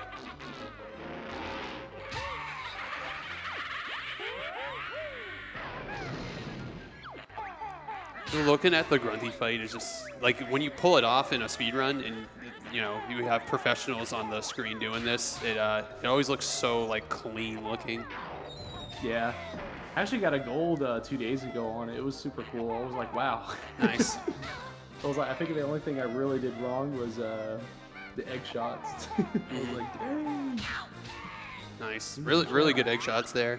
Really good. And you can do a ground pound here and just have like invincibility frames, so you can just not get hit by that. It's really nice. Yeah, definitely really like cool asset to not taking damage when you do a beak bust. Yep. Especially for running fight. Banjo beak bombing the grunty. Oh yeah. I always found this part of the boss fight like really hard and finicky, because I just feel like it's kind of hard to dictate where Grunty's gonna be, but if you do it quick enough, she's not really too bad. I feel like after the first 2 beak bombs to Grunny, then it's pretty easy because then you have so much more time to just aim and hit her. It's Yeah. just like hitting her, you know, throwing more fireballs as the like each fly phase goes. Whenever you hit her. So you gotta wait around a little bit, and then you can pre-launch the eggs and activate that Genjo like during the cutscene. So definitely saves quite a bit of time. Yeah. And also these, for beginners, these statues can really mess up runners because what you want to do is you want to aim to the right side of the holes because Kazooie hits a little to the left, actually, not straight. Ah. When she shoots eggs, I see. so it's kind of funny. Yep. Alrighty. All that's left is Ginginator. Yep. So you just gotta wait it out until the Ginginator spawns, and then you just gotta fire a bunch of eggs into the holes, and then we'll get ready on the time. Oh yeah. It's definitely a really nice fight so far, though.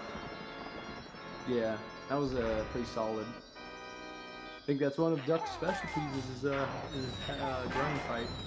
I think he made a whole tutorial on it.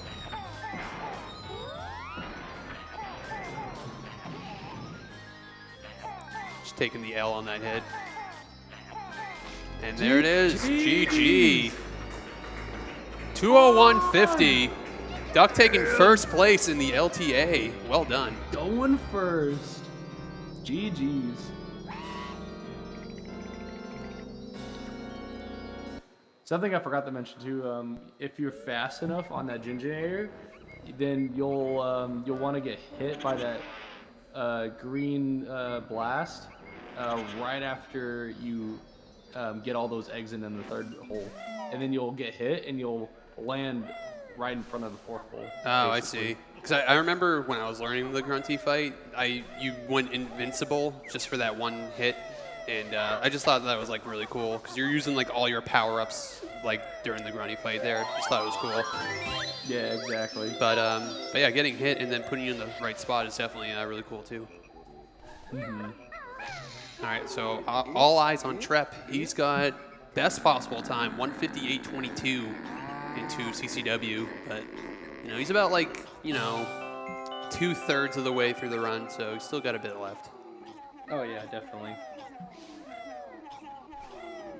Still got 30 minutes. 'Cause I think he's got to do a lot of B stuff for Xbox at least. Yeah. Yeah, I'm not too familiar if there's like any changes with RBA on Xbox, but Well, the cool thing is, so in the beginning, like when they do spirals, they only get 3 honeycombs, but they come back to it at the end of the run and get those last 3 honeycombs and spirals. Oh, Pretty cool. That's They pretty also cool. go to Mumbo's Mountain. Like late, right? Yeah, like Yeah. it's insane. That's pretty cool. Because the notes save, so they just go inside Termite's tower as the bee Yeah. and get those notes. That's like doing Womp's Fortress like last. It's like it's Yeah, pretty funny to me. right?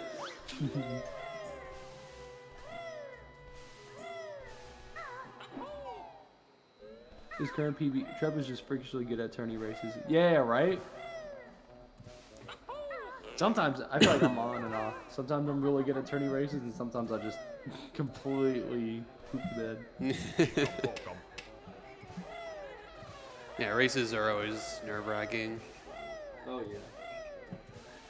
I think the worst thing you can do is also like see where the other runner's doing, and then it just psychs you out even more. You're like, oh no, this Yeah. is actually close. Yeah, I try to not look at my opponent. I usually just try to focus on myself whenever I try to do races.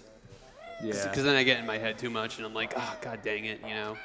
Wish I did that better, or, you know. But we're all improving. We're all doing the best we can. The race is for fun. So, Yeah, for sure. Gosh, man, Acorn Strat even looks even cleaner on Xbox oh yeah. because there's no lag, so Yeah. it looks so like crisp. Fluid and nice and crispy.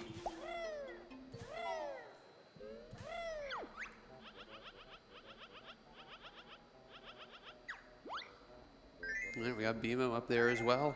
And finishing up Rusty Bucket Bay. Yeah.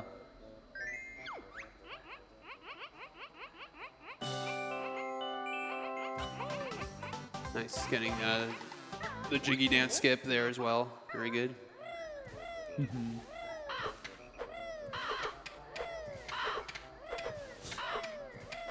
Really good movement from Trep there. Yeah, we need to ask me to run on Xbox. Yeah, that'll be the day.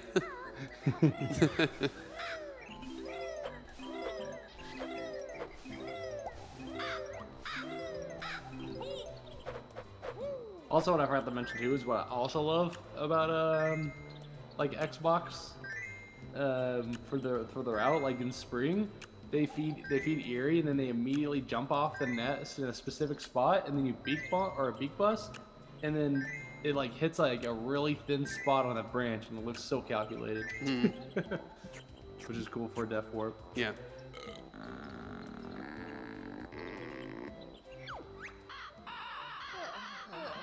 Yeah.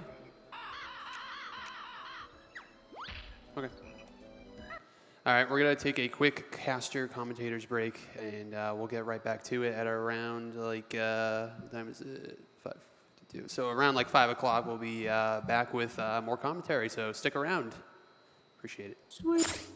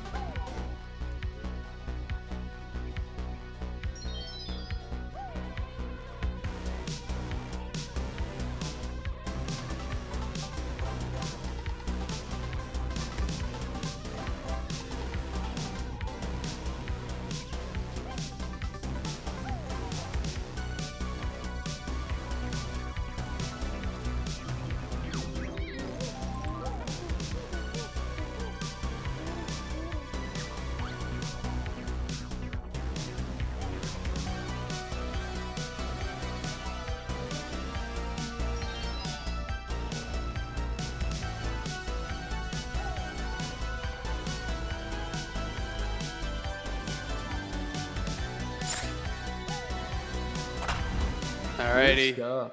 Yeah, welcome back to more Banjo-Kazooie 100%. We just saw Duck take first place with, I believe, it's like a 2:01:50, I believe the time was. So very, very good time. And hopefully we're going to see some more Banjo-Kazooie action.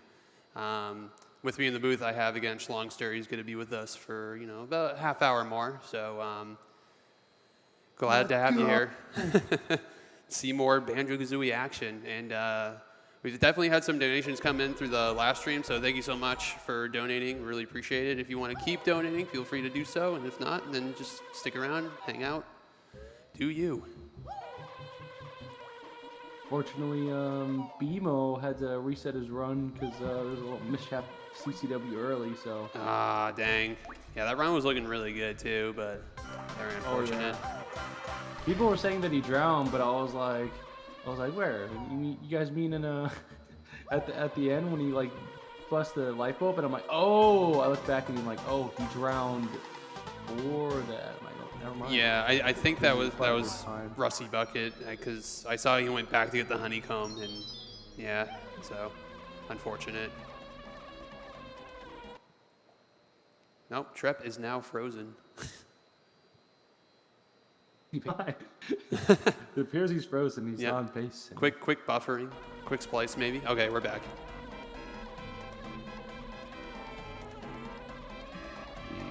Ooh, I can see So you don't normally see this on the N64 version, right? The B in Gobies. Yeah, only in like, I mean, we don't do the rings at all, but we see the B in any percent at least, but not like 100% for 64, nah. I see. Yeah, it's really interesting looking. And this part is so easy because you just fly over the whole maze. That's really funny. Yeah.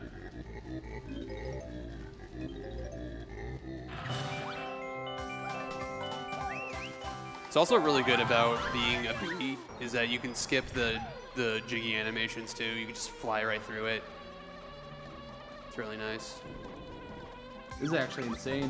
Trep's on 158 pace, so yeah, he'll be that's taking first place soon. Yeah, that's insane. Mm-hmm. 10 more minutes left in the run. You can get a 158.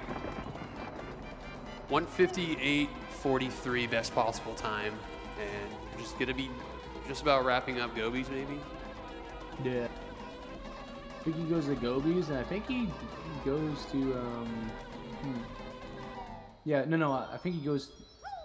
It's at. Maybe he goes to Breezy Peak after this. I might be mistaken, actually. Yeah, not too familiar with this routing, so it's definitely cool. Oh yeah, I should have knocked on wood. 159 pace for sure, Storm. Because I guess he took a while to get on or clip through the door. Oh, I see. Okay. All right. Yeah, Well, yeah. still sub 2 pace, which is hype. Gotta get some hype in chat for that one for sub 2 live at pace 2023. Hype. Yeah, he goes to Freezy Peak 2 after this, and he's gonna be doing boggy races the B, which is pretty cool. Yeah, that is crazy looking. It's hilarious, and I think it's hard too. Isn't it pretty difficult to do that? Oh yeah, if you don't know really what you're doing, it's super hard. Yeah, because the B is like, it looks easy, but it's like, it's really difficult to control that big B. Yeah, and like it's just so hard because like you might not be able to see the gates depending on where you are very well. So and it's not really that lenient. So if you're not right above those between those two flags, it's not going to count for. And by that time, the rubber banding made Boggy have a Ferrari, so it's over. Yep. Boggy on a Ferrari. Transform this way. Yeah. You're about to do insane carpetless. Carpet. Yeah, you skipped all the carpets and Gobies. No way. All right, 158.52 best possible time going into Freezy Peak now. So could still see it, but not sure how optimized their Sum of Best is. Yeah. 158.52. Oh, I mean, I feel like Trep's pretty consistent. That clip looked pretty forgiving, but also hard at the same time. Yeah.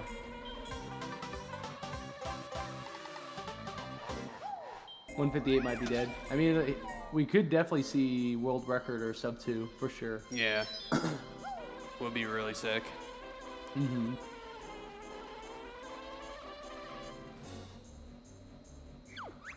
I don't know why. I love that so much. Just going on top of that mountain and then falling off to boggy. Yeah. So cool.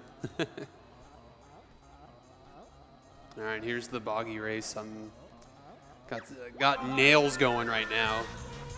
Yep.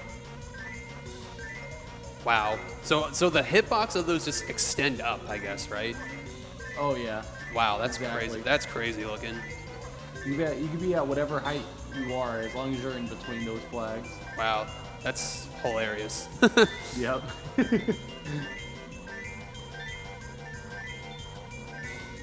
Yeah, but I think Trep's really consistent at this flag race, so he's got this. Yeah. Yep. And he's on 3. Yep. He's gonna be all right. Ah.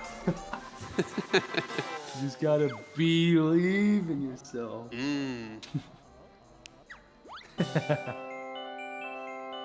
It's always gotta be like that.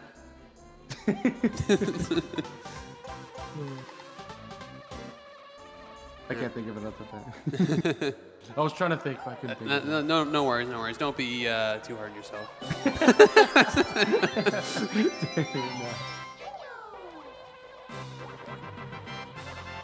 Okay, you can just like fly over the wall. Yeah, you Very- don't have to go in the water at all. Yeah, that's very cool. So instead of going through the ice, you can just just go through the wall or the ceiling. All right, 158.59. puns. 158.59 best possible time. Going into Furnace Fun. I believe they have no clean. Oh, they have a jiggy here. That's the last jiggy they need, and I think that's pretty much everything they need altogether. Oh, yep. Just furnace fun and ready now. Yeah. Don't think there's anything like super trick crazy besides an impulse skip. Yeah.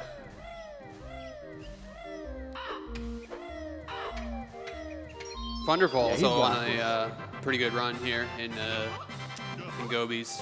It's looking pretty good. Only +6.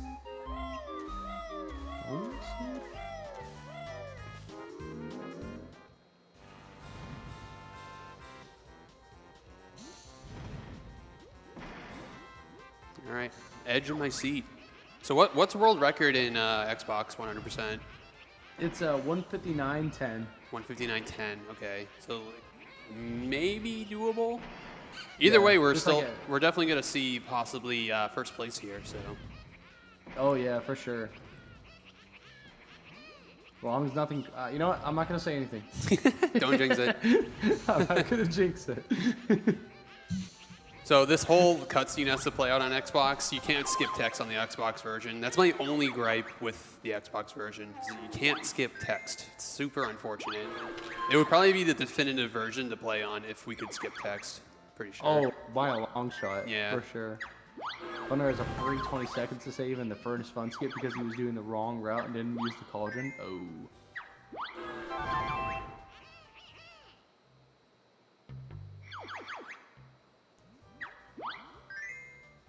Free 20 seconds. Heck, man, I'd be scared too if I were Trep. Yeah. Like, oh my gosh. Yeah, dude, I'm over here just nails it up. Yeah. Ooh, didn't quite get it. Trep. Come on. Okay, you got it. Let's go. All right, no picture question. Picture question. That's good. Okay, so now all he has to focus on is just kicking Grundy's butt. Yep. He's got it. Prages in chat. We might see a potential world record, ladies and gentlemen. Might be close though. Might be really close here. He's got 3 seconds to spare on world record. Yeah, 3 seconds to save. Trep's gonna have the best Grundy of his life. Yes. Right here, right now, gold split. Trep is known to pop off, so it could definitely happen. I believe in the gold. Let's go, Trep.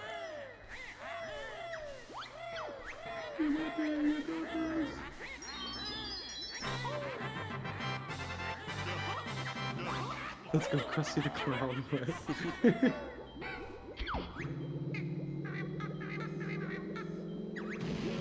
You won't donate $1,000, Pixel. You won't.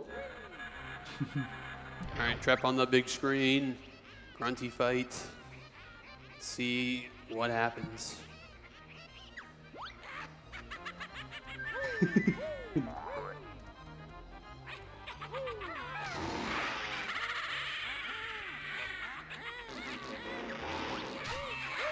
Okay, nice. All right, looking good.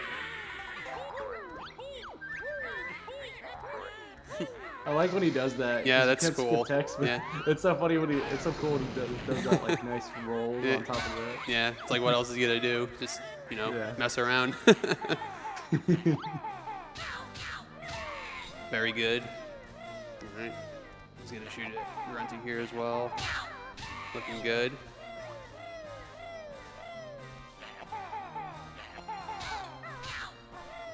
Ooh, okay. That was looking a little close, but he got it. Okay, nice. He's looking pretty hot, not gonna lie. Yeah. Dude, world record at pace? Yeah. That'd be so cool. Well, we gonna see it? I believe so. Yeah, this fight's looking really good, so.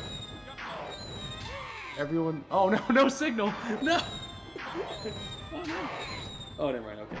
Okay. I still got feed. Okay. Cool. Yeah. Everyone, raise your hands up.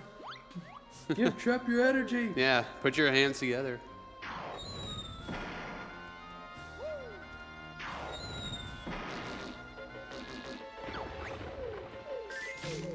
All right, very good. Yep, that was solid. Yep.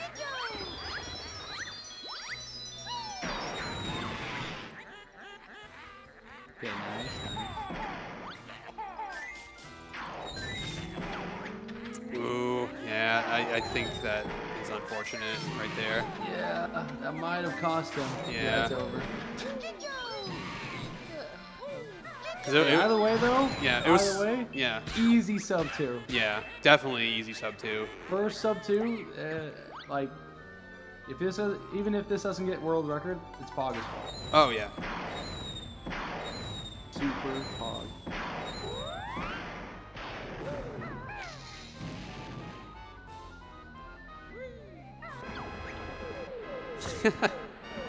It's always so funny looking. Yeah. Tripped over that key pleasure though.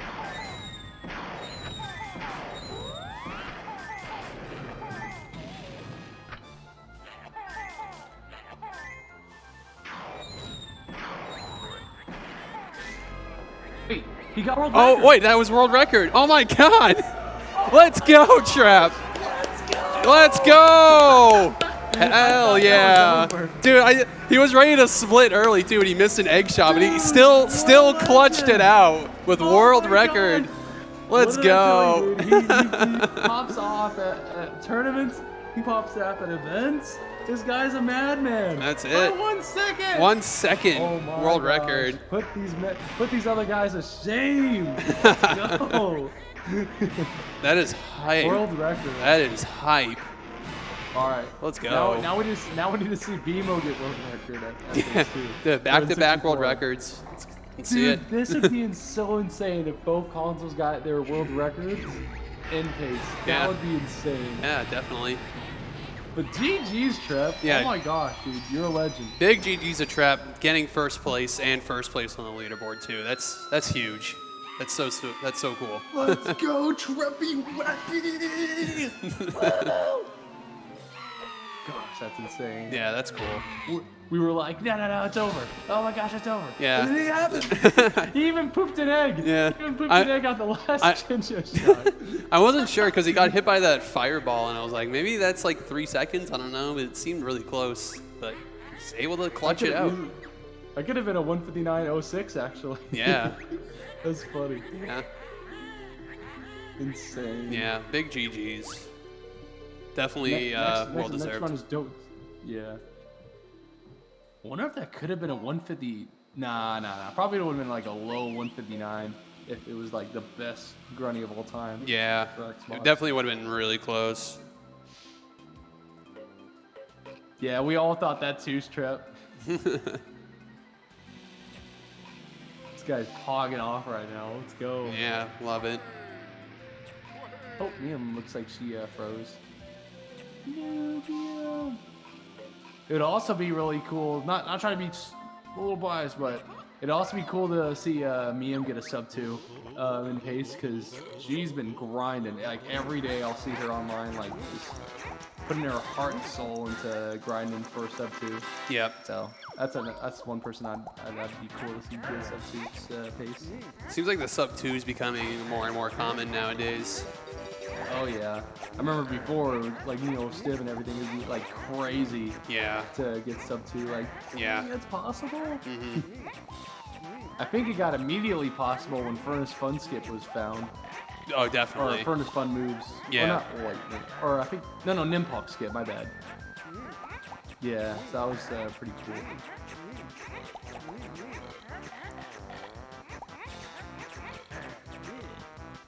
All right, 7 Hornet up here on the bigger screen. Got a 2:04.23 best possible time, and getting close to the end too. 7 Hornet. Yes. Snap. Definitely would put them on the board at least, which would be nice. Oh yeah, for sure. Don't want to just go with no time. Yeah. Heck yeah. Plus it's good. It'd be good for him. I feel like for me, like for my first run being a bad run, I'm like, ooh, that's nice. Yeah. 'Cause now it's like a more time save. Yeah, exactly. Yeah, I would just do like a no reset and then just run against that time and then just keep running against the latest time if I was in an LTA. Yeah. Pixel kept his word. He donated. Let's go, Pixel, with the $10 donation. I said I'd donate if Trep gets world record, and so I did. GG's, buddy, the real legend. Yeah, once again, good GG, Trep. Amazing. Yeah, man. That's work. super cool.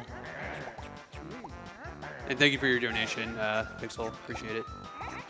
See, man, we just need to make like tournaments on purpose. Yeah. For Trep. Yep. And it'll just be Trep against everyone for the match, and he'll just immediately PB. Mm-hmm. Yep. Just something about like competition that drives things out of people that like you just feel like you like go full ham sandwich on the whole LTA, and then you just end up getting a world record. Yeah, and you're not focused on anything else. You're not focused on chat, so Yeah. it's just fully on it's fully on the game, Yeah. And, and there's stakes. You're like, oh man, there's money on the line. I gotta really focus on everything. Mm-hmm. Exactly. He needs to make his bed first. Exactly. First thing you do in the morning, gotta make your bed, then get world record. Yeah. Gotta start off on the right foot at least, Yeah. This run that 7 Hornet could possibly bop Didi. Didi's time. Yeah, it'd be really Well, close. Yeah, even Miam's time it could probably, maybe not. It'd be hard to say 3 seconds, but Yeah. I don't know, man. After seeing Trep's late game there, I think anything's possible at this Very, point. very true.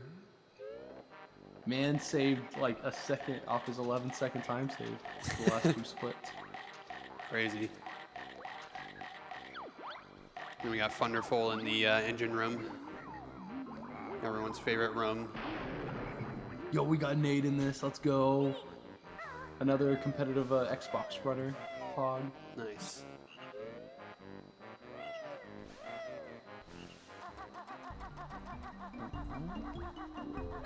Hashtag retired. You're right. My bad. Is Nate retired now? Yeah, he's happily retired. He's on the Maui beaches and everything. Still Yeah. laying in the sun. Yeah, sipping his martini. Yep. Yeah. He's like, ah.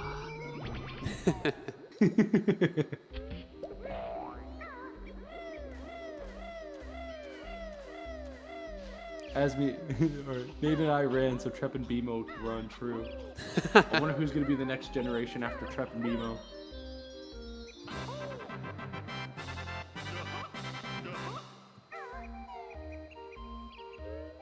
Welsh and Thunder. Calling it now.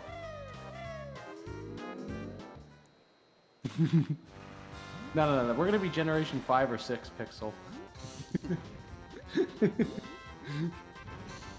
All right, 2:04:34 best possible time going into Furnace Fun over here with Cinnamon Hornet. Parade that we get no picture minigame. Page.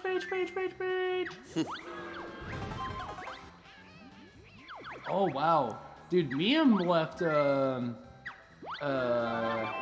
Miam could definitely get sub 2 here, I believe. Okay. She left Mad Monster Mansion pretty early. Okay. Yeah, I'm not too familiar with like exit times that can be like, you know, quintessential sub 2, you know. So I feel like MMM, like when you do the reset, I feel like is a good like timing where you can figure that out. Could be wrong, and correct me if I'm wrong, but I'm pretty sure it's like if you leave like Mad Monster Mansion at like 53:30ish, it's like pretty much free sub 2. No, maybe not free sub 2, but Well, you definitely could get sub 2. I don't know. Definitely a lot of work still to get a sub 2, but 53, so yeah, I'll take your word for it. Yeah, not free, but definitely doable. Yes, definitely. So no picture mini game for 7 Hornet, so making their way over to the Grunty fight. Wait, Miam has a best possible time now? I've been wishing for that since the beginning. Thank God. I mean, yeah, nice. 158.49, that's it. Nice.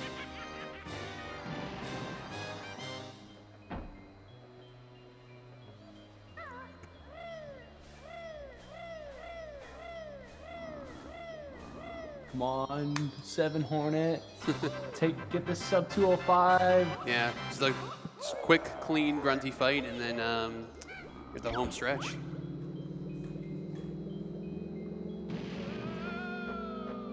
Can we see Trev making his bet on stream? You better time it too. Better be under 1 minute. All right, 2:04:43 best possible time into grunty fight.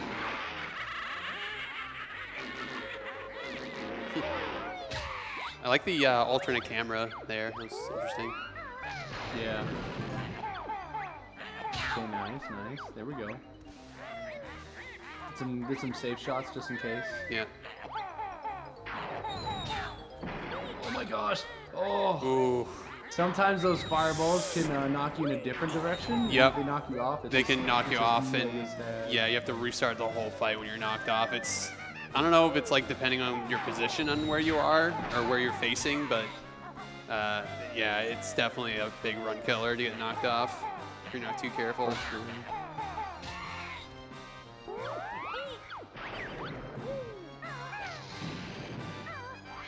All right. Go, let's have some nice beat bombs. All right, Keep there's it the first clean. speed bomb. Very good.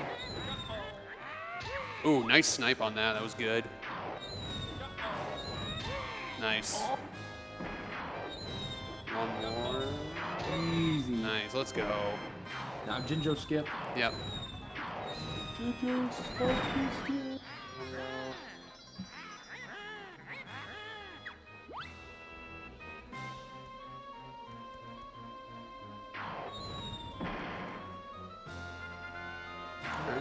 Waiting. Okay, now, oh, Wonderful looks surprised that he got life coach up. He's like, oh, that was scary.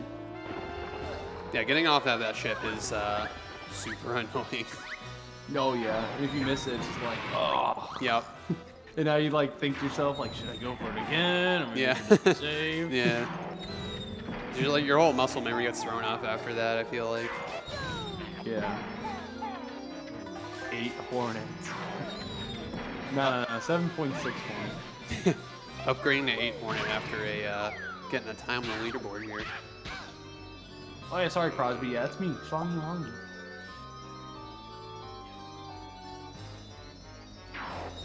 Alright. Have a good Ginginator here.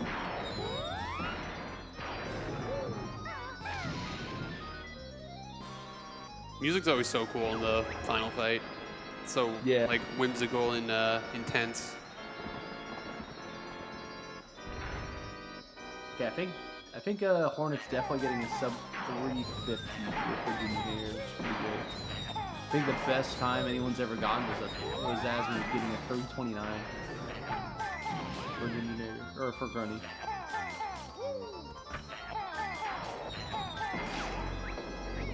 Yep. All right, there you go.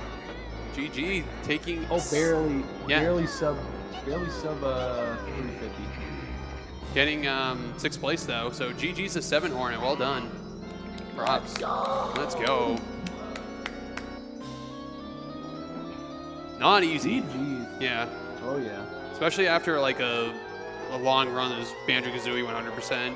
I feel like you don't really get like any breaks. The only break you really get is just, you know, resetting after MMM. It's like the only break you really get.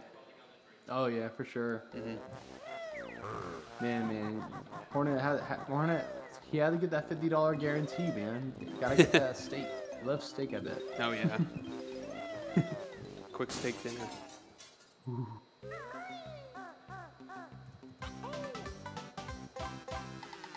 He's 204.53 Hornet.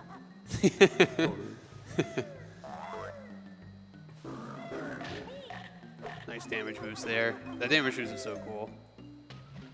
Yeah. Definitely kind of like dependent too, because if you have too little health, then you like shouldn't go for it. Mm-hmm. But yeah, definitely saves a little bit of time. Yep. Oh, accidentally surfaced by accident. I don't think I've ever seen that before. Wait, was he trying to get the jiggy under there? I don't know what he was doing. I have no idea. So I have this circle. That's so funny. Yeah. Oh, man, that's scary. He's got one health left, so if like he took 1 damage from those guys, definitely would have been end of the run. Especially being so close to getting all the notes too. Yeah.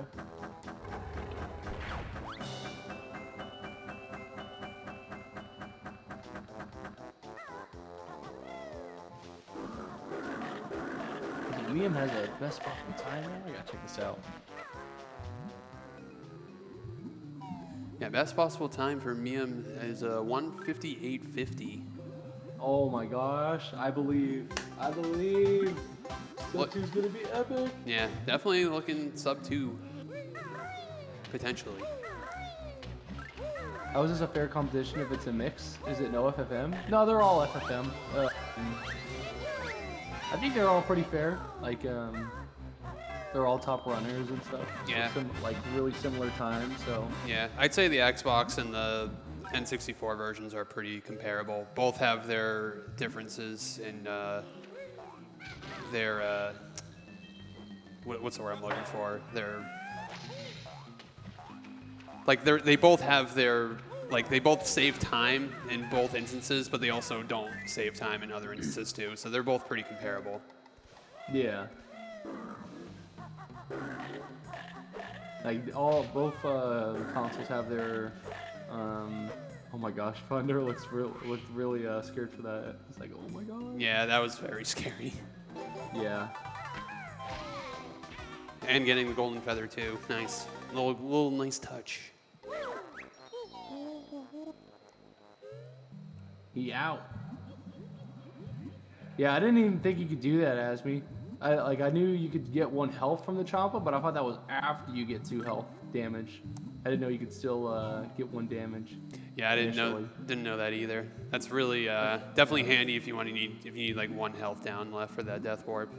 It's really good. Noted. Yeah. Noted. Yeah. Doesn't really happen to me commonly, but like because I'll always like kind of calculate it a little bit. Yeah. Thunder's genius. Yeah, pulling out all the strats here. The live pace event. He's got the finesse, you know? Oh yeah.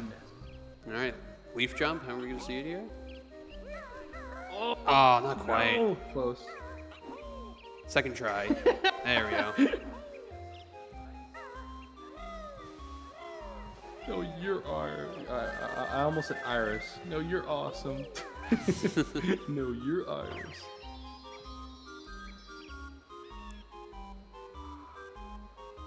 All right, he's going for CCW early, like the champ he is.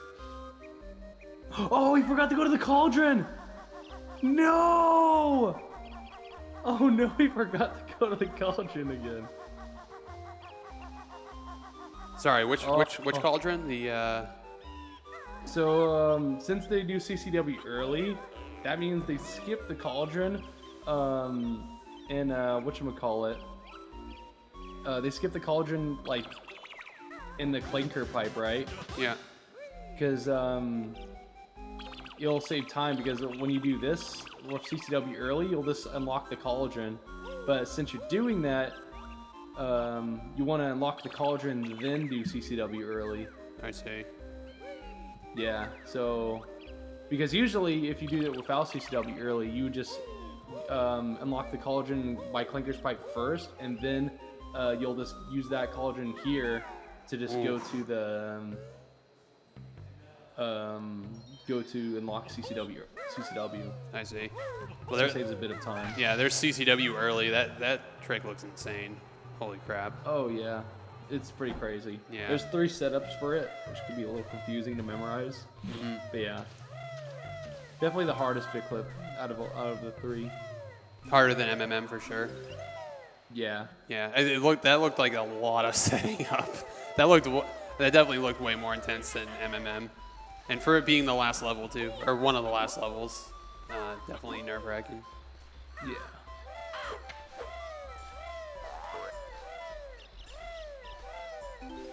Funner is gonna lose some time. He's probably gonna have to, because the thing is, he can't activate that pie or that cauldron as a bee now, so he's gonna have to go and leave through the 640 room, Yep, like how you would do it without CCW early. yep. So definitely gonna lose a bit of time there, but I think ultimately they'll still save time with CCW early. Yeah. Hopefully. Yeah. Not sure of the exact times on that.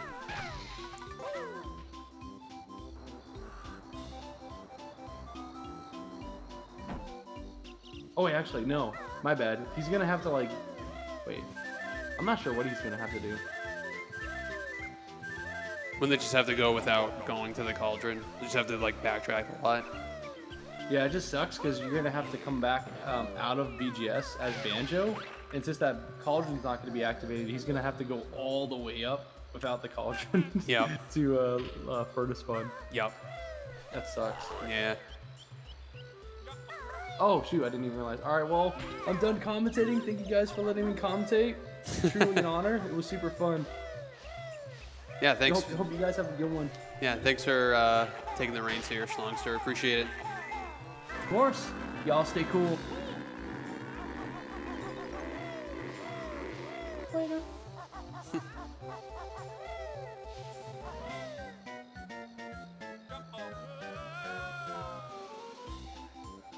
Very nice fall clip from Wonderful there. Very nice.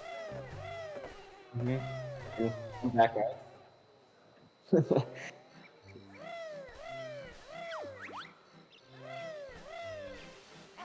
Yeah, that was an insane world record by Trev. I was watching that and I was screaming. That was awesome. Is this Stormed, right? Yep. Yeah, how's it going? So we switched out Schlongster now, and now we have Stormed in here in commentator booth now with me. So how you doing, Stormed? I'm doing good. How about yourself? I'm doing good. You know, just chilling, watching some Banjo. It's such a cool looking game. So it's a comfy speedrun, I think, for the most part, Oh yeah. Just definitely, yeah. watching the bird just going "Ooh, ooh, ooh," and just collecting jiggies and notes. It's a good time. Oh yeah. It is a really good time, yeah. But yeah, the Trev world record, man, I was not expecting that. It was so cool. So cool to see it at a live event. Yeah, I think he was in one of our tournaments that we have, and I think he had a semi-bad run, and I was like, dude, you're just gonna get world record at pace, and it actually happened. That's just crazy to think about. So you definitely called it then. Yeah. Yeah. Trev is the king under stress. It's insane. Yeah, definitely very optimized with literally all his strats. Because at the top level, like, it gets pretty, like, you have to, like, really think about all your movements, doing literally every small adjustment you need to save all that time. Because over the course of, like, a long run, if you make micro adjustments on all your movement, it adds up, like, a lot. Yeah, definitely, yeah.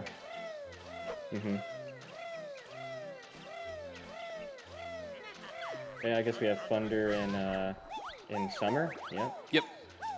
Yeah, they did the Click Clock Wood early, but they forgot to activate the Cauldron, so they probably have to do some like weird backtracking with the bee after they're done. So we will see. Yeah. Yeah. Yeah, that Cauldron can always be a doozy. So. Yeah. Yeah.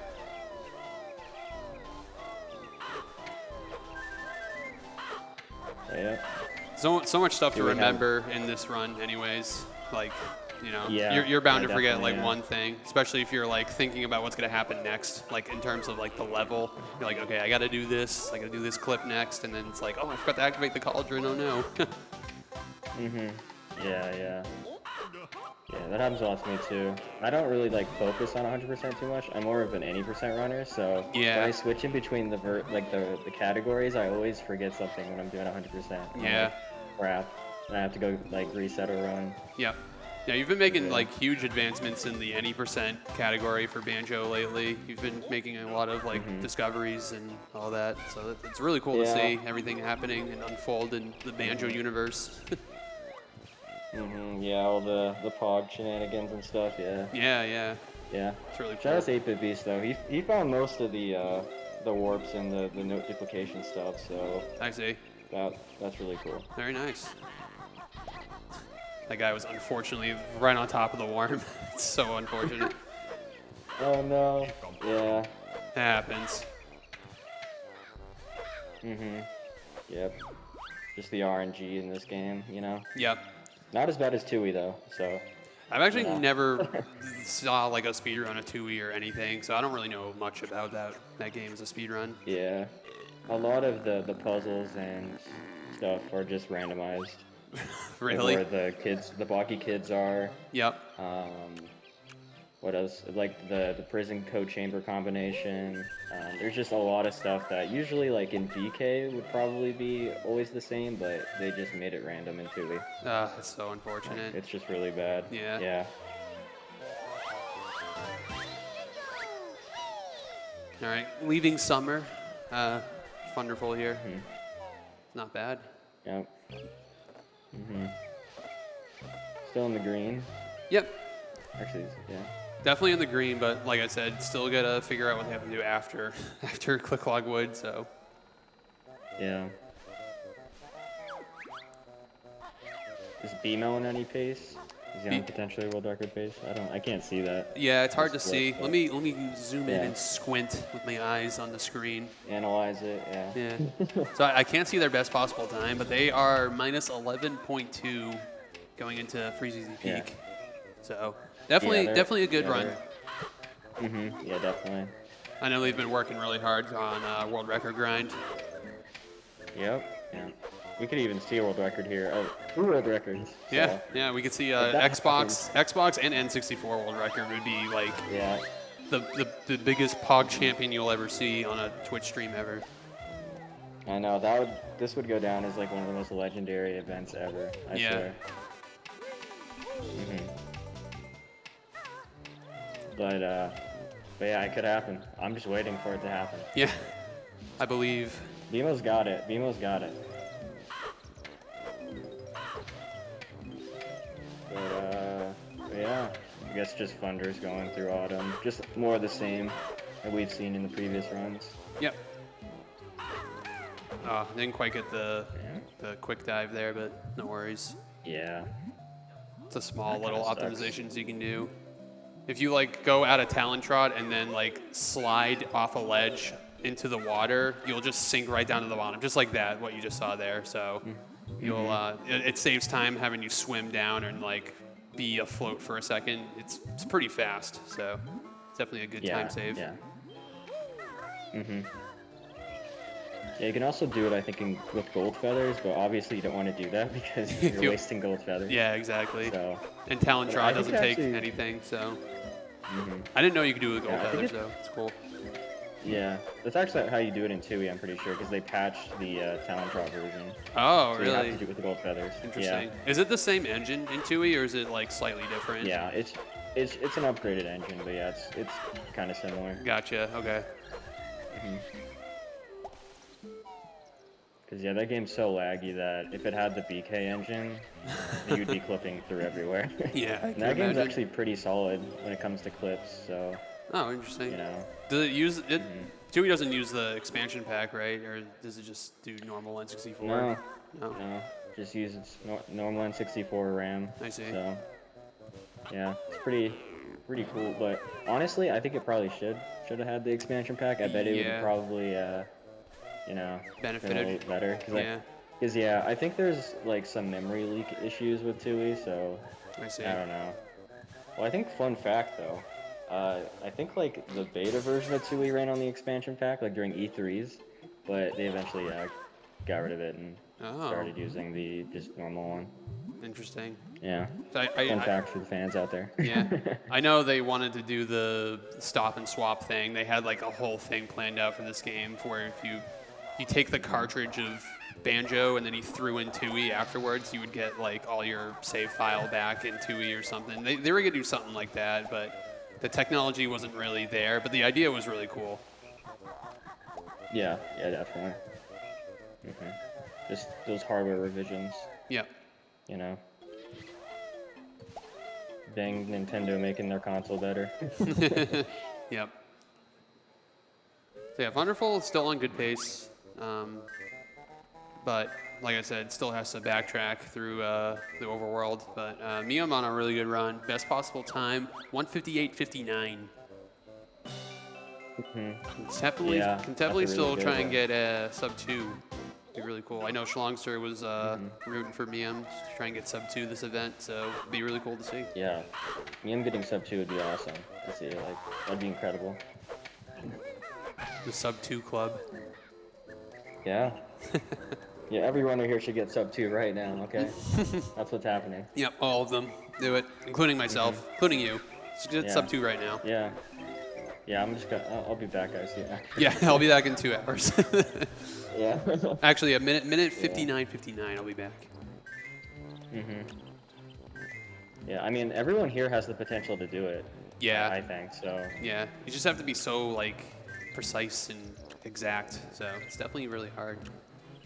Yeah. What's really annoying about this cutscene here with Eerie, for that Thunderbolt's doing, if you're not positioned like away from Eerie and you're like on top of him as he like lays down, you can actually clip through the floor and then like you can potentially die from like fall damage. So that's why you want to go to the side when Yeah. you do when you throw the worms in his mouth.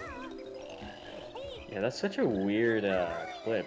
So there's like really nothing like it in the game. So Yeah, it's very. that was really odd. It's very bizarre. It definitely happened to me in a run before, and I was like, okay, so now I understand why they do that. Yeah. I think we're gonna be seeing fall bit clip here. Yep. The setup is pretty fast. Yeah, it's It's really. actually faster on Xbox, but Yeah. they just don't use it. So Oh, really interesting. you just literally just I think you. What is it? You punch, jump, and then beak bust. That's all you do. That's literally the entire setup for Xbox. Gotcha. Pretty funny. Nice. That was a really good clip there. The top runners making those clips look easy, and it is not easy. That setup does look pretty nice though, but it's like you have to be like so exact and precise when you have to do those clips. Yeah. Like it just, if you make one mistake, it's over. Yeah. You gotta reset the whole setup. Which sounds nice because you can just go back in and try it again, but Yeah, that's what Schlongster was You know. saying. So that like if you redo it, it's not as bad. Not as bad as MMM or something. MMM early. yeah, definitely. Oh, that's unfortunate. Ooh. Falling off there. Ugh. Yeah. Yeah. Definitely would not be happy about that. That's so like such a finicky part of that platform. Banjo's so slippery with Talontrot. Yeah. Just unfortunate. Yep. Yeah, make his way back up here. Yep. I called it earlier the flight pad of shame.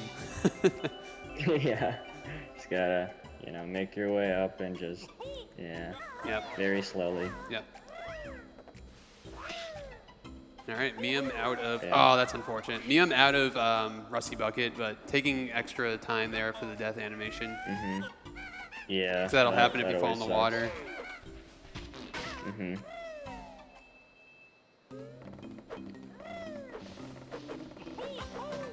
All right, still a 1:59.28 best possible time for Miam, so can still technically pull it off, but they'd have to like work really hard for it. But I believe. I believe. I'm not sure how her end games go, but I think she could still do it, yeah.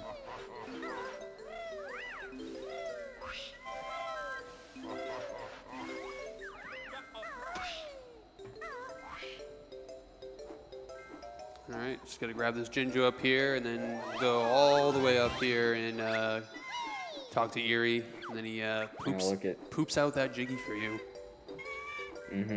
Looking at this laggy man here. Yep. Super laggy. Unfortunate. Yeah.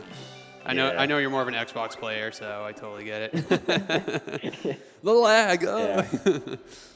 Yeah. All right, good Jiggy grab there off that bounce. Very good. I'm gonna grab this Jiggy. Very nice.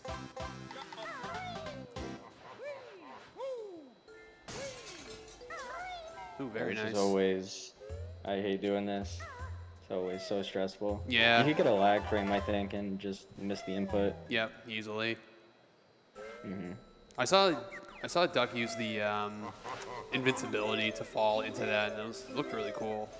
Yeah, that's Duck's little strat that he does. That's really cool, yeah. Yeah. Although it wastes a gold feather, so. Yeah. I mean, if you have the don't really extra, wanna do that. might as well go for it. All right, so Yeah, definitely, yeah. here's the first winner clip. All right, there's the first one, looking good. Nice. Just gotta grab this Jiggy and then grab the honeycomb piece. Oh, missed the Jiggy, unfortunate. Yeah. You can get it on the rebound here with the backups. That's okay. Ooh, that was a fast backup. That was really good. Oh, yeah. That was good, yeah. Yeah. Let's see if he gets this. Ah, Nope. too Yeah. early, I think. Or it might have been his like angle or something. Yeah, his angle, yeah. Yeah. Definitely his angle. I think he was not horizontal enough or perpendicular, whatever you want to call it. Yeah. Unfortunate. So now he's gonna take the That one's the swim of shame. yeah, unfortunate. Yeah. It's not the worst, but like you definitely lose quite a bit of time by exiting this way. Oh, yeah, definitely. If I remember correctly, I think they also need to be at a certain health too, and missing that, I think, causes some issues with the route. Yeah. Maybe somebody could prove me wrong in chat, but. Yeah, I'm not 100% sure. All right, so yeah, Thunderfall unfortunately in the red, but they can still get a, they can still make their way up and possibly Bop Duck. I know they still got like another 20 minutes or so left in the run, but we could potentially see it. Yeah.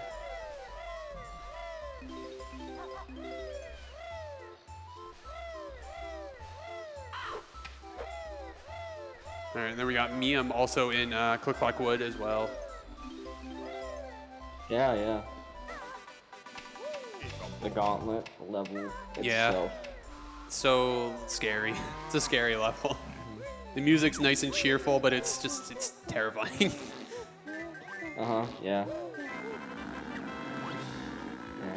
We right, won't be seeing, oh, here we go. soft block glitch. Yeah.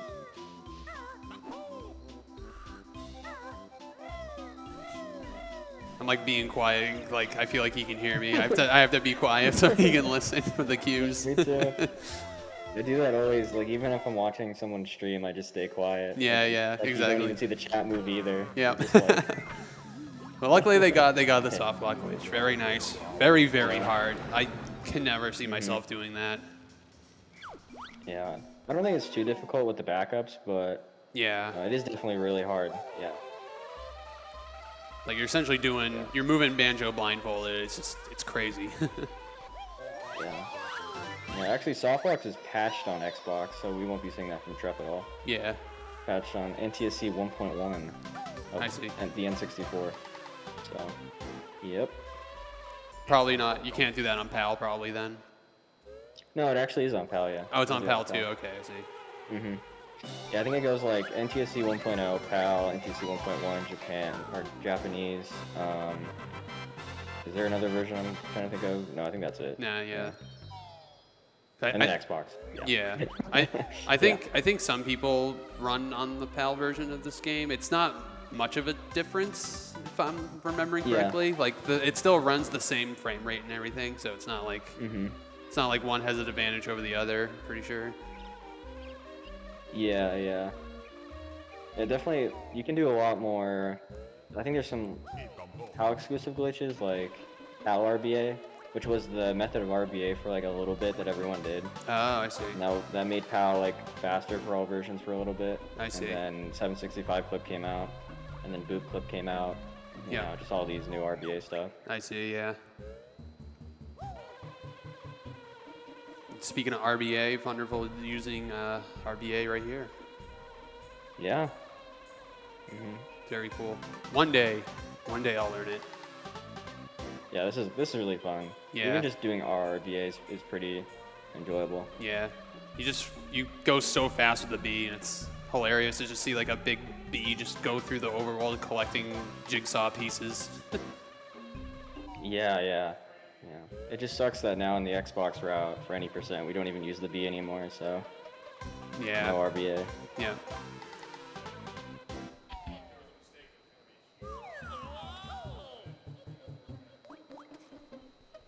Yeah.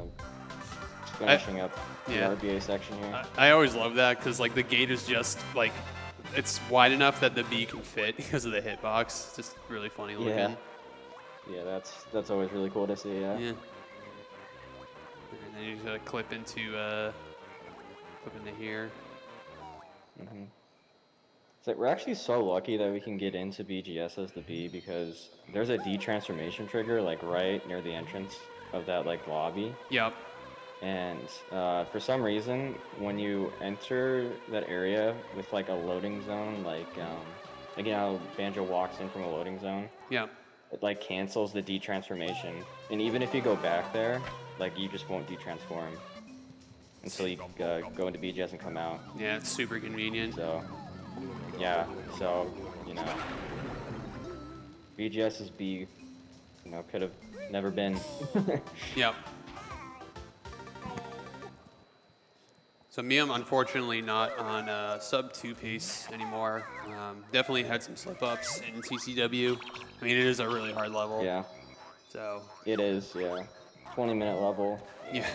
Non-stop action. Yep. Done 4 different ways. You know. Crazy. Yep. 100%.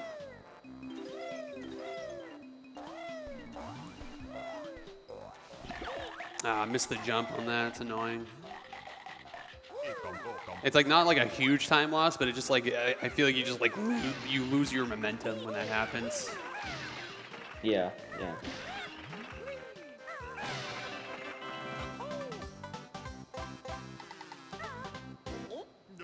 The Duck's on pretty good pace here too. I see that he's like I see a lot of green on the screen, and they're in Mad Monster Mansion, so definitely looking really good on Duck's part.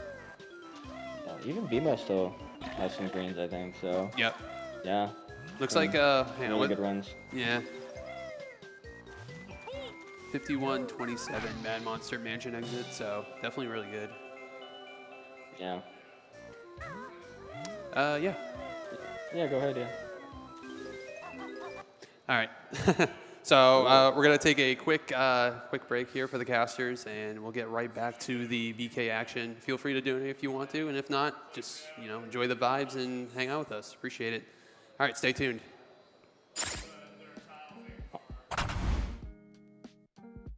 Urban arts helped prepare me for college by giving me a lot of experiences working both independently and collaboratively with other people to make really cool games, and taught me how to put my all into creative projects, and that helped me put together a very strong portfolio for college.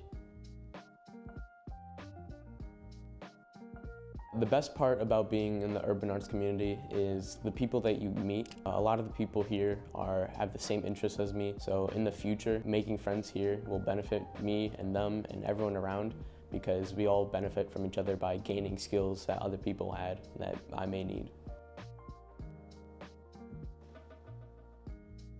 Urban arts helped me see myself differently by showing me that I can be a good leader.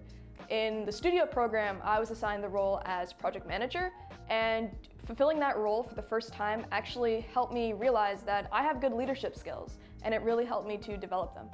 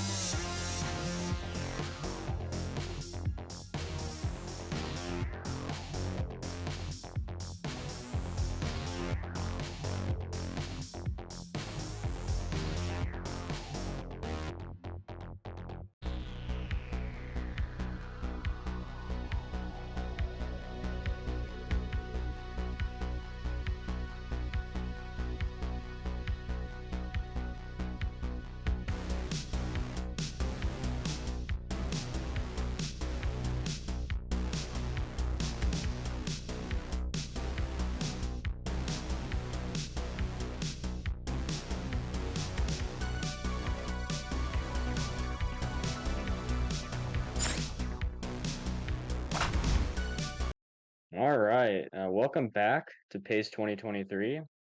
We're back and we're going to be watching some Banjo, and I'm joined with GDO. What's up, GDO? Not a whole lot, just excited to see a bunch of Banjo races. Yeah, Love me some races. Banjo's awesome. Yeah, sure is. And I have been at work all day, so I actually don't know has anyone locked in an excellent race Yeah. yet? Yeah, Trep actually just got world record, so yeah, Alright, you know, pretty good run so far for Trep. Is he back doing runs? I don't think so, but yeah, Trep got a pretty big, I mean, it wasn't a big PB, it was only a second, but definitely amazing for a world record at a live event like this. With, yeah, you know, exactly. crazy. You know, even did it on Banjo Race too. Like, what is his? You know, I want to know his secret. Like, you know, what is he crafting? You know, races really help people, you know, I guess this is like for the best time, so they're not forced to like finish the run, but I mean, some people perform really well under pressure, right? You got a lot of people watching, you know you're up against other people, you gotta, you know, factor all that sort of stuff in.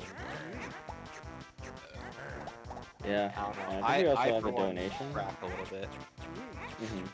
Yeah, I guess I could read the donation from, I think, Giga1396. Just $15 donation with a comment. Thank you. Yeah. Thank you for donating.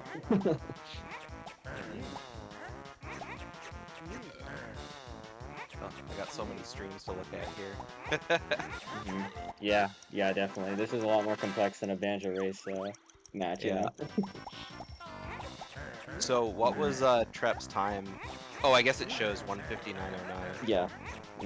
So yeah, he's still currently first place, and I don't know if anybody's on pace to beat that time. Looks like everyone's in the red. That's about to finish a run, but we can still see some really good times come out. Yeah, it looks like Miam's on a pretty decent run right now too. She's on a just barely a 2:01 or like a 2:00 pace. Yeah, a 1:59 is definitely going to be pretty hard to beat. And then I think BMO is still on world record pace, maybe? I can't see his splits, so. Yeah, But, they're a little bit, literally they're green, too though. small for me, but I see Duck's got green splits too in the double digits. I've also seen some golds by DD-Lux, like 4 or 5 or something like that. Also, something's in the way of the screen, I think. I don't know what that is. It looks like a search thing, like. Yeah, something's going wrong. Yeah, run invalidated. The antivirus software caught up. He's hacking. Yeah, hacking live at pace. Yeah. Hate to see it. Yeah, it looks like Thunder's about to finish up BGS. I don't know how's the split's been. Looks like it's a pretty decent BGS so far. It looks like he's gonna finish a little bit in the green. Well, in on the segment time, but still plus like 24 seconds on a 2:01. Definitely would soak up second place if he finishes with that time though. Yeah. Because I see Duck's got second place right now with a 2:01:50, and I see Duck is currently 15 seconds ahead of his 2:01:50, so he's using splits for the. He's using like splits for the race. He's not comparing to his PB, so. That's actually really convenient for us. Yeah. Definitely. Yeah, so is BMO. It looks like BMO's PB on his splits shows his 2:03:40, so BMO's currently 31 seconds ahead of his 2:03. Yeah.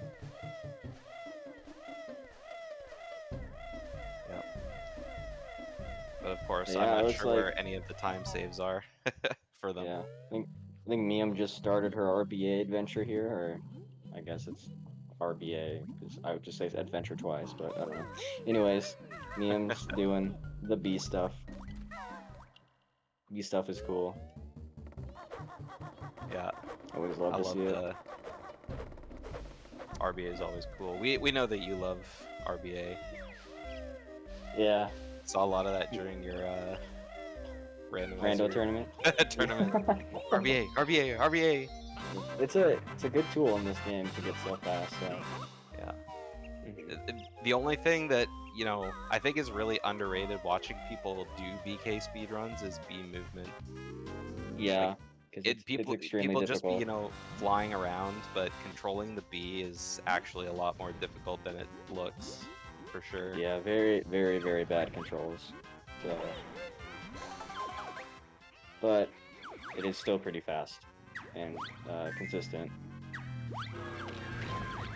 Also, Welsh, I saw you say you had poutine the other day. Very nice. Very unhealthy, but very nice. Nice. Yeah. Oh, wait, okay. Did Thunder get a picture question on the death square? I was not paying attention. No? Okay, no, that was the second question. Ignore Yeah, me. yeah. Yeah, Miam with a little bit of a second try entering VGS with the B. Yeah. That one Really is easy kind of to pop difficult. Mm-hmm.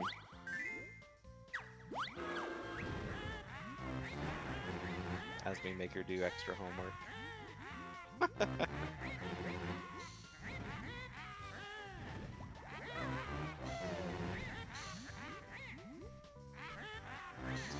Pop up another thing here. Yeah.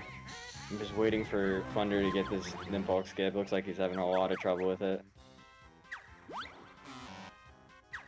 Okay, gets it wrong, that's good, and now he's got Nimpulk skip, so that's awesome. Heading to Grunty fight right now. And then, yeah, Miam's starting BGS as Banjo, so that's cool. Oh yeah, definitely you can fly the bee out of Click Clock Wood. It is one of the most broken mechanics in the entire game, so yeah, really, really cool. Yeah, I mean the bee just being able to clip like kind of not wherever it wants, but the good spots. I don't really know where I was going with that, but Yeah, B is broken. That's what the B stands for, obviously. Yeah. You know, obviously not as broken in Xbox any percent anymore. Kind of sad about that. But, you know, it's whatever. We got legacy categories, and that's what they're for. Yeah. So when in doubt, there's always memeables, right? Oh yeah, definitely. Yeah.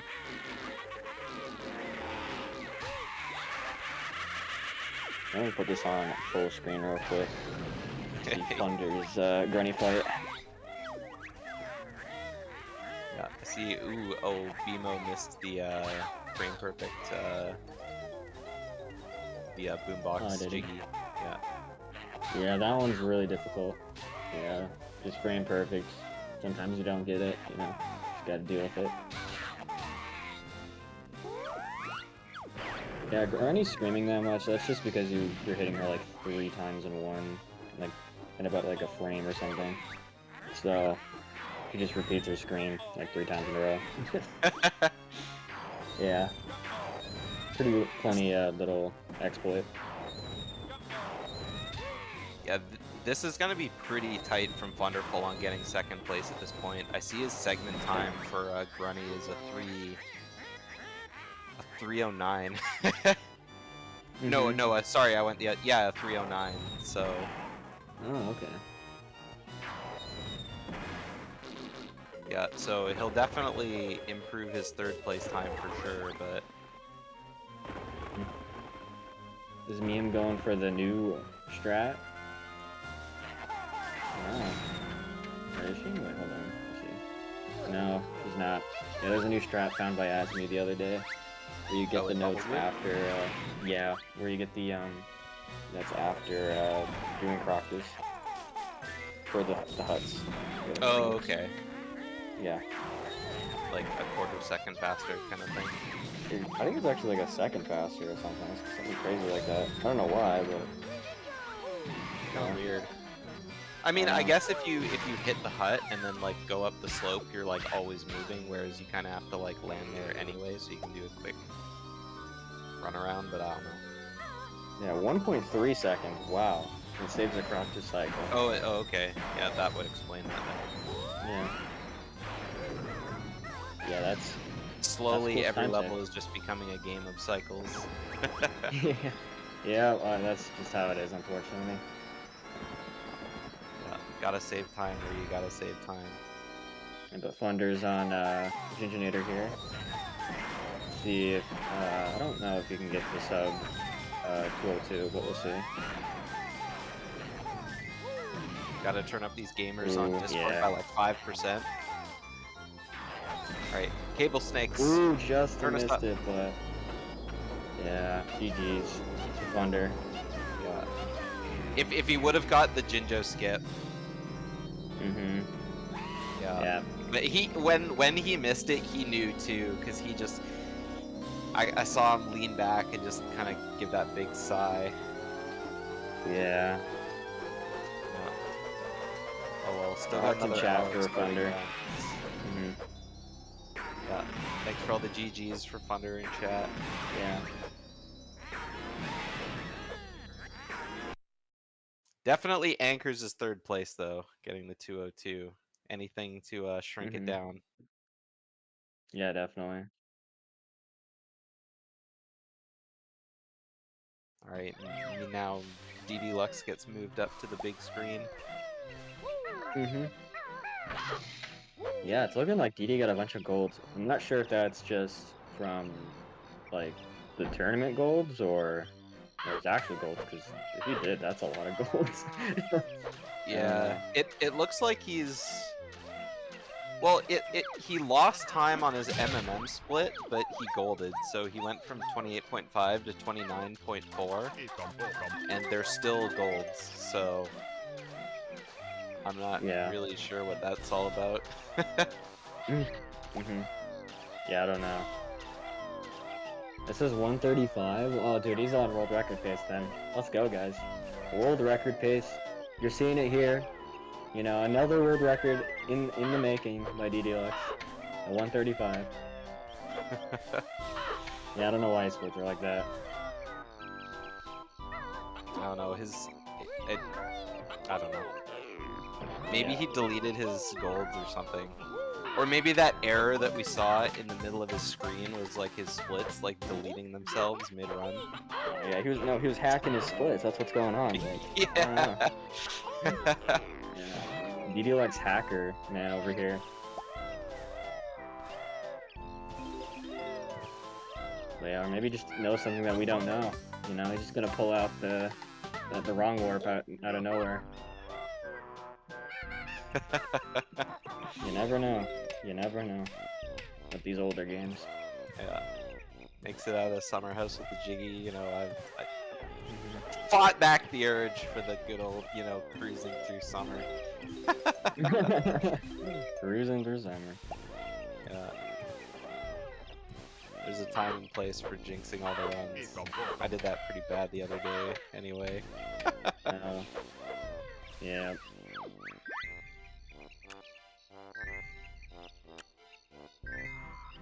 Yeah, I didn't even realize, but I think 7 Hornet got a time on the leaderboard. I don't know if we mentioned that yet, so that was cool. He actually, I think, missed a collectible, and he beat the game and stuff, and yeah, it didn't count, so, you know. Oh, so the time he's got there is his second Yeah, attempt, second I time. guess. Yeah. That's gotta feel so bad. Yeah. It's unfortunate. Yeah. I mean, I guess you could always just go back and, well, if it was a note or a Jinjo. Yeah. Oh yeah, I You guess it would could. have to be a note. Oof, I was worried about me in there for a sec.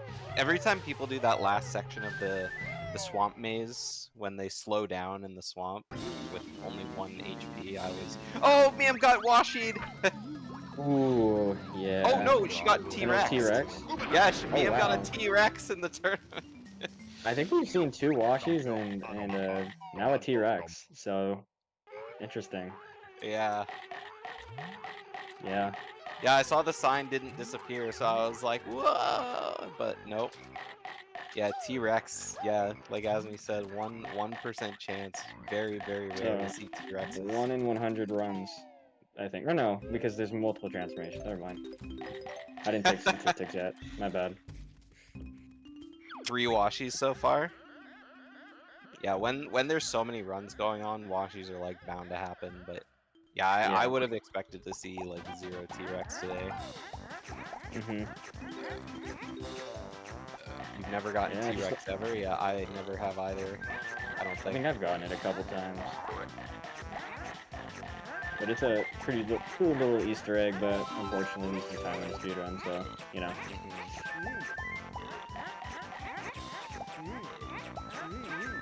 Yeah, it looks like just Miam's cleaning up, BGS, doing Vile. This extremely long mini game, probably the longest Jiggy in the entire game, but other than like maybe Eerie. But yeah, very, very, very long Jiggy. Someone's got to find a skip for it. Come on, put our thinking caps on. Anybody got any ideas? The Jiggies just gotta be like hiding out of bounds somewhere, right? Yeah, That's yeah. spawned in. The old, you know, DK64 strats collecting the Jiggy out of bounds. Yeah, unfortunately this game just doesn't have a lot of that. I don't even think it really has any of that where it's just like deloaded and out of bounds or something. Yeah. There's a few instances of stuff being like that, but yeah, not useful in a speedrun. Like, such as what? Oh, you want me to talk? Okay. Well, this is kind of nerd talk, but there's. But I actually don't know, so. So in Furnace Fun in the mini games, I think there's a couple mini games, but in BGS Choir, Tip Tup is underneath the ground and he's just still there in the Furnace Fun mini game. Yeah, he's chilling down there, out of bounds. And then in the Sandcastle, I think the Jiggy is out of bounds too. For the Sandcastle Jiggy, and then underneath the Hornet Hive, I think the Jiggy is under there too. So it's kind of interesting. Yeah. Yeah, I agree, Asmi. Gotta secure your time.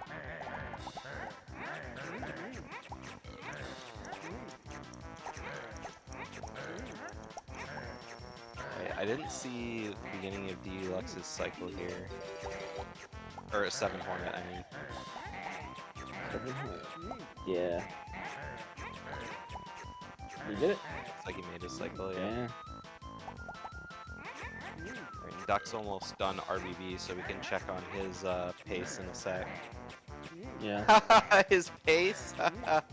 Oh yeah, pace. Funny because we're at Pace. Shout out to Pace for hosting this event. Awesome, awesome.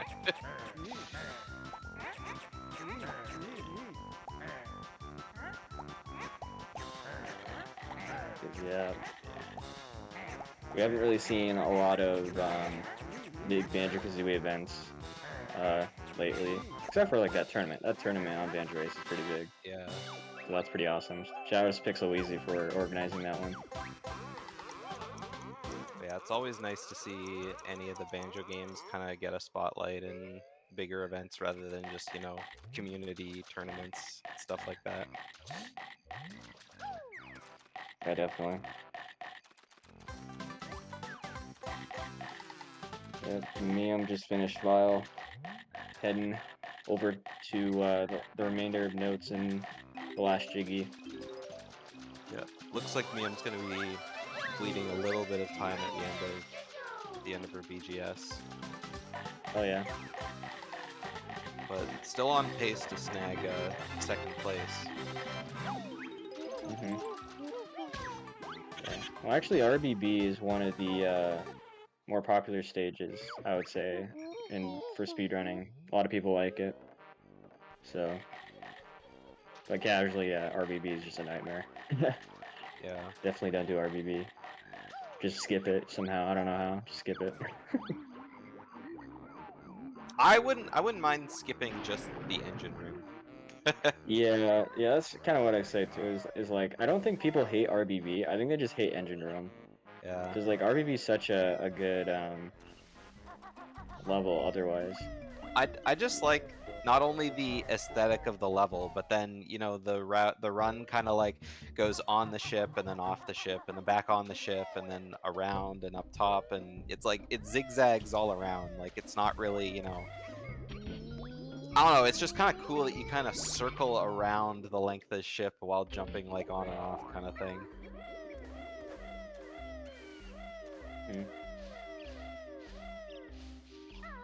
Right? DD Lux nailing the bit clip. All bit clip. Yeah. Yeah, Ducks had a pretty green run. Some of it's dark green, some of it's light green, it looks like. But yeah, nothing in the red. He lost almost 43 seconds in Rusty Bucket Bay.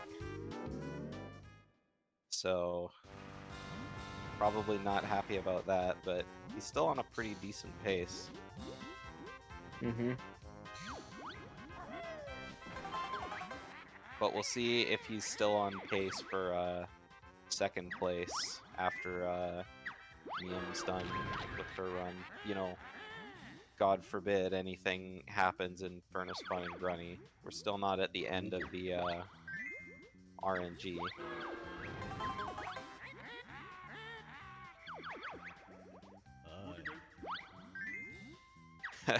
Trep's chilling. Trep Yeah. is chilling. You know, looks like BMO though is gonna maybe come and snatch his best time here. Mm-hmm. Trep scrambling to get all his stuff set back up. Yeah. Yeah, I'll just go send Trep the bit clip setups real quick. No, imagine. Send Trep a text, bring him back from English Chipotle, wherever he went. Oh no, Miam got a picture question! No. I ruined it! No.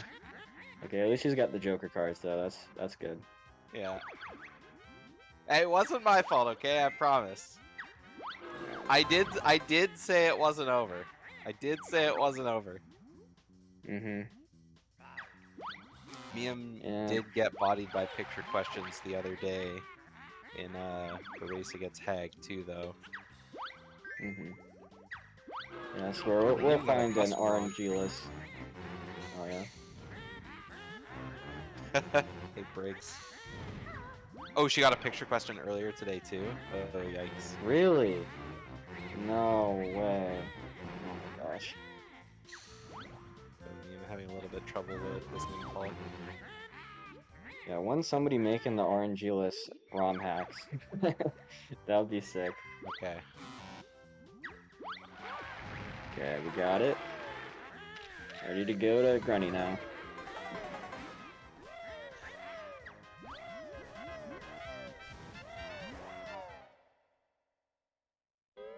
See, Miam has a 204. Her PB must have a picture question.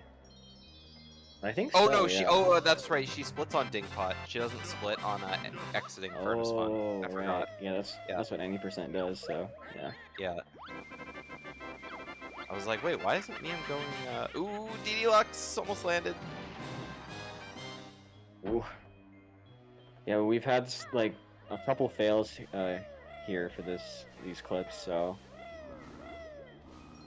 All right, Hopefully DD. Oh, it's wiggling and wobbling. Oh, but makes it through. Yeah, that's a really laggy camera angle. Yeah, that was good. That was good. Yeah, that was. Yeah, I think the dog split is the Dingpot split. Good beef. I think. I mean, I've ran any percent on it, N64, so I should probably know, but it's been so long. Ooh, falling in the water for TDX. Yeah, Miam starting the runty fight here. Good egg shots there. Yeah. At the very least, no matter what time she gets on her grunny fight, if she, you know, doesn't die and has a pretty alright rest of her fight, she'll beat her submitted time anyway. So, Yeah. So after I think at what 7, I don't think the runners can reset anymore. So if they're on bad pace right now, they probably need to reset. yeah. Well, they still have a half hour, right? So. Yeah, exactly, yeah. So if they, you know, yeah, so they got some time. A half hour is like 2 more decent, like. Ooh, missed a beak bomb. 2 more decent runs up until like the middle of TTC. Yeah, definitely.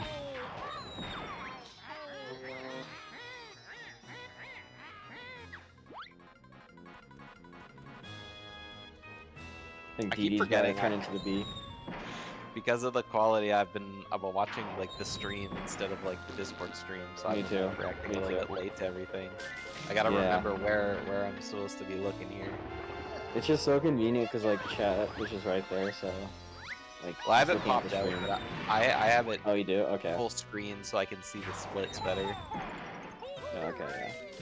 Because yeah, sometimes our Discord feed isn't correct, so we have to look at the stream. Yeah. Yeah, me gotta go do Ginginator. Yeah. Yeah, pretty much. Good Grunny statues or Jinjo statues. Yeah, definitely. Yeah, that was good. But as soon as you kind of do your Jinjo statues, you kind of know you got a PB or a record or whatever. Because like, yeah, Ginginator is like pretty consistent. Hopefully, knock on wood. I got wood right here.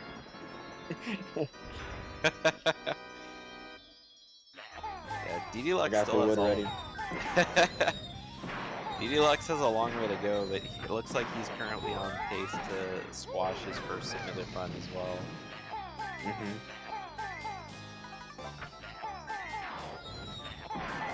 Okay, not beating Thunder's time, unfortunately, but As we move pretty on. good run. Yeah, 20202. Yeah. So 4th place. GG's to Miam. Yeah. Very, very close to Thunder's time, but unfortunately just a little bit, you know, too late. Yeah, they really are. Like Oh, 201. did DD get eye jail? Yeah. Yeah.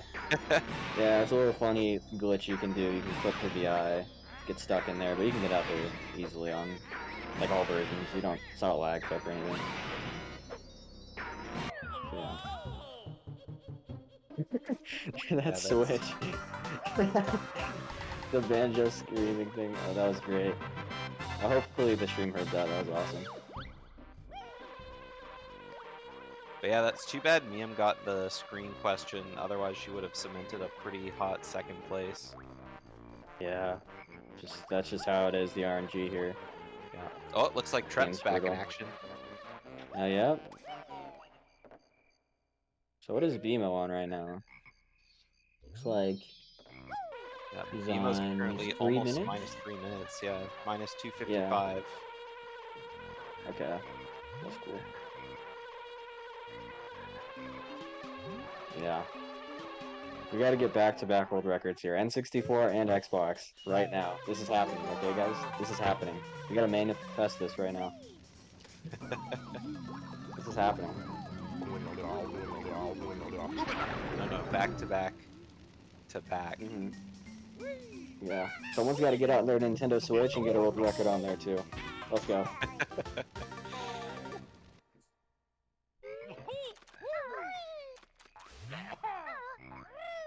Alright, let's double check. Oh, it looks like Duck finally got red splits in spring. He's too busy watching the end of Miam's run. Yeah.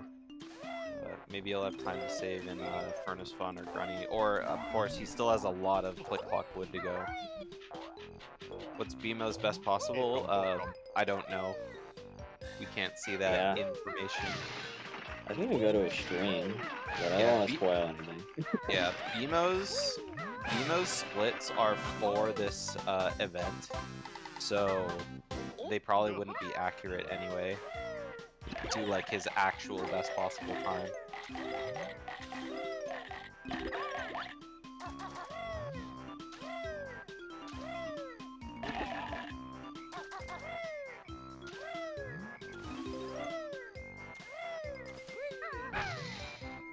Seven Hornet That's having a pretty standard end of the boggy race. It always looks like it's going to be close, but it really isn't. yeah. It seems like BMO's on 57 pace, so yeah, not a world record pace anymore, but definitely can get a really good time and like just clear out Trep's time if he continues.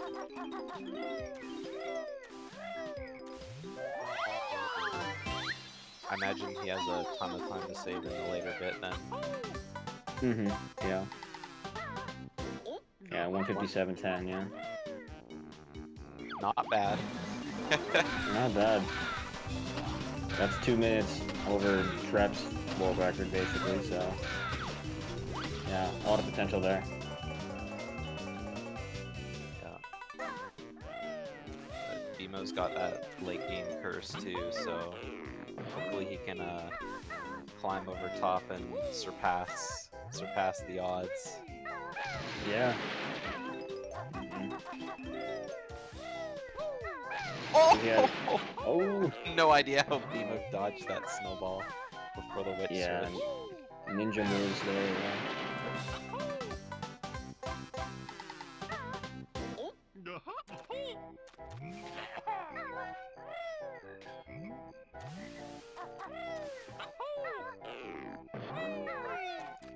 Right, I see we had a donation from D saying $25 saying, let's get one more world record tonight.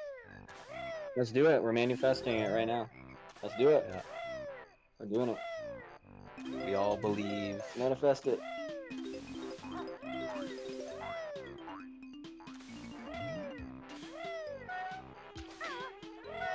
Yeah, and I mean, we got another half hour for like, you know, runs to get locked in for the rest of the event. But I mean, even in a half hour, like D-Lux should be done his run. BMO will be pretty close to finishing his run. Duck should be finished his run, and so I guess if they suddenly realize they're not gonna bop anyone under them, then they can just kind of abandon ship and go ahead. But Yeah.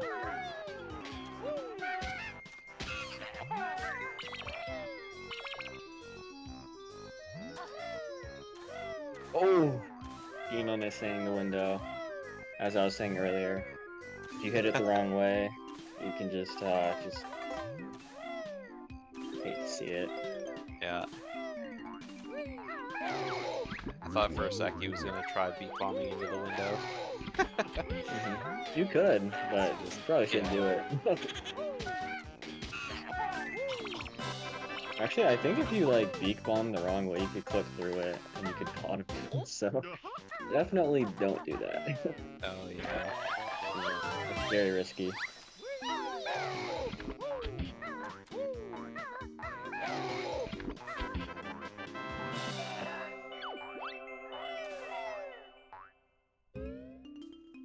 I mean, if you beak bombed like through the crack by accident and like missed and like tumbled, would you tumble into like Naughty's house? Can you get that much forward momentum? You could. I don't know, maybe. That'd be kind of funny though. I think that would probably be the worst case scenario. Maybe. I don't know, it'd be funny to see, but also not really.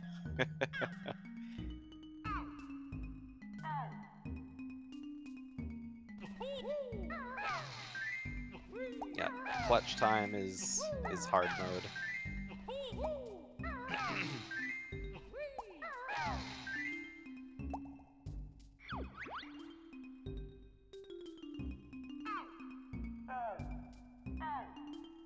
It looks like BMO's about to do soft walk here, so hopefully this goes well. This is I think, yeah, knock on wood, I think he's gonna get it. Yeah, it's always hard to tell how people are doing soft lock when you don't have the volume. Yeah. But there's like a certain amount of time that should pass before you start going, Of course, we can see their faces too, so we can immediately, if something's wrong, there's usually a change of expression. You got it though. Yeah. We're good.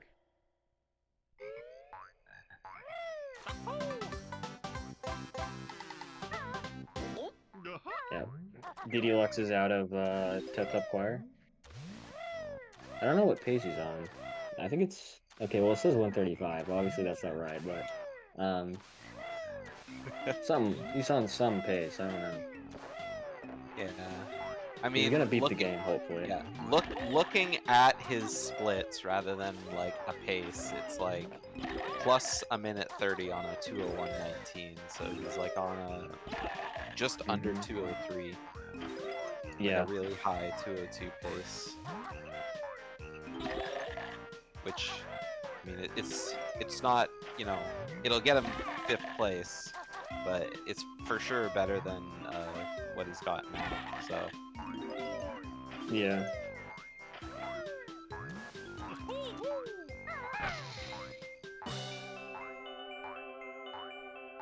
Ooh, had to backtrack for a note in the crocodile maze, but just barely. Well, I guess the waiting boot maze. Not really sure what it is, just a maze. It's not even really a maze, it's more of just like a fenced-in swamp. Yeah.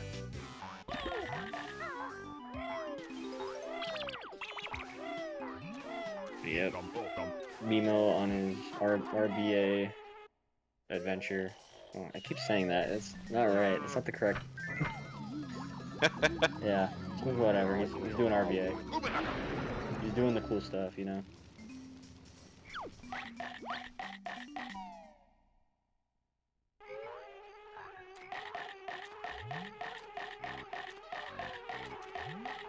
DD's splits are weird.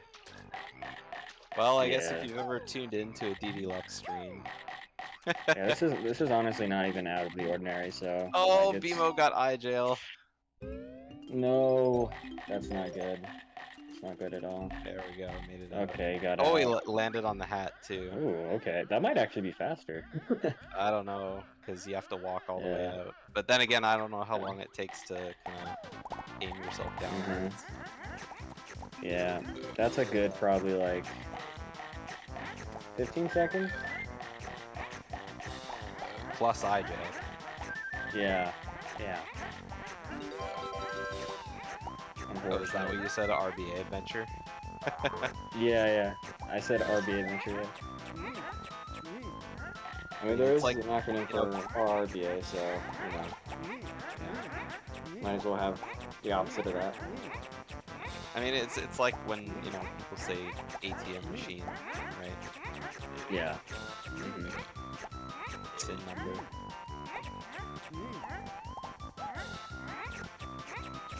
If you're Canadian.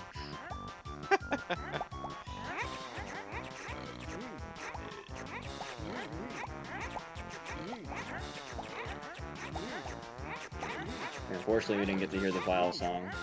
You know, no mic for Duck, but maybe he just sang it in his head. It looks like Thunderbolt decided to reset his run that he was on. Oh, did he? Yeah. Trep's starting to run too right now. Yeah, about 8 minutes in. Ooh, 7 Hornet with a really nice early. Saved 2 minutes. Is that 2 minutes or 3 minutes? I can't tell. It looks like he went from minus 6.3 seconds to minus 2:31. But it might be minus 3:31. I don't know. I don't know. I wonder what happened on that PV run. either way, first try MMM early is always like really nice to see. Yep. Definitely. Ooh, Duck saved a lot of time in his autumn. He's currently back in the green. Looking to save 40 seconds, so currently on a low 201 pace. I see his best possible time shows a 2:00:31. So a little bit of time to save in Furnace Fun. And Runny Fight. And Bubble Gloop. I keep forgetting that there's also Bubble Gloop. Yeah.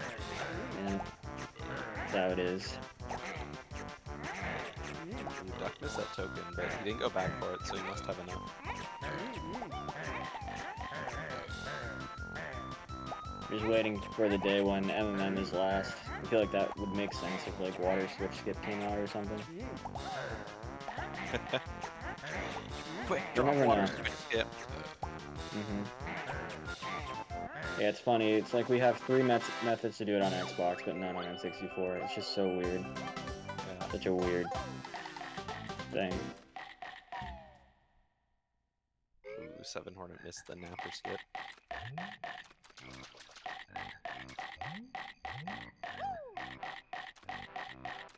Oh, BMO's going for the notes later. Busted the hut, and he'll be collecting the notes on the way down. Innovative. Innovative, yeah.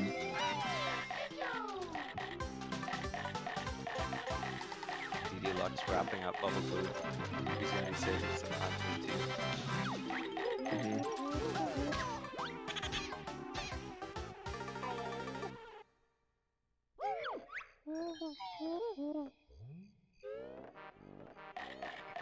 Ooh, nice gold split.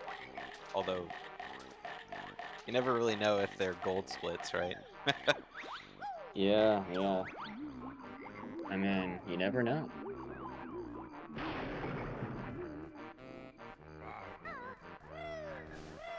But yeah, it looks just like DD's heading straight to Furnace Fun. That's what's kind of nice about N64 is that the ending is like a lot more chill than Xbox, I would say.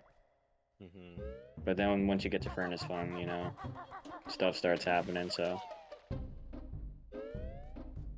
Yeah, all the shenanigans.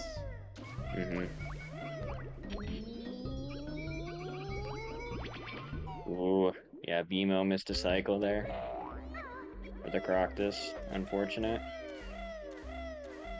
His egg shot looked really good, but I can't tell if he was like late by like, you know, a frame, or if he just like hit the side of the cheek. Yeah, just hitboxes in this game are just awful. Yeah, they're just awful. They ever remaster this game, gotta make the hitboxes better, you know. Just barely missed the Jiggy on the Croctus spawn as well. I feel like with it's not only the hitboxes, but I feel like egg aim is also a little bit weird in Banjo-Kazooie. The eggs seem to like, you know, when Banjo shoots them, they kind of shoot out a little bit more to the right of where you're looking. Yeah, I think it's just a little bit more to the left. But it's like, I don't know why they decided to, same thing, you know. I mean something. Yeah, somewhere. Not straight. Yeah, but, I notice it especially when you go to do the Jinjo statues. Yeah, definitely. Yeah, you always got to aim a little bit to the right. Then the eggs will go a little bit more to the left, and then you got a clean shot. Alright. DD about to be doing an impulse skip here. Ooh, gets it pretty fast. Okay. Yep, gets it. Awesome. Now just gotta make his way to the Granny fight. Yeah. Not sure what pace he's on. But I'm thinking it's like maybe mid 202? Maybe even less than that. I'm not sure. Yeah. That's what it looked like. Like a 202.20.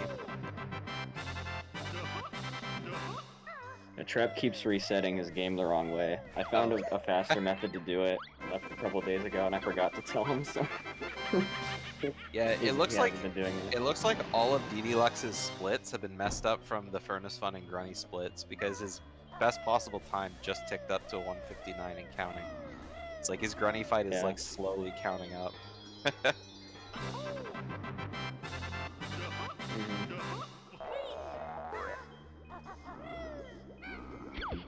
Trap reset another run, so he's gonna be going for Yeah. another reset. Yeah, right now, if you're on a bad run, you definitely just want to reset. Start doing attempts. We're about 15 minutes away from no resets.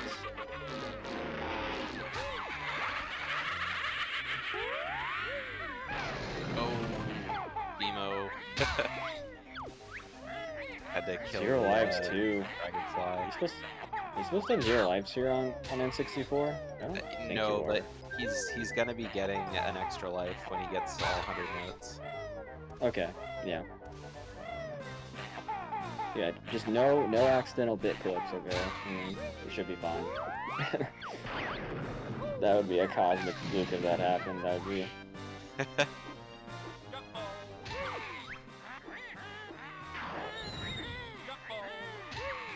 Let's see how Thunderful's Grunny fight's going so far. Good beat bombs so far. Yeah. I definitely can't afford to miss some shots low on feathers, but we got it. We're good.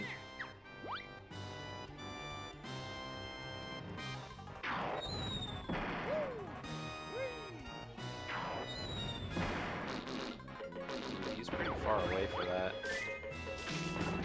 Oop, got it working. I feel like this is a soft lock, because the camera was a bit laggy there. But No, we we'll gotta see. believe. Believe, okay. I could be wrong. No, I think he got soft lock. Oh no! Oh no, he's soft locked! He knows knew it! He it knows it too! I know Yeah. the cameras. Yeah, I saw Crazy. his lips. Oh no! Oh, DD Lux soft lock. no. He's so mad. He is Uh, so mad. Yeah, that sucks, dude. Oh, I I see hate that Duck. so much. I see Duck shaking his head. Yeah, they're playing right next to each other, so Duck knows. Yeah. they're Wow. they're both laughing at it. I can't. Oh, Yeah, that's crazy. so terrible. Of course it had to happen at pace. That's what's even more hilarious about the situation is that you immediately called it too. You're like, oh. Yeah. Yeah, it always happens when there's like a really laggy like camera, and I saw it and I was like, oh no, here we go. Yeah. So, okay, so for people that don't know, there is a chance that the Jinjonator, or not the Jinjonator, sorry, the Jinjo statues will actually not work. If for like just for some random reason, I'm pretty sure it has to do with lag, but they will just not work, and you cannot finish the fight, and you have to reset. So that The is statue the is last thing that can basically go just wrong. yeah, it's just a real statue. Doesn't respond to eggs. Yeah. I think it also can happen on Jinjonator too, but it is extremely rare. It's only happened to like a couple people. I mean, I guess he could have just jumped off, right? Yeah, he could 'Cause have. he- I don't know how he many coulda- lives was that though. Yeah, well, he could have just redone the fight, but at the same time, like by the time he did redo the fight, he would have been last anyway, so he probably just decided not to finish it. Yeah. So I mean, like you don't have to like redo your run, but in this event, he would have like been in last place if he would have, continued on. So at that point, just gotta throw it in.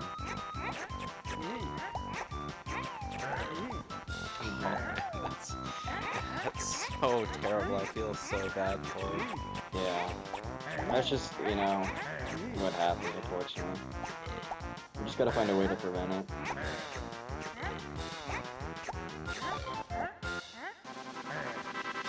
It doesn't happen on Xbox, though. It is a, Yeah. Shoutouts to I've said that so many times.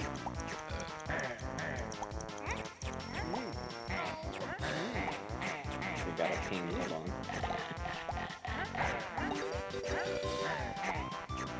I'm setting up to do another run. Yeah, that's fine. We can commentate until Bimo and Duck are done. I mean, I'm here for another hour. Yeah.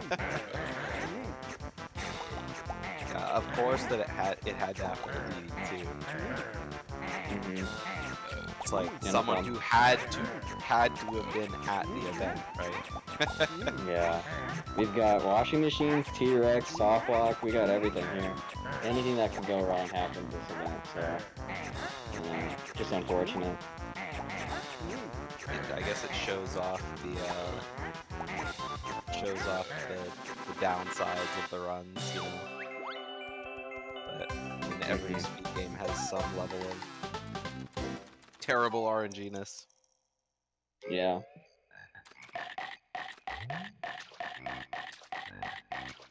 Yeah. Combustible, the soft lock is in the grunny fight. Sometimes something can cause one of the Jinjo statues to just not react to the eggs. And it's just, you can't continue the fight.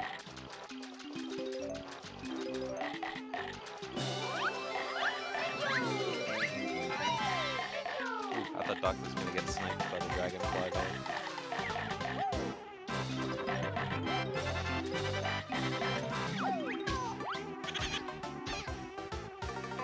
Yep.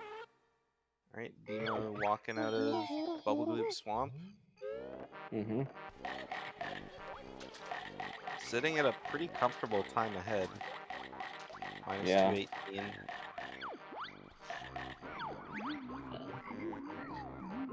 I got an ad. I can't watch his stream to see what his best possible time is now. Oh no, did he just say? Asmi did. Yeah. Oh yeah. 158.23. Okay. So it can still definitely beat Trep's time.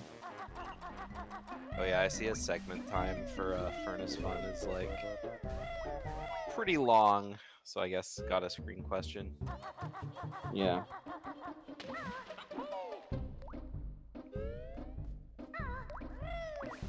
Yeah, seven minutes until no more resets. They're locked in, so Yeah.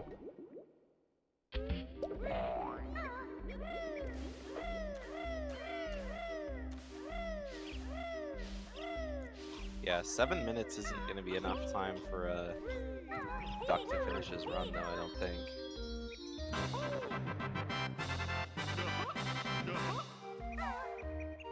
So he might be locked in with the time he's got going on. Yeah. But I think anything like sub 201 is a pretty respectable time. Yeah, definitely. Like that. Really, really respectable. Yeah, exactly. Welsh. Gamble on his current time, or that's the problem with being like right at the very end of the game.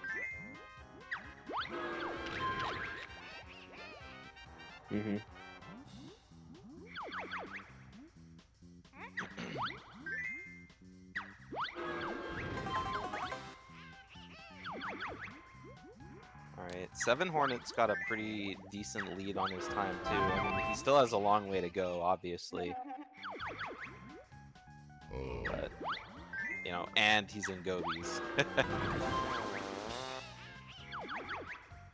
Yeah, the soft lock is most likely caused by lag. So, that's just my opinion. So, I don't know if that's actually true. But I kind of did predict it because Oh, Bimo got a picture question! No, dude, how many picture questions have we seen? Oh my god. What are the odds? That's 50 seconds, I think. Trep's paying Yeah. off someone, for sure.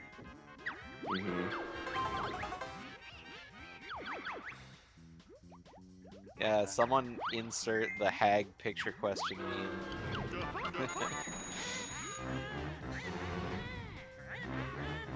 The law of averages is out the window, yeah. Right. Take 2. Yeah, fair game.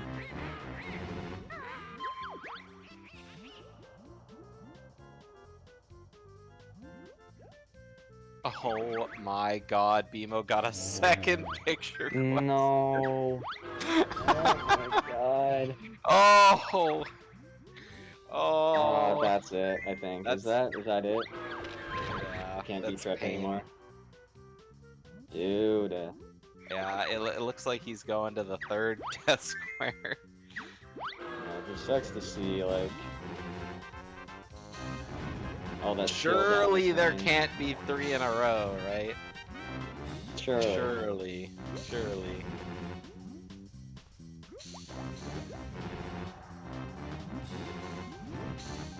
Yeah, this one's hard. You can't really get this consistently. Yeah. Come on, BMO. Especially when you haven't really done it. There we go. Okay. Alright. Managed to make it on the third one, but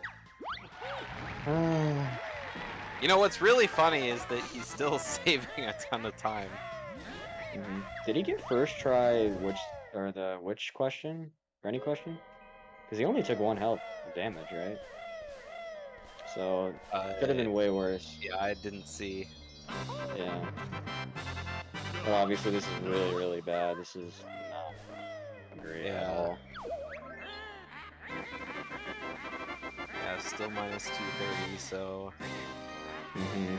I mean, at least, you know, he's still got 3 minutes to finish. Yeah. But Still on, I think, sub 2 pace. I think. Hold on. I gotta go tune into a stream again.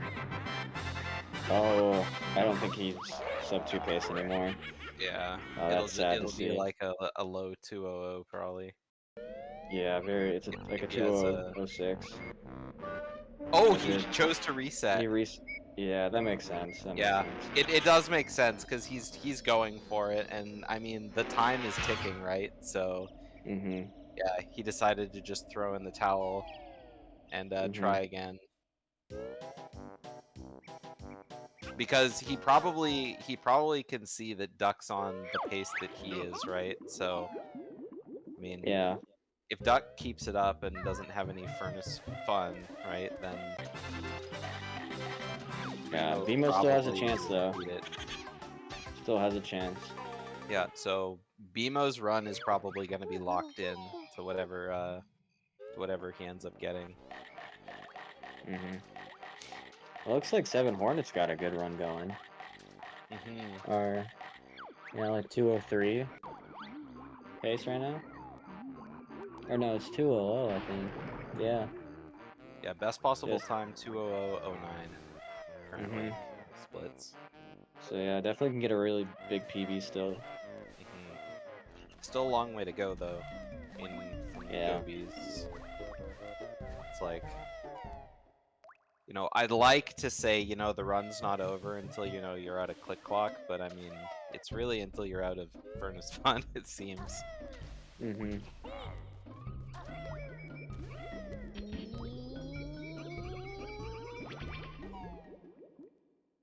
Oh yeah.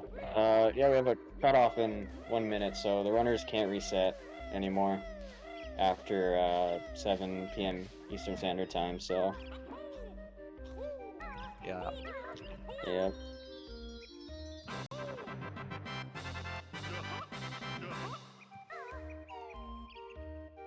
All right. See if there's any donations.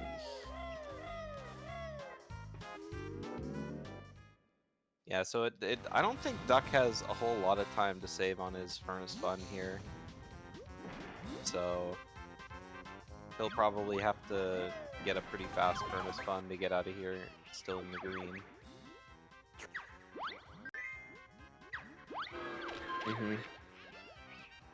Yeah. Somebody kept track how many picture questions we've had so far. I don't think I've already anybody seen has, more but than enough, and I've only been here I for know. like an hour, so. I think I've seen like 5 or 6 today. Yeah.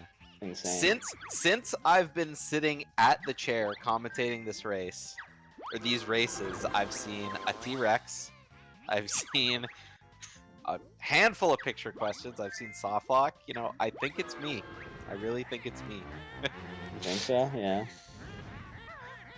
This curse follows me wherever I go, you know? Even the new booter practice seeds, those are a little bit cursed as well. Yeah, we don't need to talk about those. It's like the hand of gold, except not really. Oh, it looks like Duck. He made it out without a picture question. Awesome. All right. Took a little bit of time to get an impulse, but managed to make it. Yep. And it looks like we are after the cutoff. It's currently 1 minute after 7. So all the runs that the runners are on are the ones that they're going to be on.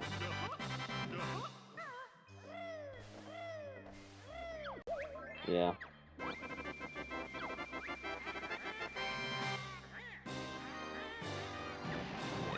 It looks like Duck has a little bit of time to save in his runny fight too. His best possible time is a 2:01:20, so he's got a few seconds to save. 2:01:20 would cement him in second place. Not quite enough to beat Trep's run though.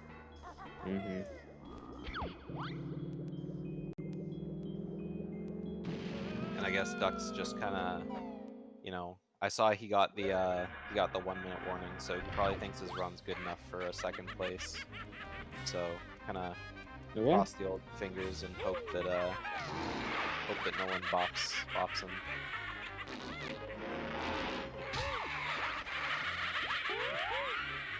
Yeah, Duck's I would say one of the pioneers of the grunny fight, so hopefully we'll see some good stuff from it.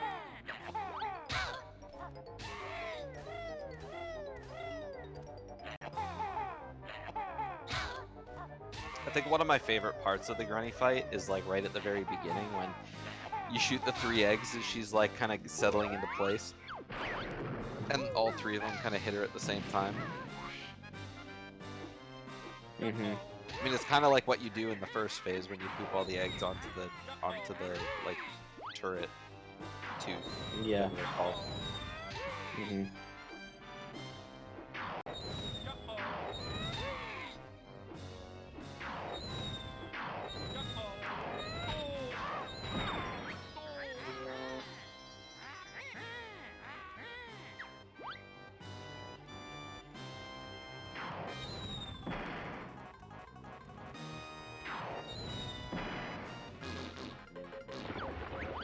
Yeah, I guess one of the last things I'll say while I'm in the commentating booth is, yeah, just shoutouts to Xbox runs, because they've come a long way, and we have a first place from an Xbox runner, and we thought for the longest time that it was the slowest version. I mean, it still is a slow version, but it is definitely speedrunnable, and if anybody's interested in running on the Xbox version, it's definitely something to consider. Yeah, and you've been doing a lot of Xbox science lately too, yeah? Yeah, Xbox is like busted wide open this past year, so there's probably going to be even more stuff found, and honestly probably be the fastest version in a bit, but yeah, just putting that out there. If anybody's interested, definitely look into it. 7 Hornet. Man, I hate this job. Looks like Duck is on Ginginator though. Yeah, very close. Yeah, it looks like he's gonna...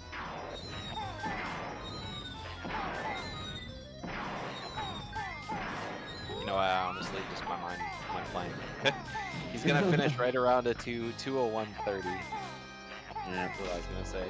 Yeah, alright, 2:01:29. GG's. GG's. Good little tournament best for Duck there.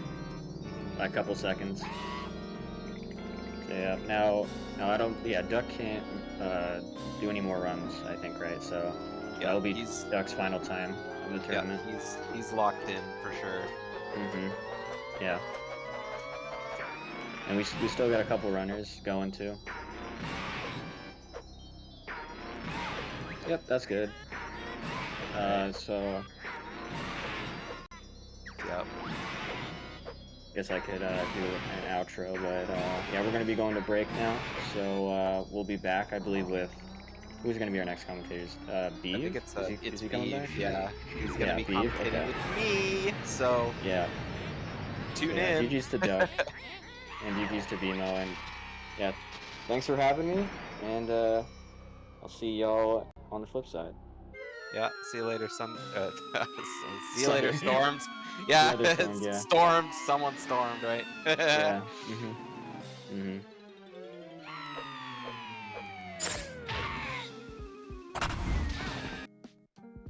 Urban arts helped prepare me for college by giving me a lot of experiences working both independently and collaboratively with other people to make really cool games, and taught me how to put my all into creative projects, and that helped me put together a very strong portfolio for college. The best part about being in the urban arts community is the people that you meet. A lot of the people here have the same interests as me, so in the future, making friends here will benefit me and them and everyone around, because we all benefit from each other by gaining skills that other people had that I may need. Urban arts helped me see myself differently by showing me that I can be a good leader. In the studio program, I was assigned the role as project manager, and fulfilling that role for the first time actually helped me realize that I have good leadership skills, and it really helped me to develop them.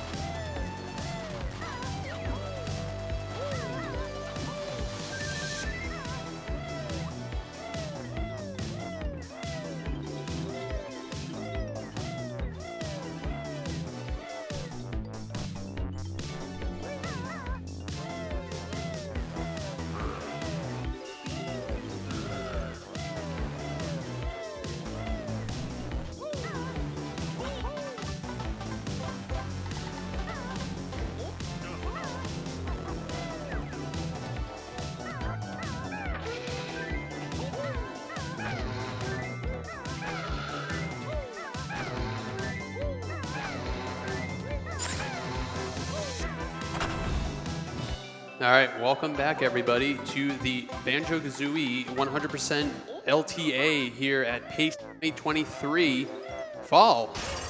And I'm back. My name's It's Beef. Thank you for having me. Really appreciate it. And here with me in the booth, I got JDO. Hello. GDO. GDO. Oh yeah, not J. Sorry. Letters. Garage door opener. Yeah. No, I'll remember you as garage door opener now. How's it going? It's going good. Just watched a nice hour of Mimi Banjo runs. Hopefully this hour will have some less unfortunate things happen during the races. Yeah, I was watching in the background. I saw some soft locks at the grunny fight. That was so unfortunate. Yeah, soft lock is definitely the worst thing, just because it's right like in the very last minute. Yeah, I actually can't think of anything worse than that. So. Looks like Seven Horn's on like a pretty good run comparing against his latest PB or his latest run, but he just got a gold split and is looks like he does like single segment stuff, which is pretty cool. I've never seen that really done before in Banjo. Yeah, it's all sub splits. Yeah. So. Yep. Ooh, that was a little scary. Seven Horn almost getting destroyed, but he's good now. So.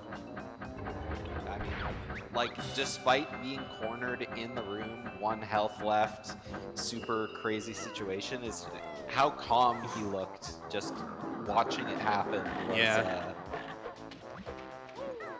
Yeah, he knew what he was doing.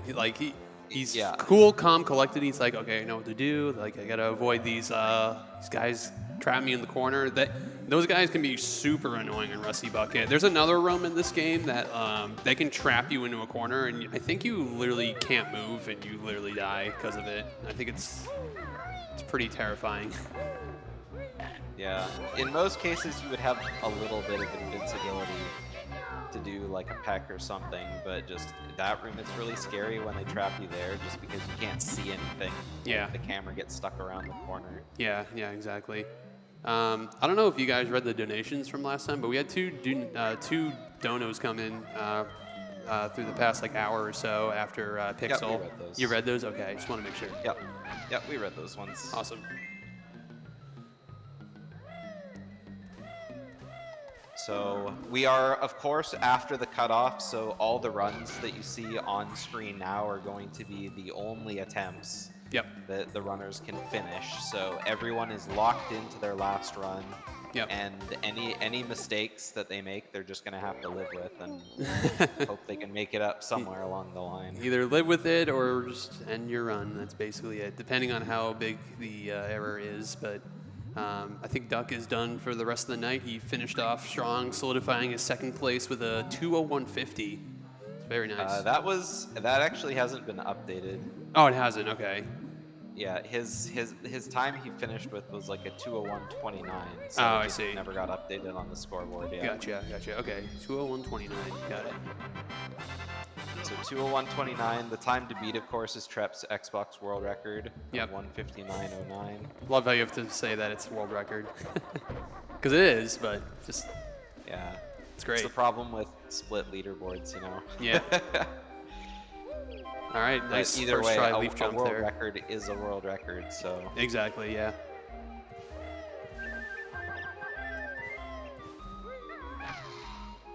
Yeah, so far it looks like all the runners are kind of going in the green. DD Lux is lagging a little bit behind his splits there, but I mean it's just the end of DD's run was just so incredibly unfortunate. Oh yeah, so they had like a decent run, but then they just kind of fell apart at the end. The soft lock. Oh yeah, that soft lock, yeah. Yeah, and there wasn't really anything that you can do about it. So. Yeah. We're hoping to see more action from DD.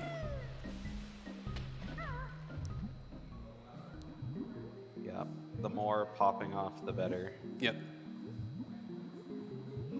Yes. So everyone's still pretty early. I mean, makes sense. Everyone kind of wants to, make sure they have the best run that they have. So quick resets. Yep. Of course, Seven Hornet, like we said, he's pretty far along, pretty in the green. Yeah, Seven Horn's Led a lot definitely. of time in the last couple levels. Yeah, definitely the furthest along all these runners, and definitely can't wait to see if we can potentially see, a Trep bop on N64, or maybe Trep getting another world record. Who knows?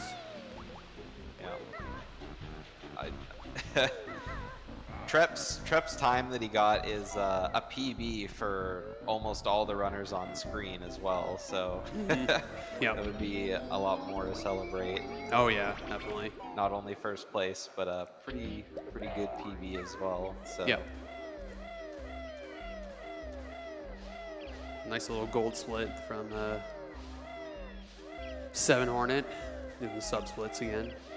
That's what's nice about having sub splits. Like, you have like a really good sum of best, but sometimes like you'll never really achieve that sum of best until you really work for it. But yeah, that's it looks really good. yeah, exactly. There's upsides and downsides to having sub splits for sure.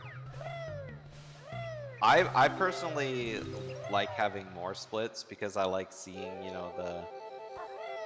the inhuman possibility of like what I'm able to like accomplish with like, doing a game kind of thing. But, Yeah, true. The more splits I have, like the more often I forget, and so I've sort of shied away into having less splits because, when I'm comparing against PBs, I'll look at my splits and I'll have like, 3 splits, and then I missed 2, and then I got 1, and then I missed another 4. Yeah. Yep, exactly. And then like if you like have to like, I know it's different in this game because everything's streamlined, but like in other speedruns, if I were to have like sub splits and I have to like skip something, then it gets kind of messy sometimes. Yeah. Yeah, I've started kind of splitting where most people do because you get to compare to other people that way rather than kind of doing your own thing. Yeah. Hey, where did you split here? Oh, I don't split there. Yeah, exactly. I just try to copy what's standard so that way it makes sense for everybody. Yeah. All right, Seven Hornet in the fall version of Clock Wood. Fall's definitely like not too bad, but as we get later on, it definitely gets a lot harder. Definitely a lot more scarier. every season of Clock Wood is fall, right? If you think about it. If you make plethora of mistakes. Yeah. But yeah, he's almost done spring. Yeah. Yeah. Yeah. Hopefully we don't see that many falls out of the tree in Clock. I don't think I've seen any since I've been here. Maybe one. I've seen Duck fall like earlier, unfortunately, but it wasn't too bad. It wasn't too bad of a fall, but he definitely lost time. I think that was on his 20150. Also, I said fall. I meant spring. My fault. I've played this game before, trust me. I know what I'm talking about. Yeah, that's okay. I totally didn't notice. Yeah. All right, took a little bit to get that clip, but that clip can be really finicky sometimes, especially if you have like a weird camera and you have to like work with it. It can sometimes be a little annoying. It's one of those strats I feel like, a lot of runners have, different strats for the same kind of thing. Yeah. Slightly different cameras, slightly different ways to jump on the slope. Yeah. And everyone's like, no, you gotta do it this way.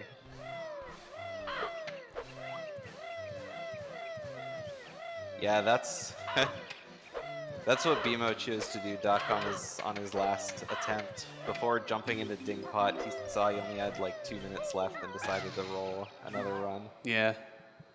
Yeah, might as well if you really think you can get a better run going.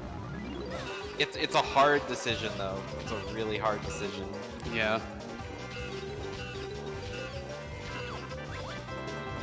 Only one is autumn though. Yeah. True. True.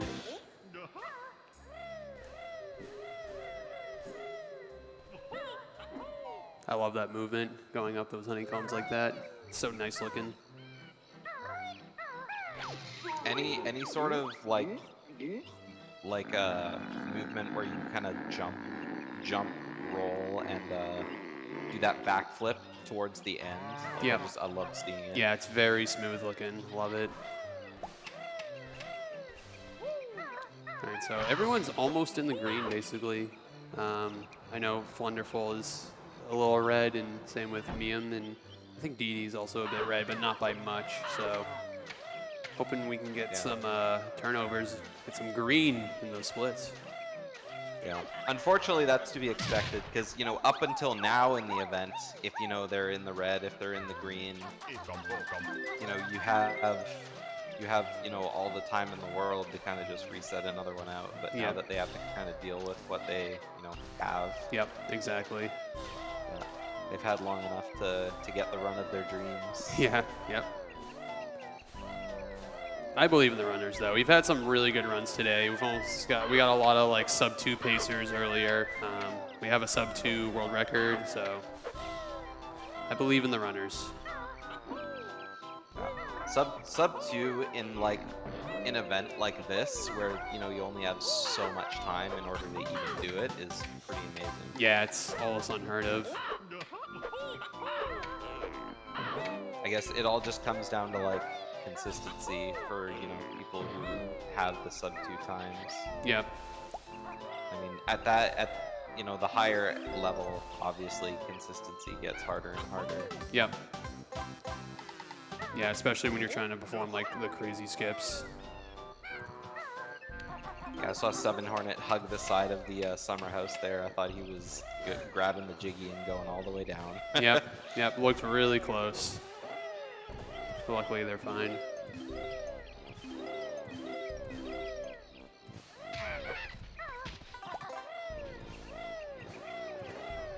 I'm not sure, Super.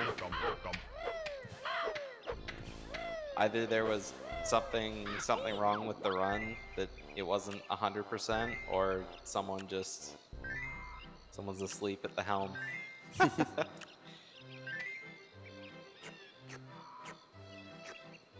Apparently that happened earlier with one of the runs. Oh, they missed a note somewhere, or like missed a jiggy. Yeah, that's the unfortunate part about Banjo and like these collectathon video games. Like, there's so many collectibles, and like if you miss one, your run's just invalid, and it's super unfortunate. Because there's Eric's. How many notes are there? 900 notes. There's 900 notes. Yeah, so it's a lot of collecting. Yeah. Before I was part of like the speedrunning scene, like when I was in college, I liked timing myself just on my own playing Banjo-Kazooie, and I wouldn't get like 100%, but I would get like 100%-ish because like I couldn't, you know, consistently get all 100 notes in click clock. I'd, you know, get like 94 and maybe one honeycomb or something like that. Yep. Almost 100%. Casual 100%. Yeah. It's definitely tedious though. Like when I was learning this game like last year, it was definitely like a lot to remember where every single note was and like the routing you have to go, and just got to make sure not to miss any notes. It's like literally the biggest thing, but sometimes you kind of overlook it because you're just caught up in moving the banjo guy and just like worrying about not dying and like making sure you're doing this clip right or whatever. But sometimes you overlook those notes. You can't forget them. Yeah. I mean, there's just so many, and if you miss one in a season, then it's like, ugh. Yeah, season especially is like the worst because it's like, which season is it? Which note am I missing? That's definitely happened to me before. Oh, I see Rip DD. Did he miss FP early? As me?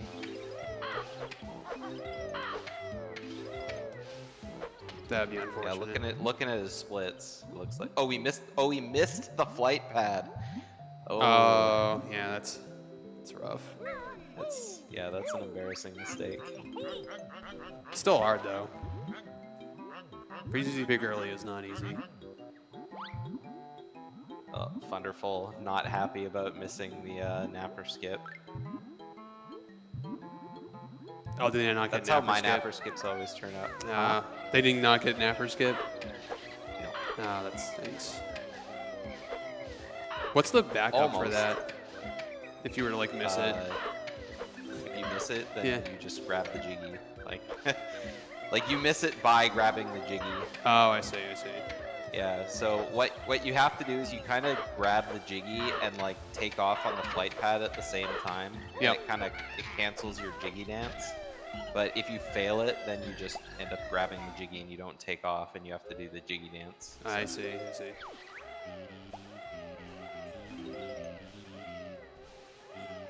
Yeah, if you poop the egg before you do it, you'll always teleport the token that's in the fireplace to your location, so you'll automatically pick it up. But obviously that's like the least amount of time save. Yep. Yeah.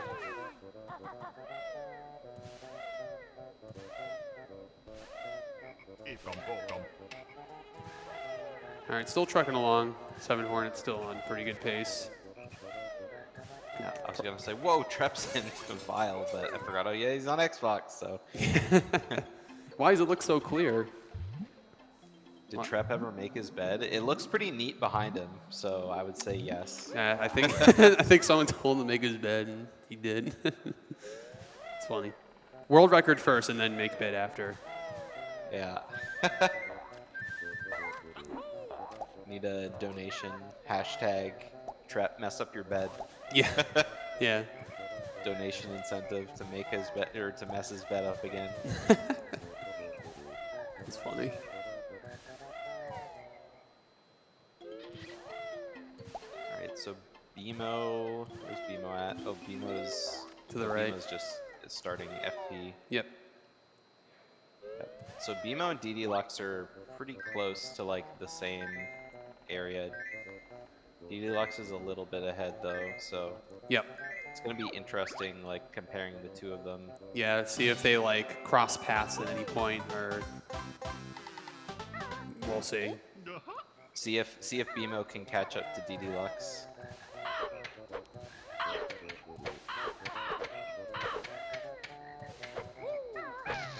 Oh, 7 Hornet. Yeah, Really I was holding my breath scary there. jumps Looked really around Monka.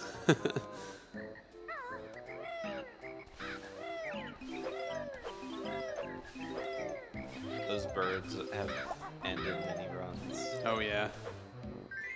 Definitely ended a Deal few lot of damage. my runs. So It's okay, you're gonna get it one of these days, Super.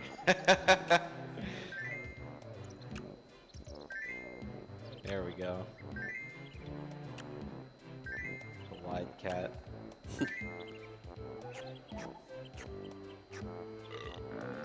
yeah, I always keep forgetting. Like when you do FFM, you have to like set up the file, so you have to like basically make sure you have all the Furnace Fun moves, and it takes like I don't even know how long it takes to set up. Probably takes like a few minutes though, but Yeah. you have to keep that in mind when the runners had to like reset one more time for one final run. So Well, not only does it take like a lot of time to like get to Furnace Fun to set it up, but if you get bad luck on your mini games, there are certain mini games that like don't have any way for you to die in them.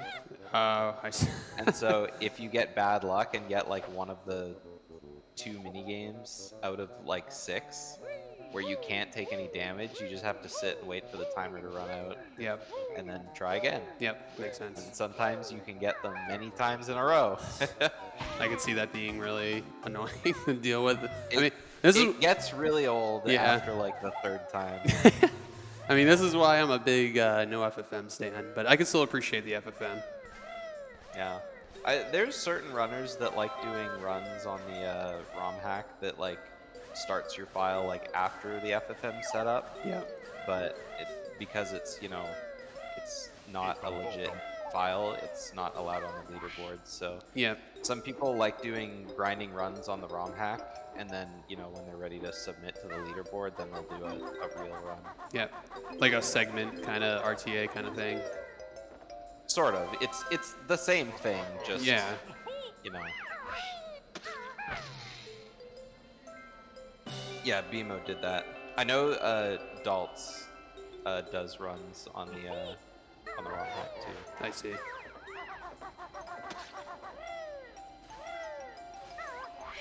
yeah, it does lose a little bit of time.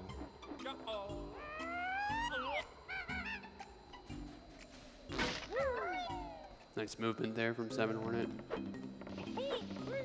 All right, Miam's doing MMM early. Rage. It always looks so scary doing MMM early, I swear. The scariest part for me personally is this part right here.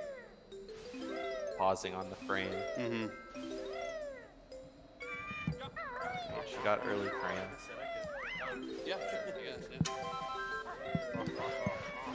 We got Duck joining us on comms right now. Oh baby, the duck has quacked. Definitely fun.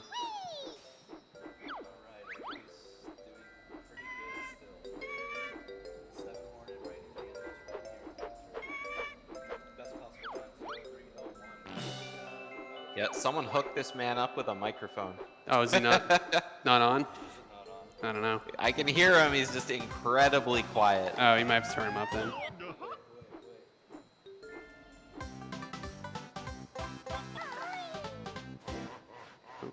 Alright, that was a pretty good MMM early from Miam. That's a split. I don't want to touch that, so. Okay. Yes, Hag, duck is done. Maybe soon you'll He join. finished? Yeah, Okay. he finished with a 2:01:29. Oh, okay. It updated now, so that's good. Yeah, yeah, I saw that they put it up on the stream. Very good. So it was a legit 100%. Give him your mic, Beeve. That is rude.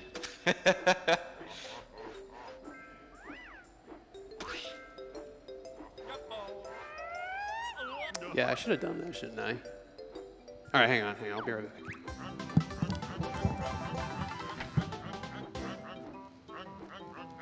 Yeah, he's going to speak to the manager.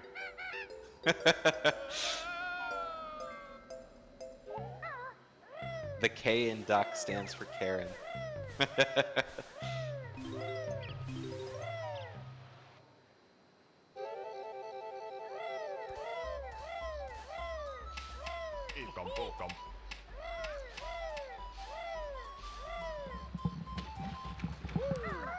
Okay, sorry. Pacing around. He will join us on the next round of comms, so which will Oh, be okay, perfect. be in like 20 minutes or so. So Yeah, yeah.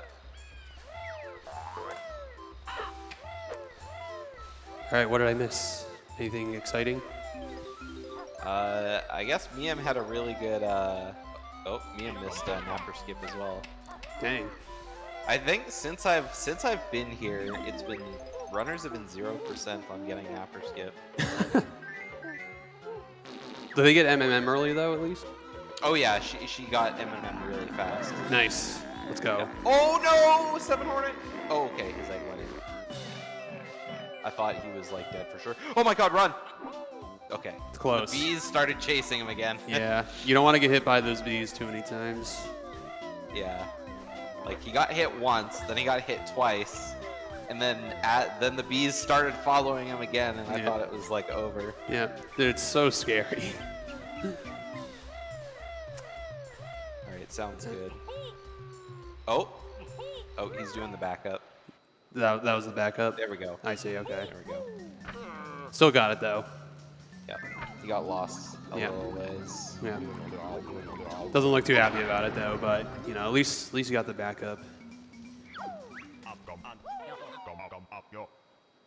Yeah, can someone ban a hag for that? No good Sonic game, please. Oh, come on. We've all played Sonic Adventure 2 Battle.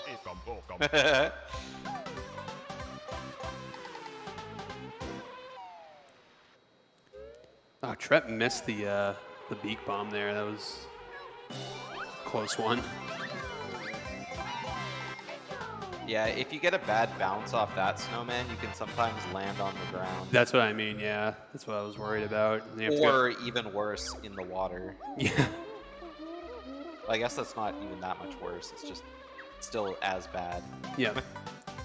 Anything that takes you out of flight. Mm-hmm. And then you got that that fast entry with the beak bomb too. It's really smooth looking when you pull it off. It's really cool.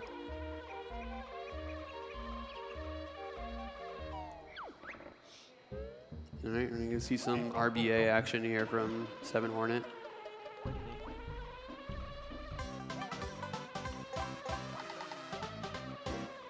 Yeah, certain parts of RBA are just like, I guess not really scary, but you know, some are harder than Finicky. others. Definitely finicky, I think. Just controlling the B is just, he like moves wherever he wants if you don't know what you're really doing, which, you know, I'm kind of intermediate runner, so I kind of don't know what I'm doing when I control the B. I don't even do RBA, I just do everything in Click Clock Wood, collect things along the way. I personally do RBA just because I haven't learned all the tricks to be able to do the level order. Yep. All right, still best possible time of 2:03:31, which would put him just a little bit over Fifth place. BMO if they play very close to their sum of best. But they still got Bubble Gloop, and Bubble Gloop is can be annoying sometimes too. So I guess we'll see what happens. Again, 7 Hornet has so many splits, right? So that sum of best is going to be pretty inflated. Yeah. So playing close to that kind of sum of best is going to be really difficult for 7 Hornet. Yep. Yeah, it looks like they're having a hard time clipping in. This clip looks really annoying. There you go. Oh, he clipped out. Oh no, it's so unfortunate. Okay, he got it that time. B just goes like so high and so fast. Yeah. Yeah, he just lost like 15 seconds of that. It's super unfortunate. Oh, DD Lux doing MMM early now. And I saw he got late frame. Dino's going to be doing it in a second as well.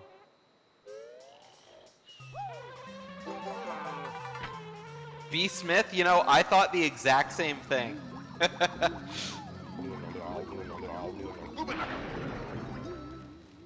Like even just sitting there, he really does.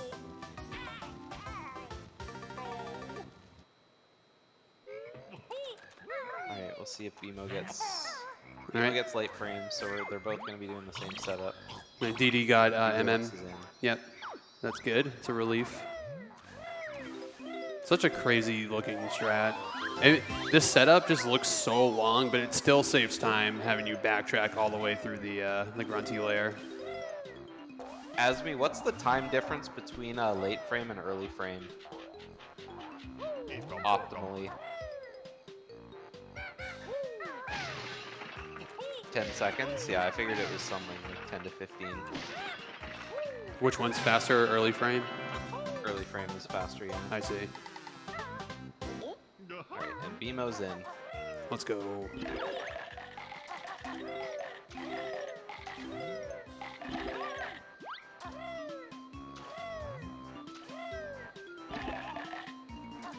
The me, I'm going through MMM pretty nicely. Nothing too out of the ordinary. I'm just trying to look at the other runners instead of just looking at 7 Hornet. Yeah. Well, Duck, I don't know if you saw what happened to BMO before he reset his last run.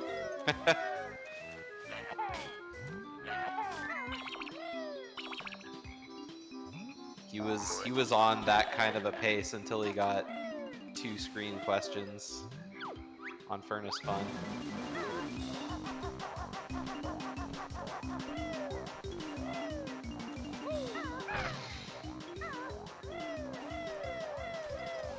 Oh, 7 Hornet fell off.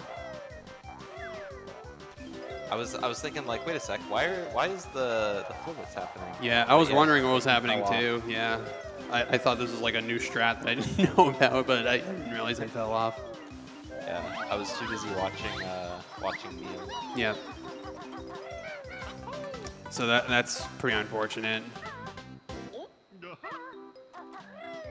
Yeah, at least he fell off early, so. Yeah, it wasn't I mean, like. I guess it doesn't really matter when you fall off. You kind of have to go back all the way anyway. So. Oh man, I thought they were gonna run out of feathers. That was looking kind of scary.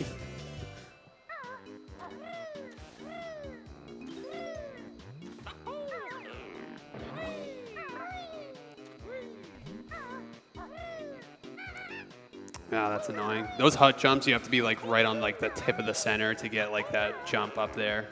It's pretty precise. I try to like look at Kazooie's feet and just like jump off like the white tip. That's what I usually try to aim for.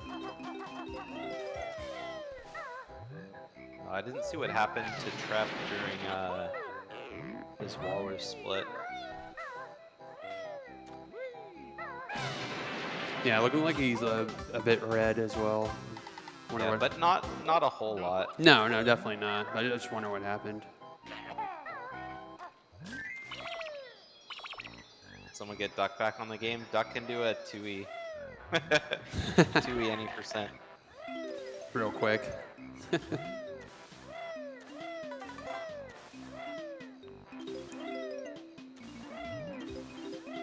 Call Duck real fast. Someone give us the Duck call. Quack, quack. Quack, quack.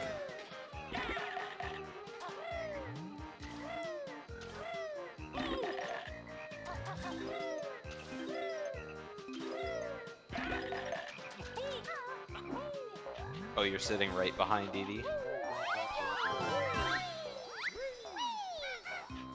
He's got the small cam going on. Oh, there you are.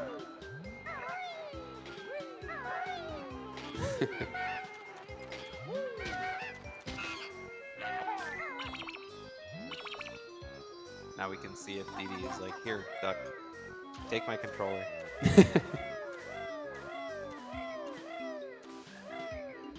A 301 race, maybe next pace. Casual 12-hour marathon run.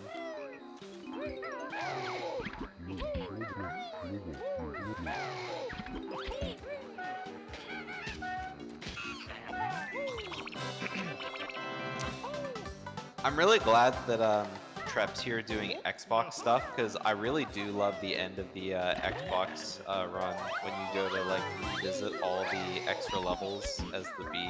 Yeah, that's really cool. It's like such a different route that you don't normally see. Like the fact that it's like, you know, you go back to Spiral Mountain, you go back to Mumbo's Mountain. I mean, the fact that you go back to Spiral Mountain at all is just like, it's always funny to see. Yeah, it sounds like it doesn't make sense, but it does on the Xbox version. You know, why not? You can, when you can fly around at the speed of a bee. Yeah.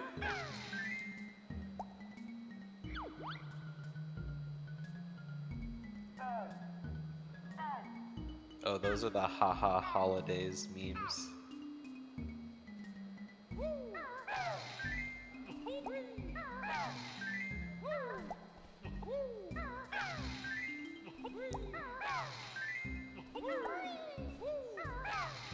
Dang, Thunderful doing that maze skip like backwards like that with that camera is like kind of cool looking.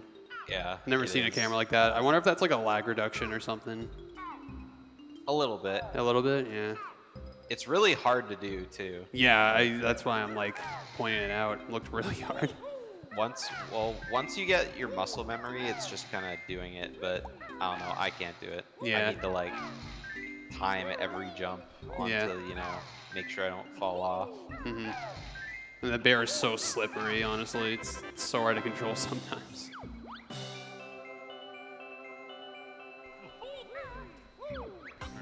Trap with the classic missing the backflip onto the note wall in the cellar. Dude, I hate missing that backflip.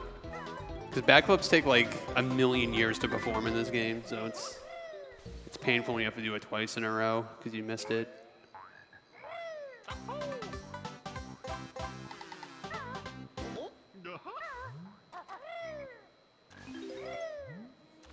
Alright, still looking good though. I know 7 Hornets kind of hurting here, but maybe they'll just finish the run just for the sake of finishing it. Yeah. So it might be a little tough for them to solidify their 6th place, but we'll see. I thought Miam grabbed the tree Oh, yeah. on the way past with the shoes. That's always an unfortunate waste of time. Yeah, I hate that. Just like when any trick gets canceled, it's super annoying. That was a really good clip. That was really fast. I'm really glad that happened too, though, where I, thought I saw that, because I was about to saying, this is really cool. It's like, Trep is doing his own thing and Seven Hornet's doing his own thing, but then we kind of got sub races in here. We got like BMO versus DD Lux are really close together, and I was about to say it. Then we got Thunderful and Miam really close together. Yeah. But then I was like, oh wait, Miam just started Gobies and Thunderful's right at the very end. Yeah. So, not really. Yeah, it's like a 6-minute, 7-minute difference. And unfortunately, Thunderful just missed the really cool strat where you beak bomb to Grabba and kind of dip down after the beak bomb to grab the Jiggy and then take off again. Yeah. I barely missed it. Yeah, so I've seen some runners do that. It looks really sick. You have to be like really precise to do that Grabba Jiggy grab. It's not lenient at all. Hag, you're speaking the truth, and it's hurting me. It's hurting me deep. But I agree with Duck, to be honest. McDouble is the ultimate McDonald's menu item. Definitely true. Yeah, I was about to say, what do you think? I mean, okay, I do have to say, Chicken McNuggets are the GOAT McDonald's item. But in Canada, where McDonald's is expensive, it's got to be the McDouble. Yeah. Good bang for your buck. McChicken's good too. Yeah. What do you think about like the new McCrispy? I didn't know they had that. I don't know what that is. Okay, that's what the McChickens are in Canada now. Oh, I see. Interesting. I know they brought the McRib back, and I don't know how I feel about that. Yeah, they always say, it's the last time, it's the last time. Yep, and it never is. And then they bring it back. Don't believe their lies. Fish McBites, I've never heard of those. So like the fish fillet. With the spicy McCrispy, the one thing they brought back to their menu that I really missed is they had these spicy chicken bites years ago, and it had like a spicy habanero dipping sauce, and they brought that back.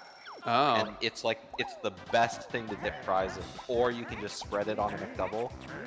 My mouth is watering just talking about this. You can like take the dipping sauce and kind of, it's like a mayonnaise-y sauce, right? Mm-hmm. So, but it's like really spicy, and you can spread it on one of their burgers, and it's so good. I see. It probably doubles the calories of anything you put it on, but it's like, oh my god, it's so good. Most likely.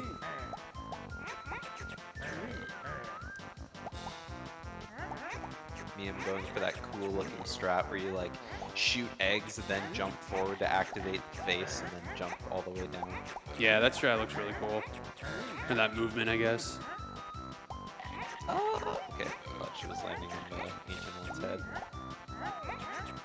Alright, BMO clearing out MMM. Very nice.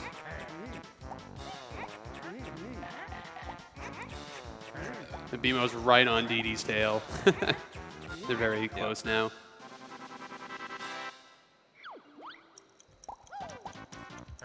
Alright, one more Vile minigame for Seven Hornet, and then they'll make their way to Furnace Fun.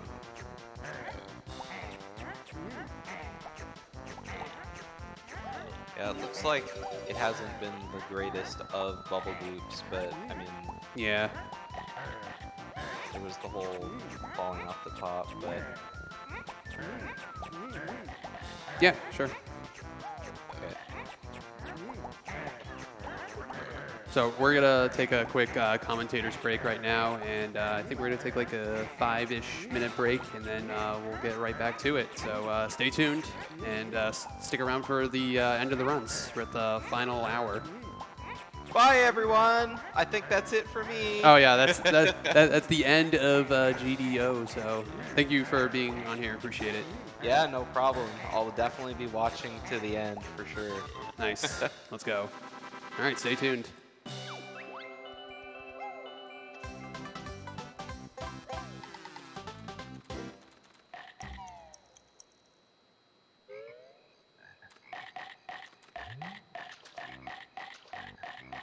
I think I'm still here though. You are here.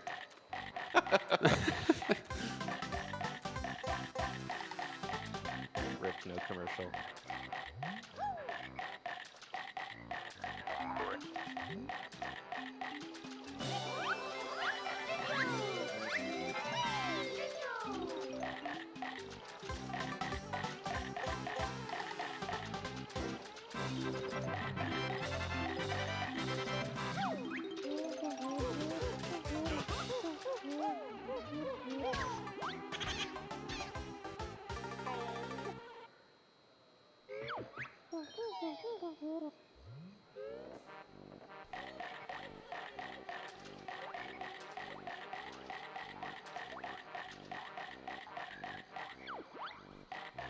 True, Hag, true.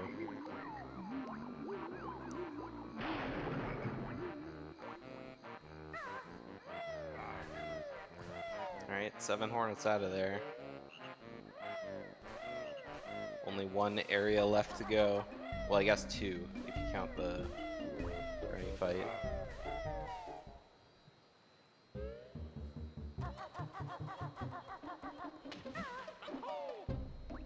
Swag backflip for no reason.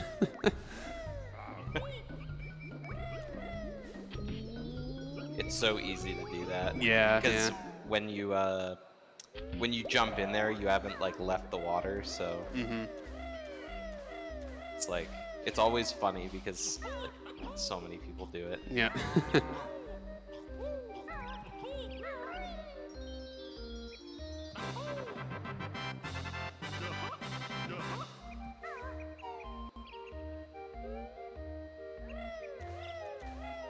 So is there like an auto splitter for this game? I don't think so because every screen transition is like the jiggy like zooming in to a black screen. It just like I don't know. I think it like there was a problem where it would just split every time like Yeah. the screen went black early. So yeah, So is 7 Hornet just manually splitting everything? I think so. Dang. Or he's splitting on every loading zone. Oh, yeah. Yeah, because I think that's what you have to do if you use the auto splitter. Yeah, because in Banjo-Kazooie, there's not that many loading zones. But I remember there was a Banjo-Tooie runner named Demoli, and he used to run a Banjo, just the old Banjo-Tooie any percent category, which we call no DCW, no bit clip. He ran.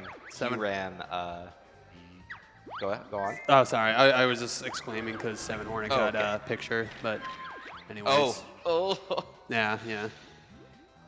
He ran a loading zone percent category for that run. Yep. And it like there's a lot of loading zones in Banjo-Tooie, and some of his splits were like a second long. Yep. Because it's like you just go immediately through more than one loading zone. Yep. Okay, luckily he didn't get a. Luckily he didn't get another screen question. Yeah. Oh, and Thunderful's got another ad going on. Wonderful ad. Not sure what's going on that ad, but.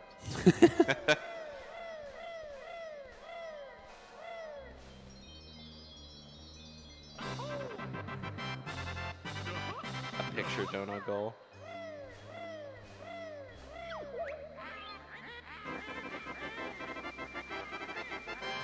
Yeah, 205. you were one of the lucky ones, Doc. 205.19, best possible time for 7 Hornet here. Yeah. So, unfortunately, it's not better than the time he already has. So. Yep. So I think he's just gonna finish it out strong, which I admire. Just, let it out.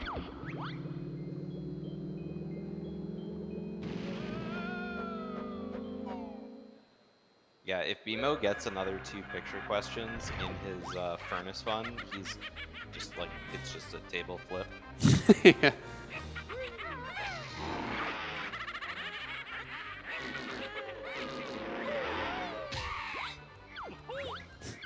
Yeah, automatic Question death square ratio. automatic table flip. Hashtag ratioed.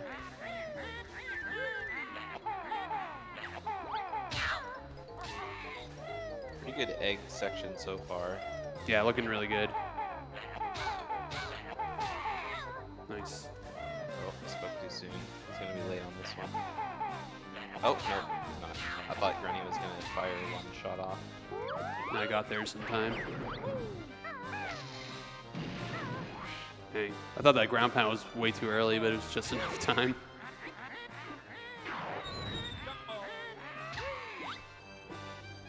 Alright, good second beat bomb.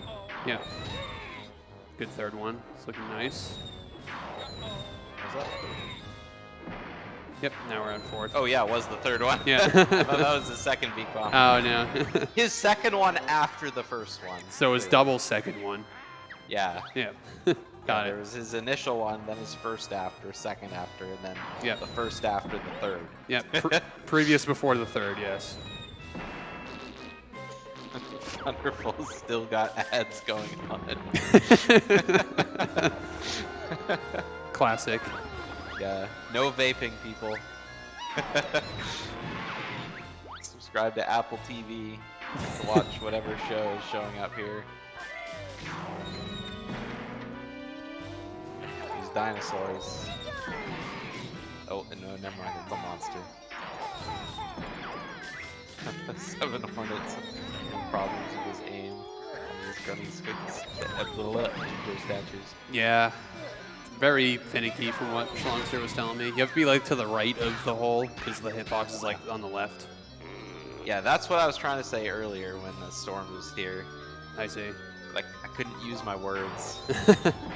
Words are hard sometimes. I mean, I called you JDO earlier, so. Oh, the letters, right? Words, Yeah. letters. True, yeah. It's even. Words are made of letters or something like that. I Yeah, don't know. it's way easier.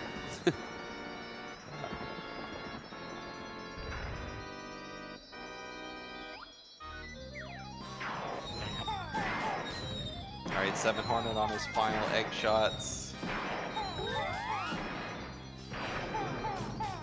With the laggiest Ginginator statue I've ever seen. Yep. We got hit a little bit too far away from the statue. At least he can kind of use this to kind of move around. Yeah. He'll be finishing with a 2:05.35. GG. Well done. Doesn't Finish. quite beat his 2:04.53. Yep. Finishing strong. One final time of 2:05, which is, you know, still a really good time in a marathon. 2:05 is. It's not easy. Looked BMO's pace. You'll have to see when we come back from a commercial break for real this time. Gotcha. He's on the small screen for us, so I can't tell what his time is at. So we're going to commercial break now. Maybe. Maybe. Okay, perfect. Okay. Okay. All right, now for real guess- this time, so I guess we'll Yeah. be back. We're going to do a quick commentators break, and GDO, thank you so much for hanging out. And Yeah, no problem. I'm Co-commentating. gone for real this time. Woo! This time we won't stop talking for no reason. yeah, anyway, I'll be back here with iCup and possibly Duck as well. So stay tuned, and don't forget to watch the end of the LTA. All right, bye everyone. Urban arts helped prepare me for college by giving me a lot of experiences working both independently and collaboratively with other people to make really cool games, and taught me how to put my all into creative projects, and that helped me put together a very strong portfolio for college.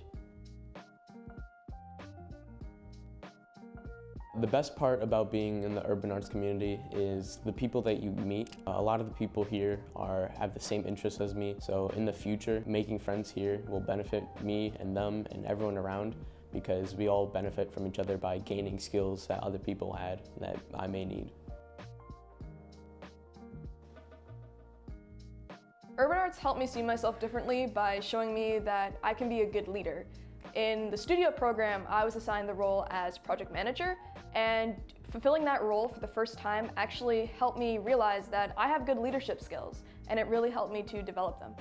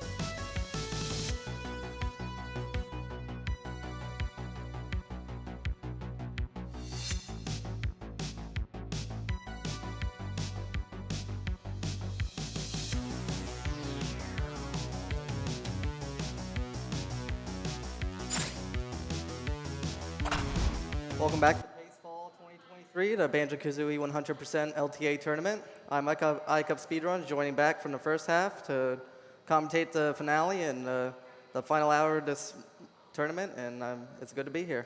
Yep. Now let's kick it over to the runners.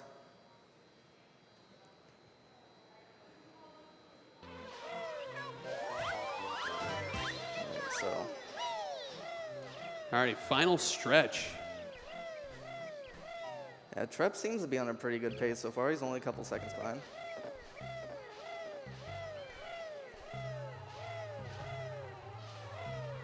Yeah, so far, I don't think any of these runners are really on bad paces right now. No, definitely not. I mean, definitely seeing a bit of like red here and there, but I think Trep still has potential to get like a PB/world record again. Looking at his best possible time, 157.49 into. I almost read that as JRB. Rusty Bucket Bay. No, that's for a different day. Yep. Yep. Sorry, wrong day. Yeah, that would be insane if we saw 2 world records by the same person in the same event. Yeah, because Trep's been really popping off. Yeah, for sure. Definitely seeing a lot of good pacers from him. Hopefully he can close it out here. I believe in him. Yeah, believe in the runners. Also looks like Thunderful could come back with this run and get an event PB. Would be nice. Would be nice. I think he's going against his actual PB too, so. Oh, really? Yeah. The actual PB is a 2:01.22, so definitely in their best possible time, 2 minutes and 21 seconds. So definitely close. For sure. Given they only have like a half hour left and they have to make like within a minute of mistakes, I believe. Right. You can see it happen. And, you know, these runners know that they're in, like, it's crunch time right now. It's now or never, so. Yep. Pull out all the stops. Exactly.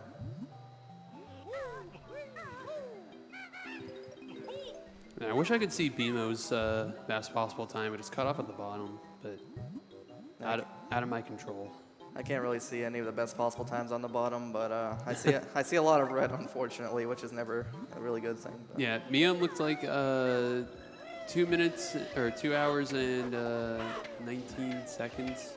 So 2:00:33. Oh, it's still ticking up. I don't know what kind of mistake they just made, but hoping they recover soon.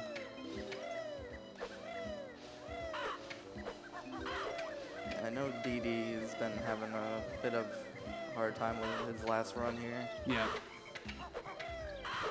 He might still be able to bring it back, though. We'll see. we will see. Hitting all the clips first try, 0 errors. Oh, Thunderful missing that worm. That's really unfortunate. Because the way you exit out of this, like out of the nest, is like it's all in one motion. So now he has to do something different that he's not used to. Yeah, it's not a huge detour, but it's still a mild annoyance. Yeah, it's definitely super annoying though. Okay, grabbing the worm.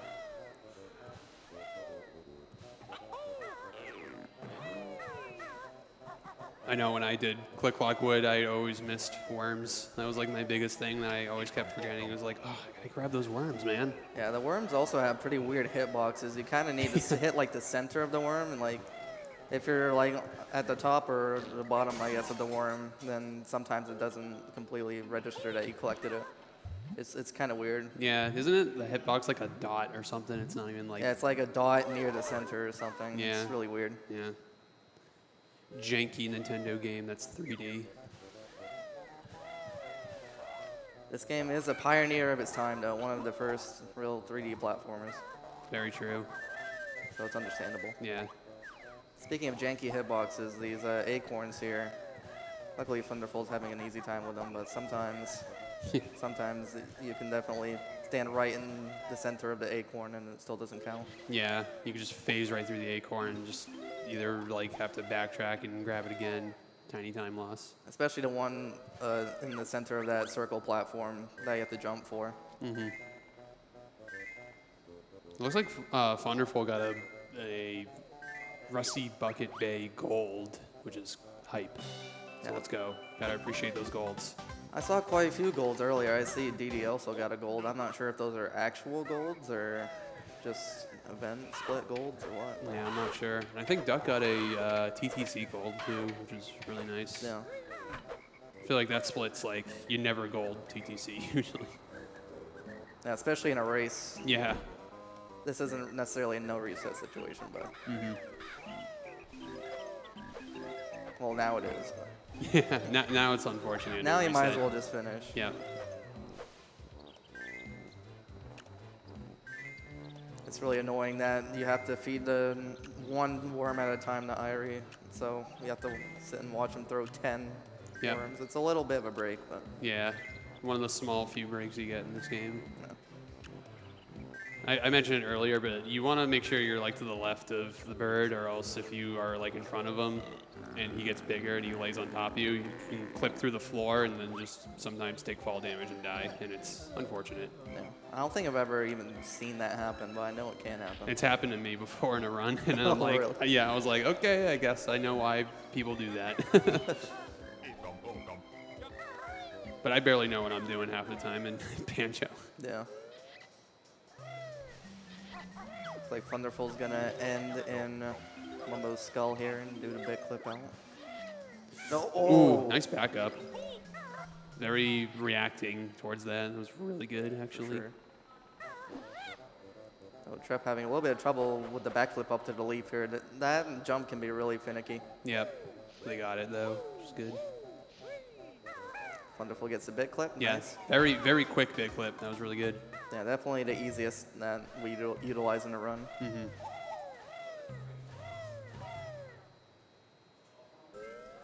That's definitely a really cool clip. Like, when I go back to Banjo at any point, I'll probably learn that clip. It doesn't seem too bad. Yeah, honestly, out of any of the bit clips, I said this earlier, but out of any of the bit clips, like that's probably the one to learn first. Yeah. And it's fairly new, right? Yeah, I haven't seen anyone do it before this tournament, honestly. So. Oh, yeah. Because Schlongster was telling me about it. I think it's like a year old or something. So, Yeah, definitely fairly new. I've been watching a lot of these runners, do their practice runs to prep for this event, but I usually just have them on in the background, not really fully paying attention. Yeah. I mean, it's a cozy run. You're not going to pay attention to everything. It's a 2-hour-long speed run. But Exactly. still, appreciate the runners doing what they do, and it's always entertaining to watch.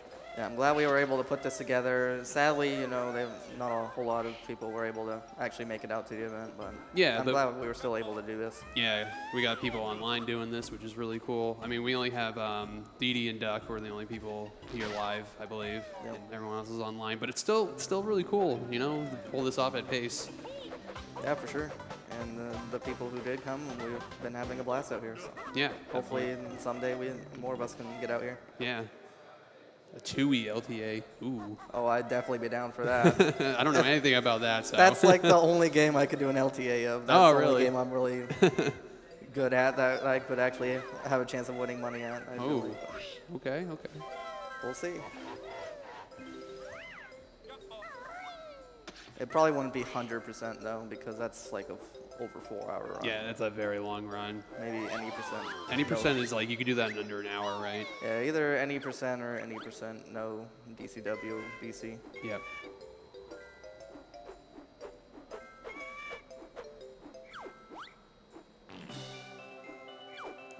I'm looking over at Trep's gameplay. I'm like, damn, the textures look so nice on Xbox. I really, really like the way Xbox looks. I know, like compared to the other game feeds, it's like 4K. It's crazy. Yeah, legit 4K. Like,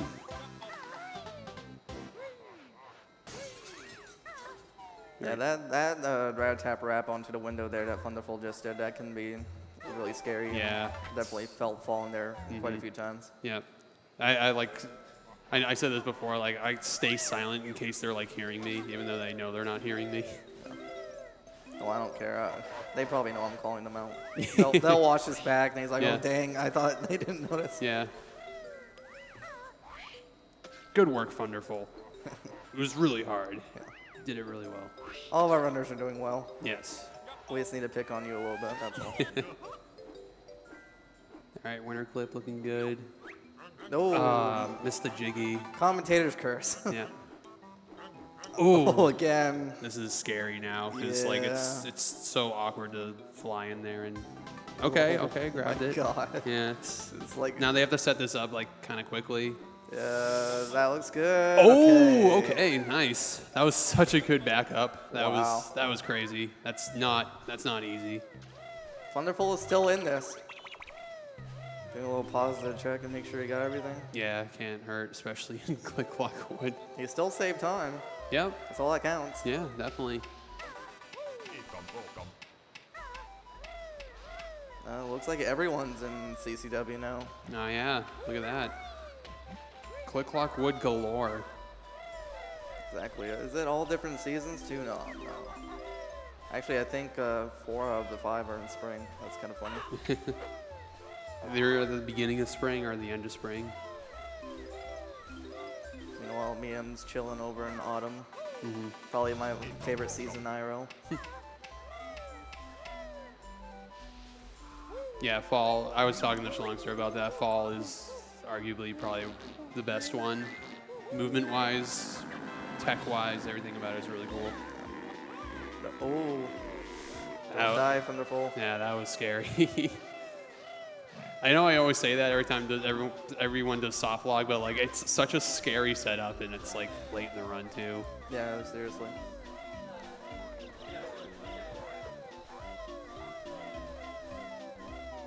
Nice, and he's in there.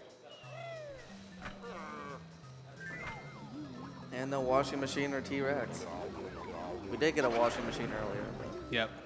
I think we got like a few, and we got a T-Rex in there as well. Oh, we actually did get a T-Rex? We did, yeah, earlier. Because why? It's not an LTA tournament of Banjo-Kazooie 100% if you're not getting at least one T-Rex. Yeah, it's honestly not even a race at all of Banjo-Kazooie, even with 2 people if you don't get it. Yep.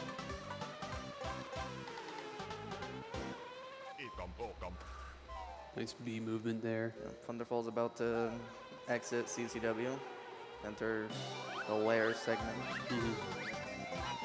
I've never done a run with RBA, but I'm told that the B movement in the lair is pretty precise and difficult. Yep, I heard the exact same thing.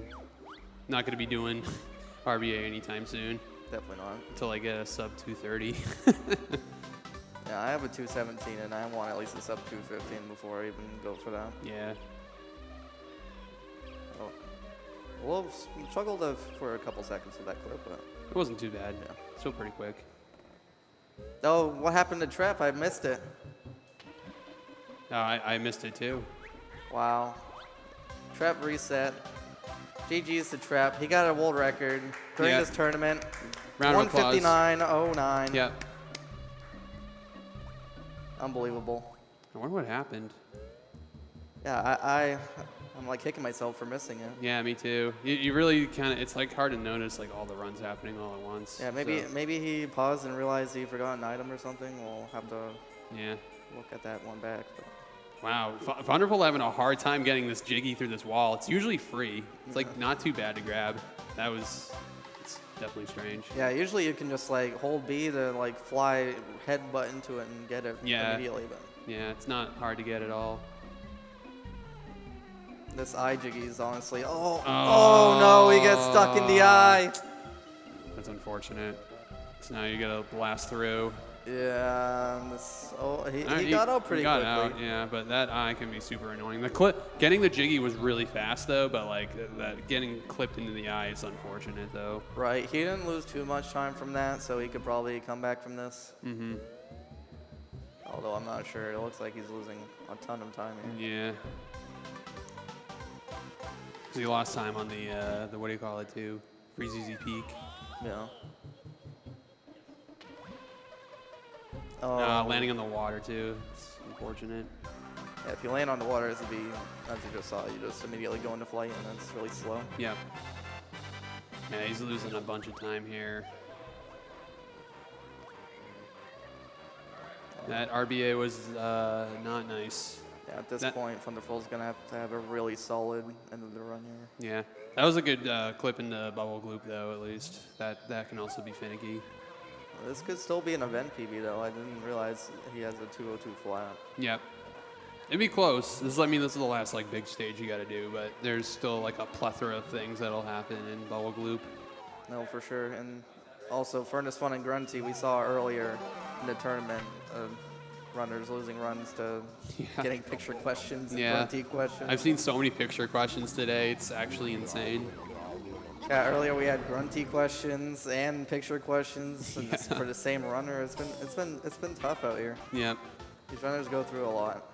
DD falling, that stinks. Oh yeah. Yeah. It's not like the worst, but like it's still like it's such an annoying time lost to fall. I see you got a gold on Enter CCW though, so good for him. Yeah.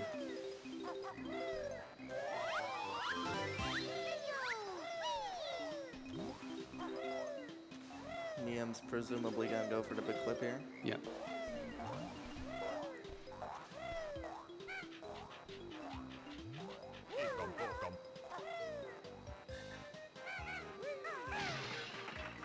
So, Nice. there we go. Not bad. Best possible time, 2:00:59. Yeah, 59 now. Yeah, could still get an event PB for sure. Yeah. As long as they play within, some of the best. There's a few minutes to spare. A minute or two. No. 2 minutes to spare. That's honestly not a whole lot when you're coming to the end of the run, but Yeah. it's definitely doable. Yeah. 100%. And Thunderful is really struggling here. You can see it in his reactions on Yeah. the webcam. Having the time of his life in Bubble Gloop Swamp. Everyone's favorite level. Am I right? Exactly. Love Bubble Gloop. Oh my god, such a good stage. You can just see. You can see how much fun he's having. Yeah, right it's so much fun. Everyone, run Banjo, 100%. It's super now. fun. Yeah, this game definitely won't bring you any pain. Yeah. And this game is free. Yeah, yeah. This is the Chinjo, too. Every single little part of this Only almost fell catwalk. too.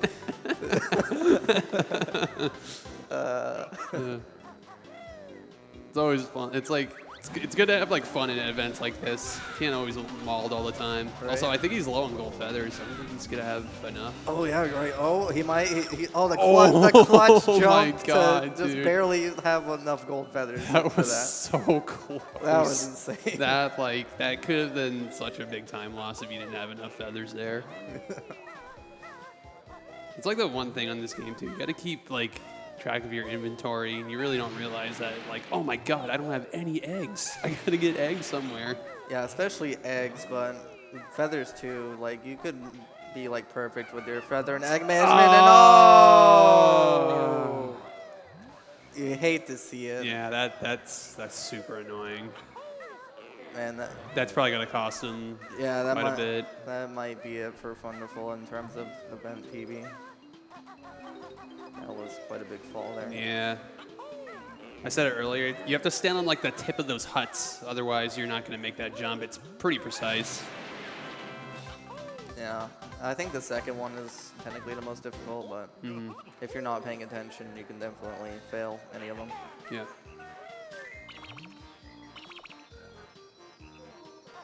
Here, BMO's still making his way through Click-Clock-Wood. Looking like he's pretty green right now. I think he's only comparing it to his event PB though, so. Oh, Miam! Miam falling. Oh my god. Oh my god, look out, look Ah! out! Oh my Robin! God. Look out! No! Run! You only have 2 HP, run! Oh my god. Dude, they're just kicking her while she's down. Oh my god. Oh lord. I don't think I've ever seen such a fall like that, and literally the enemies just swarming. Yeah, That was insane. I guess that just confirms what we said earlier. Every season is fall. True. And she's swimming in winter. You hate to see it. Are we gonna see Ice Clip? Have we seen Ice Clip this tournament? I think, yeah. Oh, we have.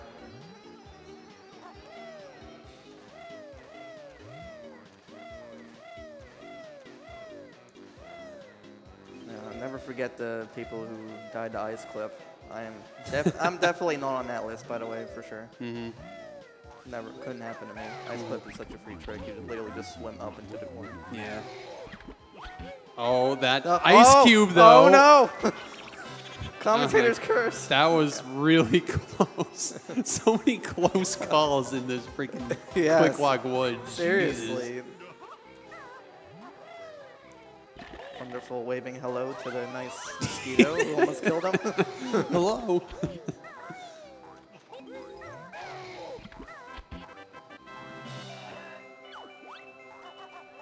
Nice to see that BMO has a little bit of a peanut gallery going on in Yeah. the background. I see that.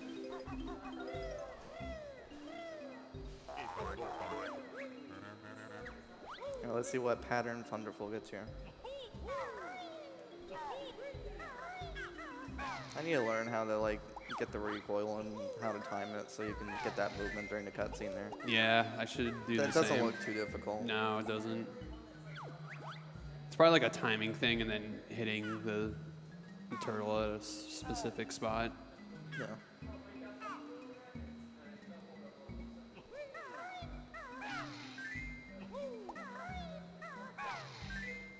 Now looking at Miam's splits here, it looks like she's basically out of the running of getting an event PB. Her best possible time is above her event PB. Yep. But probably we'll finish it like we saw Seven Hornet try to finish earlier. Yeah, I mean, why not finish it at this rate? You only have 20 minutes left. Yep. Gotta get the content out there, you know. Yep. We haven't had enough Banjo today. We've only had like 8 hours of Banjo. Yeah, we need more Banjo. We just need a whole week of Banjo LTA, honestly. Maybe then everyone will get a world record. Yeah. I mean, the one day we got one world record. Yeah, that's right. And 64 world record is a little, I wouldn't say more optimized, but It's pretty optimized. a little more competitive, I'll say that. Yeah.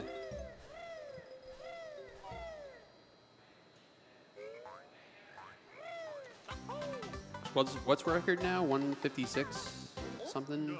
Yeah, I think it's 156.30 something. Yeah. But I think it still has me. Yeah, Asmi I think still has it. I haven't checked the speedrun.com webpage recently, so.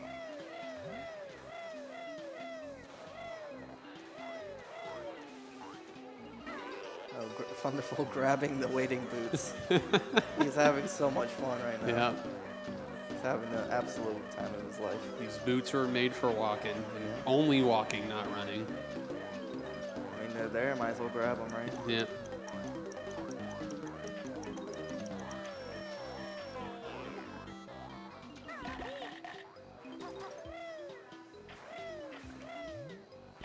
We're definitely reaching the tail end of the LTA, but we appreciate everyone's donations that came in throughout the entire LTA. We really appreciate it, and you know, if you want to keep donating, feel free to keep donating. We really appreciate it.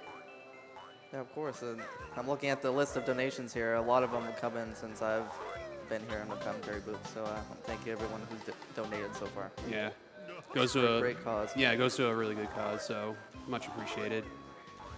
And real quick shout outs to everyone behind the scenes at Pace for making this Banjo tournament happen. Yeah. We really appreciate it. Oh, me, I'm struggling a little bit there with the eyeball jiggy. Yep. No. Oh, is she gonna get stuck? No. No, thankfully. That's good.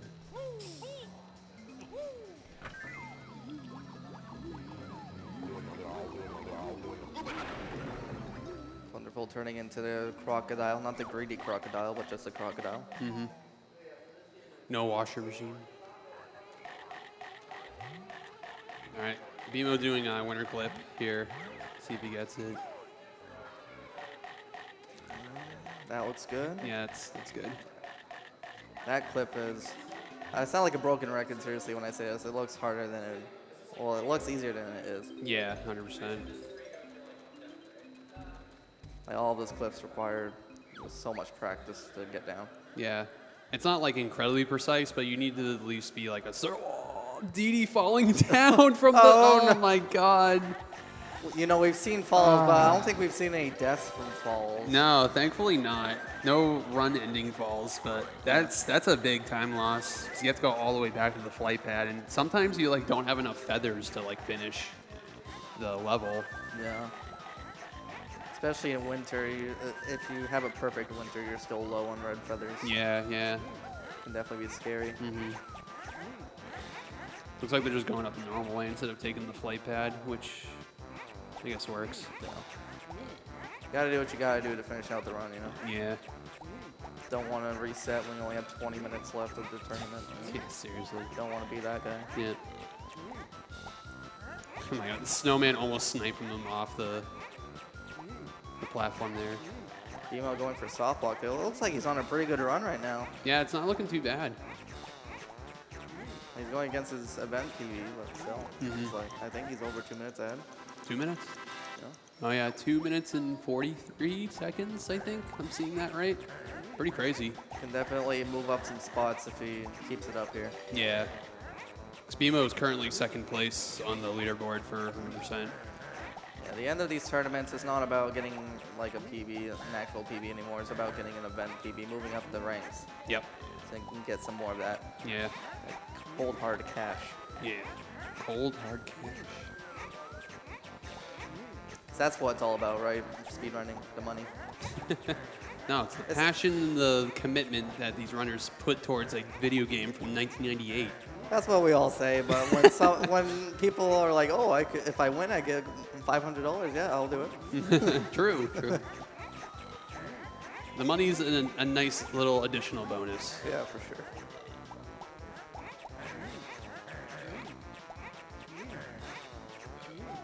Wonderful is eating up all the yumblies.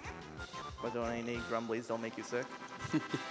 Only on specific spots, though. Yeah. The grumblies are okay. Yeah, only when the game says so.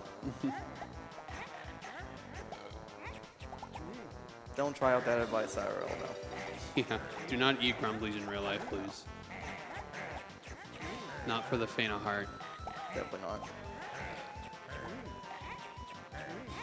All right, looks like Didi is all set with the LTA, but we want to, commend his efforts on a job Let's well get a round done. of applause for Didi here. Let's go.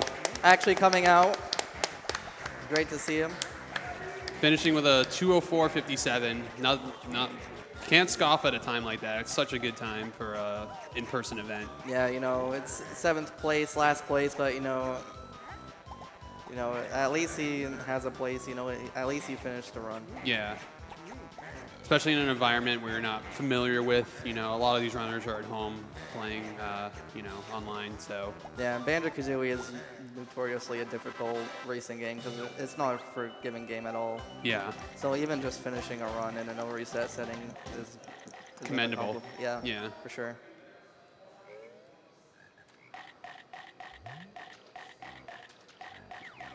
Wonderful. Coming up at the end of the bubble loop here. Just gonna grab that jiggy there that you got from the frogs with the invincibility feathers. Oh, BMO clipping out the top of BGS there. Oh, that's really unfortunate. That's got a second first try though. That's really good. Yeah, you have to really make a tight turn there for BGS early. Yeah.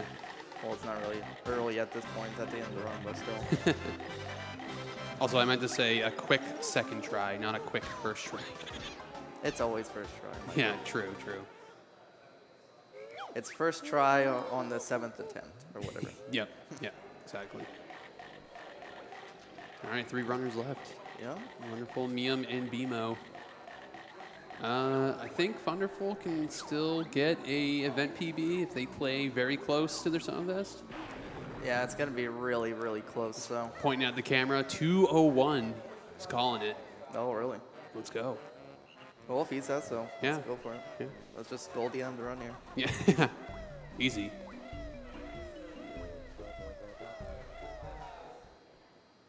Unfortunately, there's a bit of a trek you have to make back. Mm-hmm. It's not too bad, though.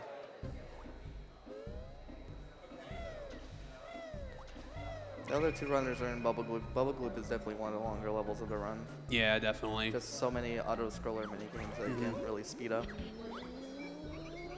Man, I love BMO's movement. Like when he does like the ground pound going up the cat hair. It's so cool looking. Yeah. The cat ear. Cat hair or cat ear? I think it's cat ear. Yeah, I think it's a ear. Yeah. Oh, Wonderful getting fancy with these leaf jumps here. Really showing off Yeah. for the final 5 minutes.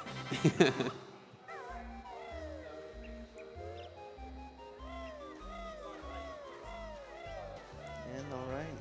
Hopefully we'll won't see a picture question or grunty question. Fingers crossed for no pictures. Please. We're not trying to look at that picture book. Yeah, at the first half of this tournament, I saw runners like going basically all the way across the board, trying to find a skull square that wouldn't screw them over. Mm-hmm. Be nice to see at least one first try.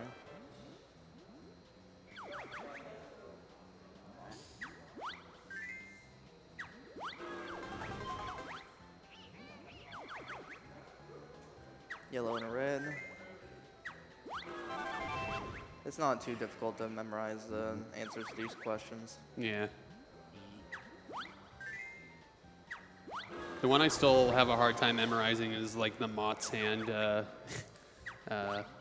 piano thing. Yeah, basically any of the number ones I still struggle with. Yeah.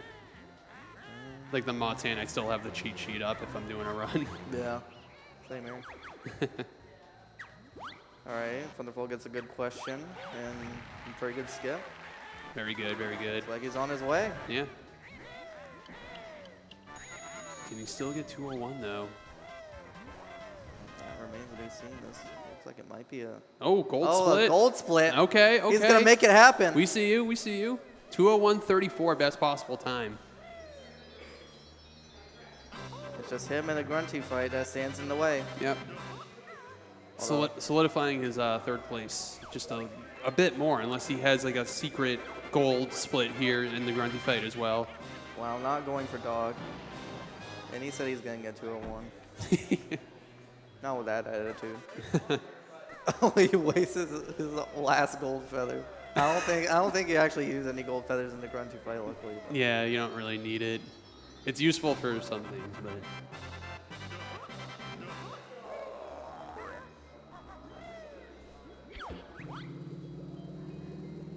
Alright, the final grunty fight.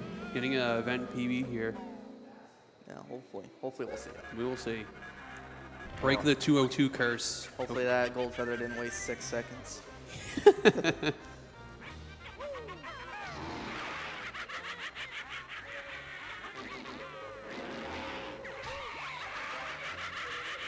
Good first phase. Mm-hmm. It's hilarious how Grunty's laughed there when he hit her so many times. Yeah, it's like quadruple thighs.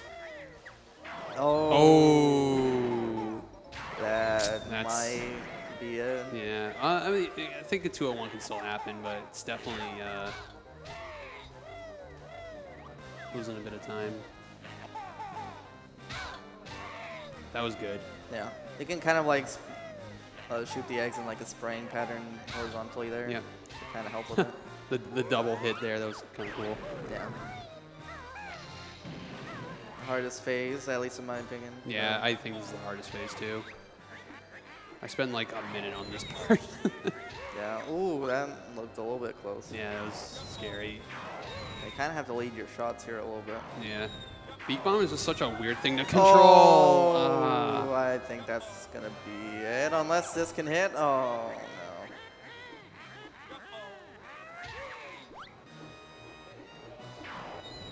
Gets it pretty quick at least.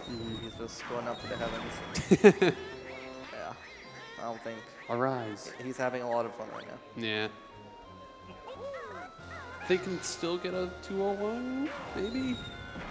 I'm not 100% sure how much the grunty fight takes in certain phases. He's gonna have to have a really solid rest of the fight here. I see. And, ooh. Yeah. Why did I say that? I think with that, it's probably dead. Third place though, still pretty Yeah. commendable, top Yeah. half. Still really good.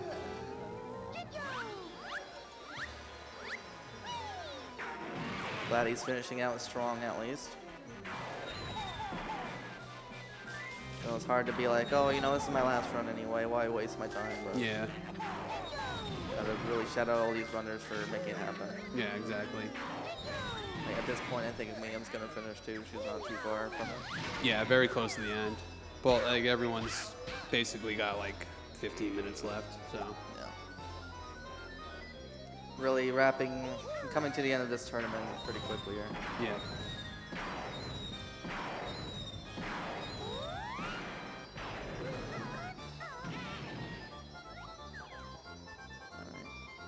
Hopefully Thunderful can have a clean Gingerinator here to close it out.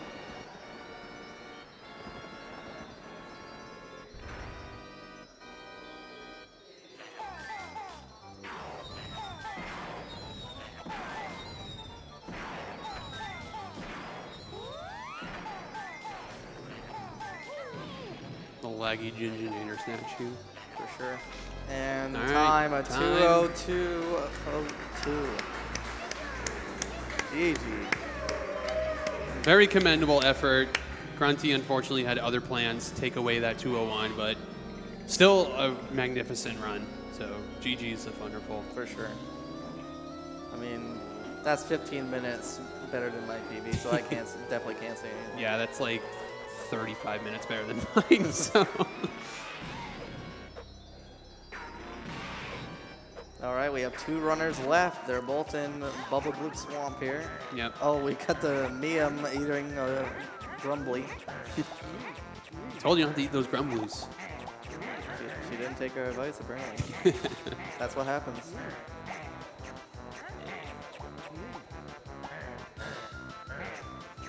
Yeah, I wish I could see BMO's best possible time. It's still cut off, but 2 minutes and 38 seconds ahead of their event PB. So definitely at least on like 201, low 201 pace. yeah, at least if they're gonna keep comparing it to the event PB. Which if he gets a low 201, you know, that could bop Good Duck. Bob Duck, yeah. Could get second place. He's sweating over there. Mm-hmm. You got both crocodiles on the screen. Yep. Love to see it. None of the greedy crocodiles, though. Not for a little bit, at least. Yeah, if you chomp with the crocodile transformation, you actually move a tiny bit faster, so that's why they're chomping. It's definitely the most unique movement of the game, for sure. Yeah, it's chomping away to increase your speed. Yeah, it's like spamming B. Yeah, you do lose like a little bit of control when you're chomping. Like you kind of don't move left and right. You kind of like swerve a little bit. So it's definitely interesting. And a gold split. Nice. Nice. For Miam. And you don't want to chomp in midair either, because it like basically kills all your momentum. Yeah. It can prolong your jump though, so you can like use it to maintain a little bit of height at least.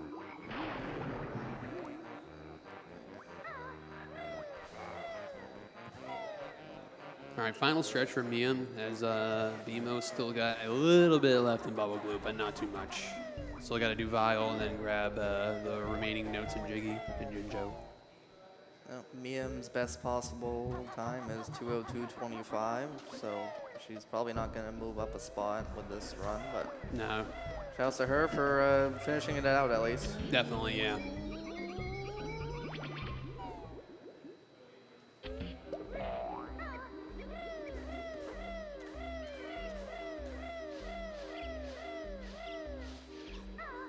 If only we had Vile audio so we could sing the song. Did you sing it earlier? I don't think so, no. Baby crocodile, Mr. Flippin' Vile, doesn't make me smile.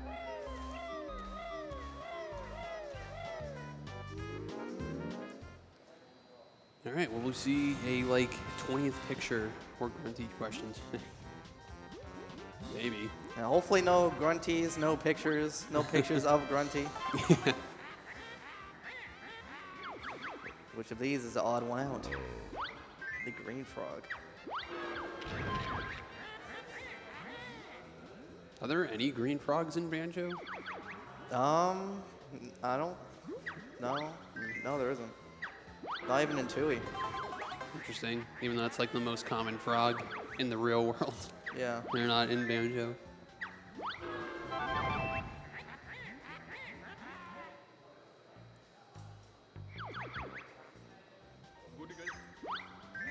Yeah, if you really memorize these audio questions well, you can just like mash B and skip listening to it and just from the options know which one it is. But That's crazy. You really have to be dedicated for that though. Mm-hmm. I like to do it during my runs just to show off, but I usually end up getting a few wrong. All right, no picture question. No. Good. Looks like a pretty solid furnace fun skip from me. Yeah, that's very quick. You love to see it.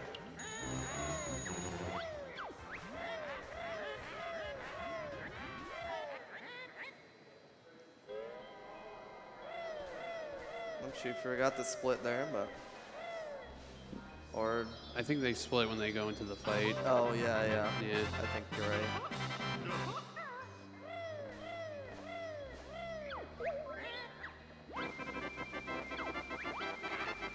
All right, BMO finishing the Mr. Vile mini game.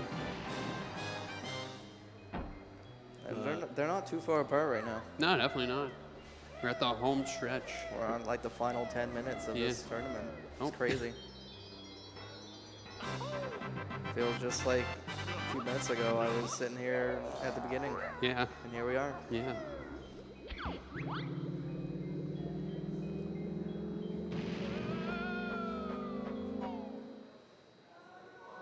Dang, BMO having a hard time with that last note there. Yeah.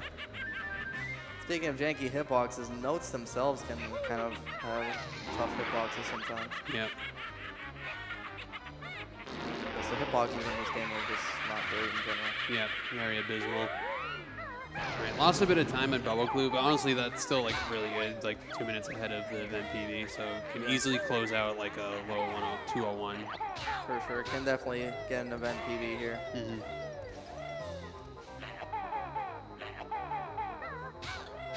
Yeah, BMO's actual PB is, I think, 157 still. I think it's a 156. Oh, yeah.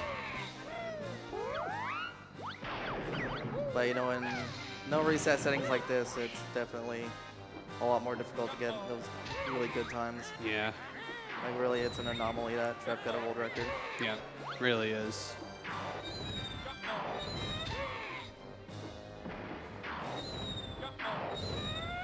Oh, Aw. Liam just barely misses the beak bomb there. That's, you hate to see it. Yeah. Oh, you don't want to angle your beak bomb down either, because And then you'll hit the ground, and then you gotta restart the.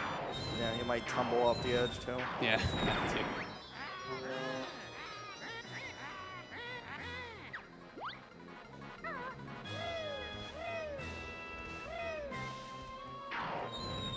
Hopefully BMO can clutch out this Furnace Fun skip. No picture questions or grungy questions. Yep. All right, nice activating that ginger statue is good.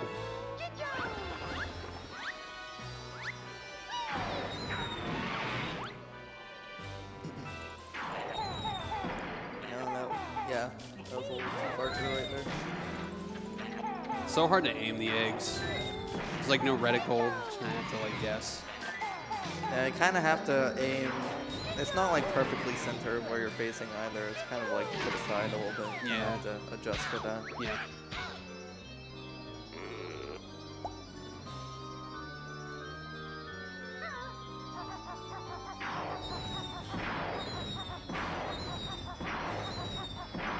Yeah, making us busy here.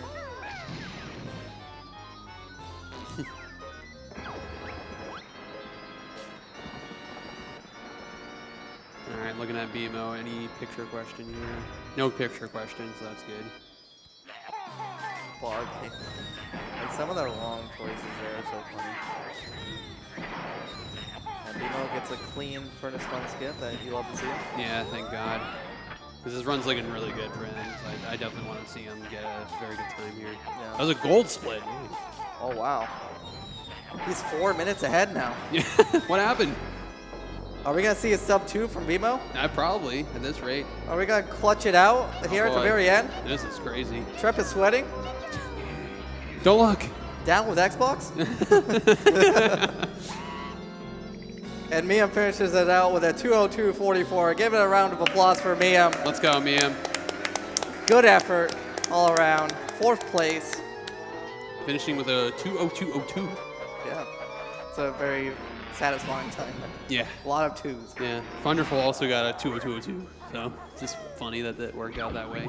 All right, just one more runner left. BMO, he's on very good pace up here to Grunty. This can potentially be sub 2. This could be 158, I think. Yeah, this can definitely. I think this can bop Treb. Yeah. Definitely haven't been seeing a lot of BMO, but I think he was getting a lot of bad luck throughout the whole LTA, but finally getting some good luck here at the end.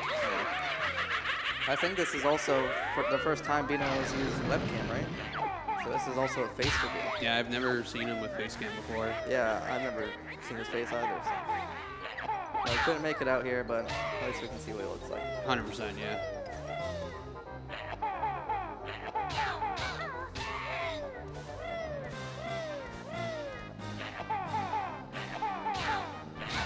Sounds good.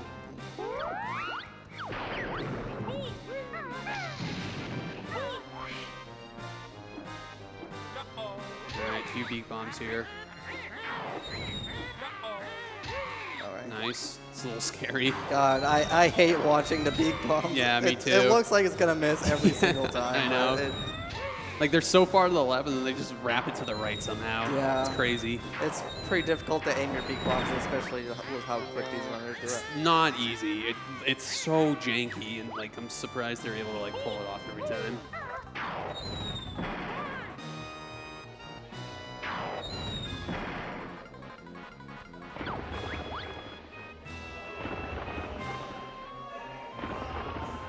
Didn't go for a Jinjinator or a Jinjo. Oh yeah, I Like, just noticed that. yeah, you didn't poop the eggs. Wonder why. Yeah, I mean, I guess he doesn't really need to, but I mean, that's not really a risky strat to go either. You Yeah. get it or you don't. You just it's like a visual cue on the floor. And he had enough eggs too, so. He's taking quite a bit of damage here. Yeah, There is a couple honeycombs on the ground there, so he should be fine. yeah, he's going for it now. That's good. Unfortunately, he loses a bit of time in this phase because you want to be right on the run team, so the Jinjos hit her a little quicker. Yeah, But this is still looking like a 158. if yeah, you can- definitely. I think a high 158 here. Yeah, it's looking like Bimo might actually clutch this out here. Yeah, The first place win right at the very end. would be really cool. As long as we don't see a soft block. Oh no, I forgot. I'm not. Don't even put that out there, I'm man. not. I'm not.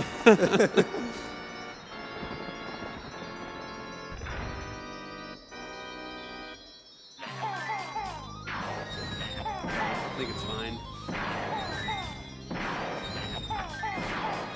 It's kind of awkward. You have to put 5 eggs in these holes and you shoot 3 at a time. Yeah. And Let's there go. we have it, folks. First 158.26, first place. First place winner goes to BMO, clutching it out right at the very end. Let's go. Absolutely insane. 158 at an LTA event. Man, that's crazy. He That's- beat a world record, but it's not a world record, sadly. Yeah, Xbox World Record is still held by Trap, but this was on N64. As we said earlier, N64 world record is a 156. It's still a very, very solid time for a race. He should be very proud of himself, and it looks like he is. Yeah, well done, BMO. Definitely deserved.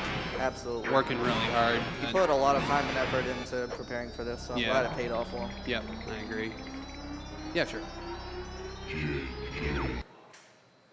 And with that, that is it for the Banjo-Kazooie 100% LTA tournament here at Pace Fall 2023. Yeah, we really appreciate it. Thank you for hanging out, and stick around for the showcases later on. Yeah, that's Yeah. it. Thanks for having us, and yeah, peace out. Peace out. Thank you. Thank you.